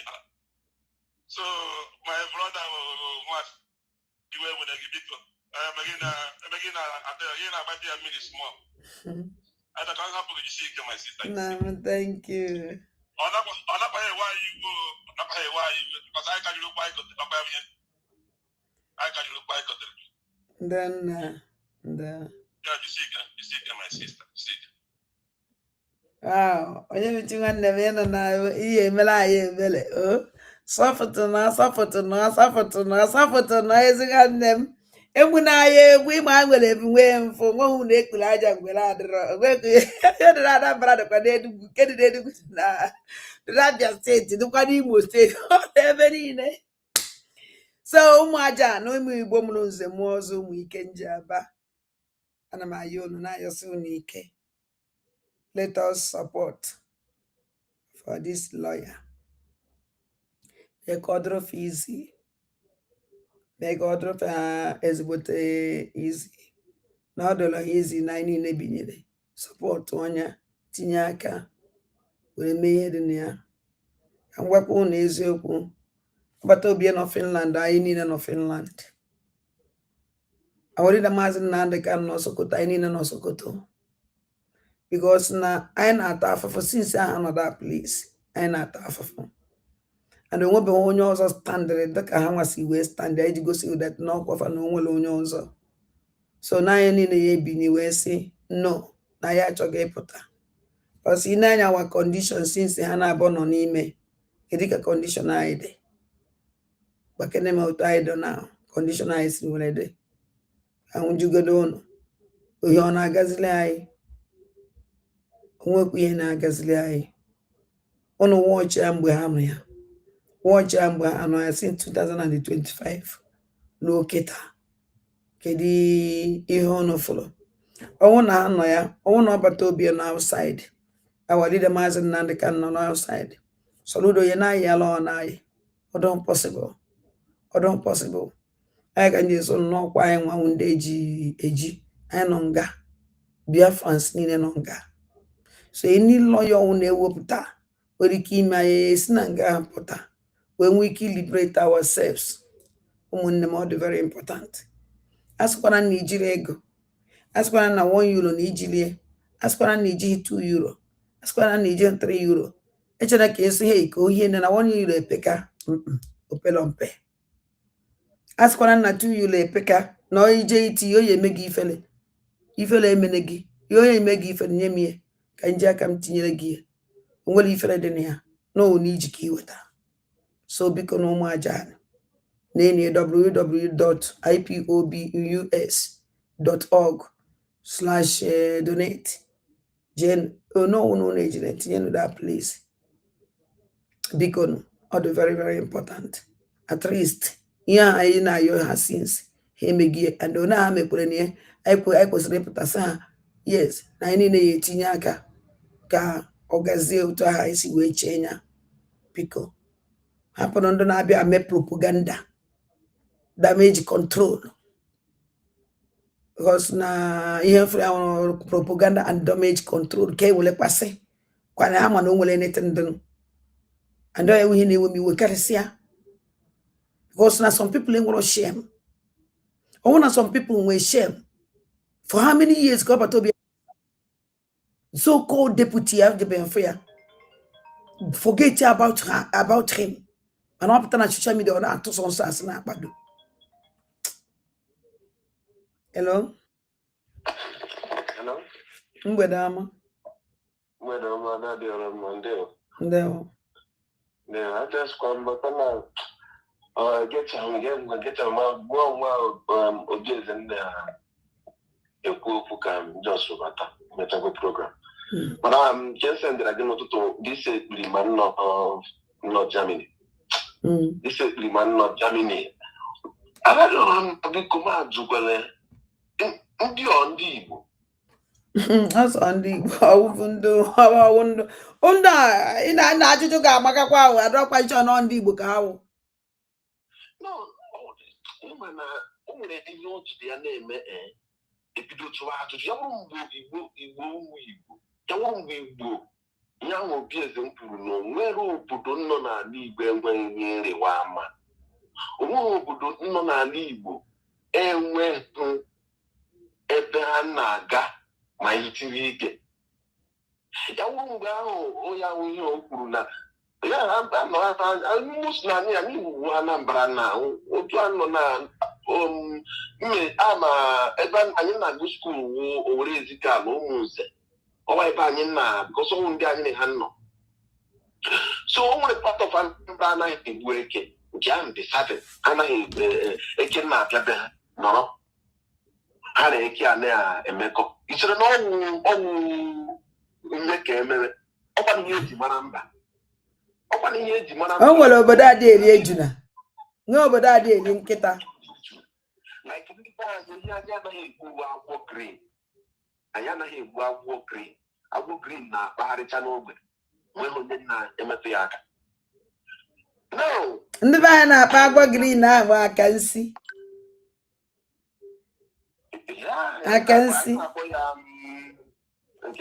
adị egbu ya egbu afọbedebe ndị gburu elu adị ọraghị enye anụbeghị na ọ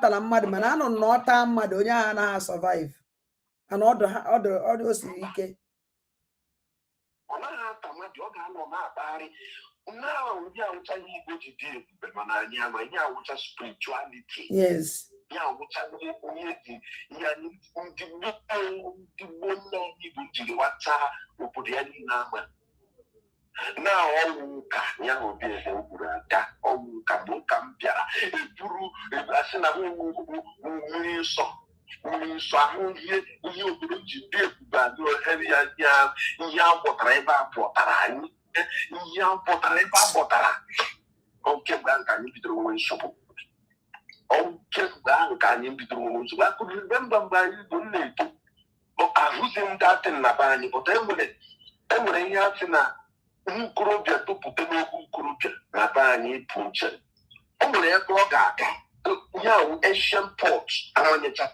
amanye ọ ga-aga usoro saa ụkwụ ya saa aka ya wee pụwa ụzọ iche ya lọtakwa ojekwe pụtụ ọkwa ụka nke ahụ fepụ nwere m afụzighị ya anya ọnwụ n'akụkọ ka a kọziere anyị bụ ifugo so ihe nke ahụ ihe nwere ya ihe ụka mmere anyị ebuka ihe ụka mmere anyị ọka mgbe anyị lọtara abịa ụka ga-adịkwa mana omenala ga-adị because na omenala mụtara ụka omenala tọrọ ụka ụka bịa anyị na-achụzi omenala ka ọ chụgbuo na-ebu arụsị obodo etinyechapụrụ izi because na mgbe arụsị polisi ndị Igbo nwere ọwa arụsị na-eche obodo arụsị police station anyị nọ arụsị police station anyị onye jide gị ụgwọ okwu ha agwụghị onye jide gị ụgwọ okwu ha agwụghị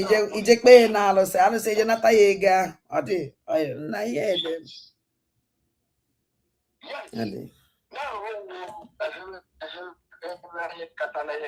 some of them are buffalo, some of them are achapo, apple.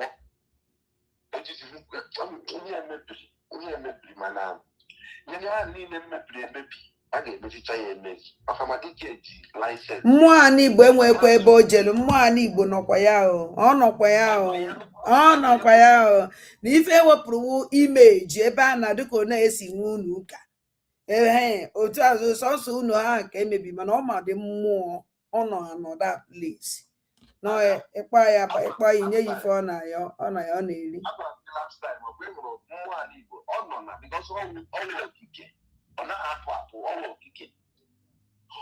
Chukwu n'onwe ya ụlọ na ọnwụ ihe ọjọọ nwa ahụ bi ebi ebe ahụ ọ na-anọ ọnọbife anyị bịa mana ọ na-shift ọ nakwa na-eso ndị aka ha adịghị ọcha and anaghị eso onye achọghị now onye ka m ji gwa gị last time ọ bụ ịhụrụ ndị a ọkpụkpụ azụ anyị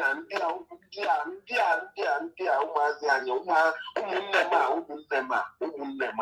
ụmụnne m a many things no under their custody mana anyị amara mgbe ha mepere n'ọnụ ka a ga-ekwu okwu many things no under their custody maka na ha bụ the choosing one and ị na-ekwu okwu na ebe a ka ndị a ga-ejecha ka ọ mara na mmụọ ala Igbo ọkwa na isi ọkpụkpụ azụ ma isi ụmụnne m ebe a ka ha ga-ejecha ije nke a nyịbaziara na Germany ndị ọzọ ọnaghị eyi isi agụ edresị ka ọ bata obi ebuso oche amaghị m ka na-aza eze azọ okwute ndị Igbo maazị olu Simon Ekpa pụtara ya dị ime program otu mmụọ ji n'ibie ya ihe nwa malike ekike hụ na anaghị aza eze azọ ekike anọghị ya dị m n'ahụ ya ekike ịhụ the beauty of the ekike n'ime ọ nọ n'Igbo nọrọ n'oyibo eluigwe mbe nke a ọ naghị m na-edress like that ama m ka obupụgo oche ya ama m ka obupụgo those nonsense ọ na-eyizi ekezi atari ndị nịga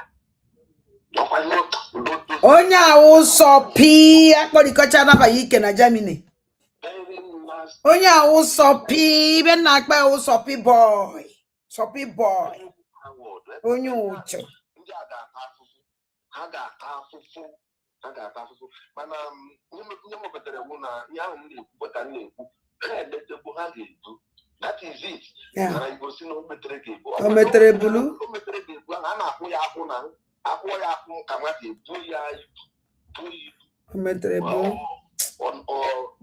the symbol of o metere bulu mana ha ga-ebu nna m finalize ya biko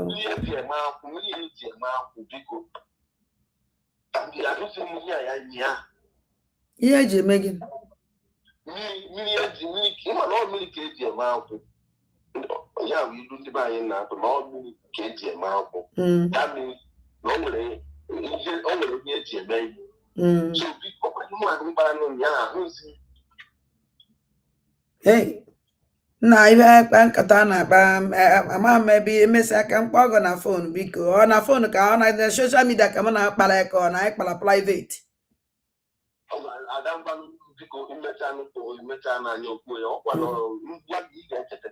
nsogbu ada mmesịa ka mkpọ ọnụ gị ka mmalụ na ihe m na ha na-akpa ọka nkụ ngwa na oke nna m thank you chigozie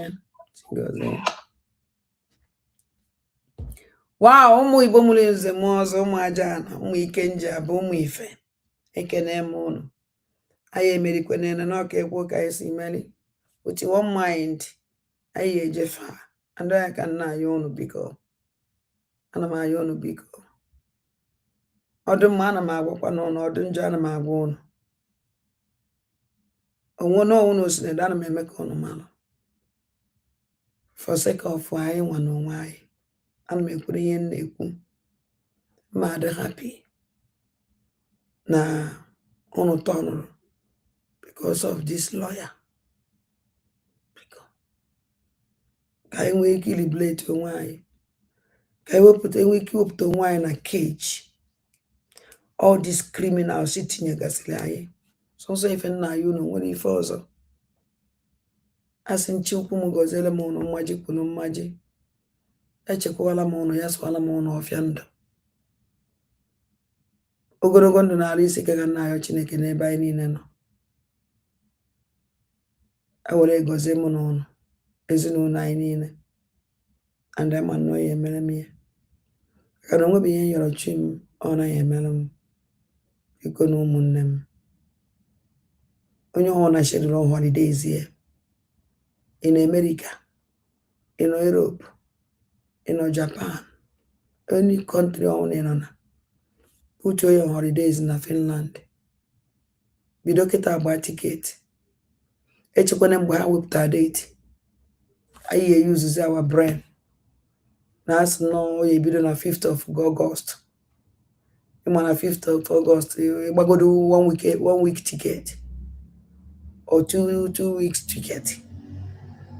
Hotel, bido n'oge na hotel because during holidays time only bido n'oge enwere ike maga enweta hotel ebe ya na enwere ike ịchọzi hotel nke ihe enweta ọhụrụ nke galazili ọnụ Finland hotel Finland ahụ kwenye obele enwere ebe ya wee nọrọ enwekwara nke dị cheap nwee nke enwegasịrị ya na osi dị n'obodo ndị ọzọ ka o si dịkwa na Finland so onwe ihe dị iche na Finland na ọda Europe achọrọ afọ dị ebe niile so ụmụnne m biko asị m ka onye ọ na-bido n'oge bukuo channel ya holidays to Finland wele Finland mele ebe mele holidays after the protest anyị amara ka ya nwagharịa n'obodo mara ihe Finland ji mee jegasa na the tourist centers baa ụgbọ mmiri mee tọọ ụgbọ mmiri anyị nwere ike baa ụgbọ mmiri wee jee obodo ndị a na Finland gbagasịrị agbata obi jee mara ka ha si were biri maka ụgbọ mmiri natakwa na ma ba mmiri mmiri na amaghị m egwu okwekwa ka ụgbọ mmiri si ebe ya eme ada ndị bara ndị egere ama m egwu mmiri cha so na ya ka nsị ka ngwụgwa mana nsogbu adịrọ a na-akata ihe niile obi a na-akata ihe obi mkpọkpọ nwere ike ịkpọ mmadụ n'ezi ọhụrụ ọnwụ so ebe ọ nwere Chineke ziri edebara Chukwu anyị ekwe anyị eji ahịa na ụmụ ife anyị wụ ikuku ama n'ọnya so achịfena ọnwa aja bye bye no anything no na Ngozi Olabueze kwuru ignore ya okwu asị ihe niile onye ekwu today wancha niile asị number 1 ọ dat n'ụlọ banwuru na the program ọ na-edere ya kedu mgbe ọ fụrụ ọbata obi since ọbata obi nọ Finland nwere nsogbu ojogo ya visit enya how many times ka ọ fụrụ ya how many times ka ọ kpọrọ ya kedu ife ọmụ gbasara case ya ihe ọ na-akọ ebe ka o si ka ọ fụ na ya adịghị iberibe ndewo na ụmụnne m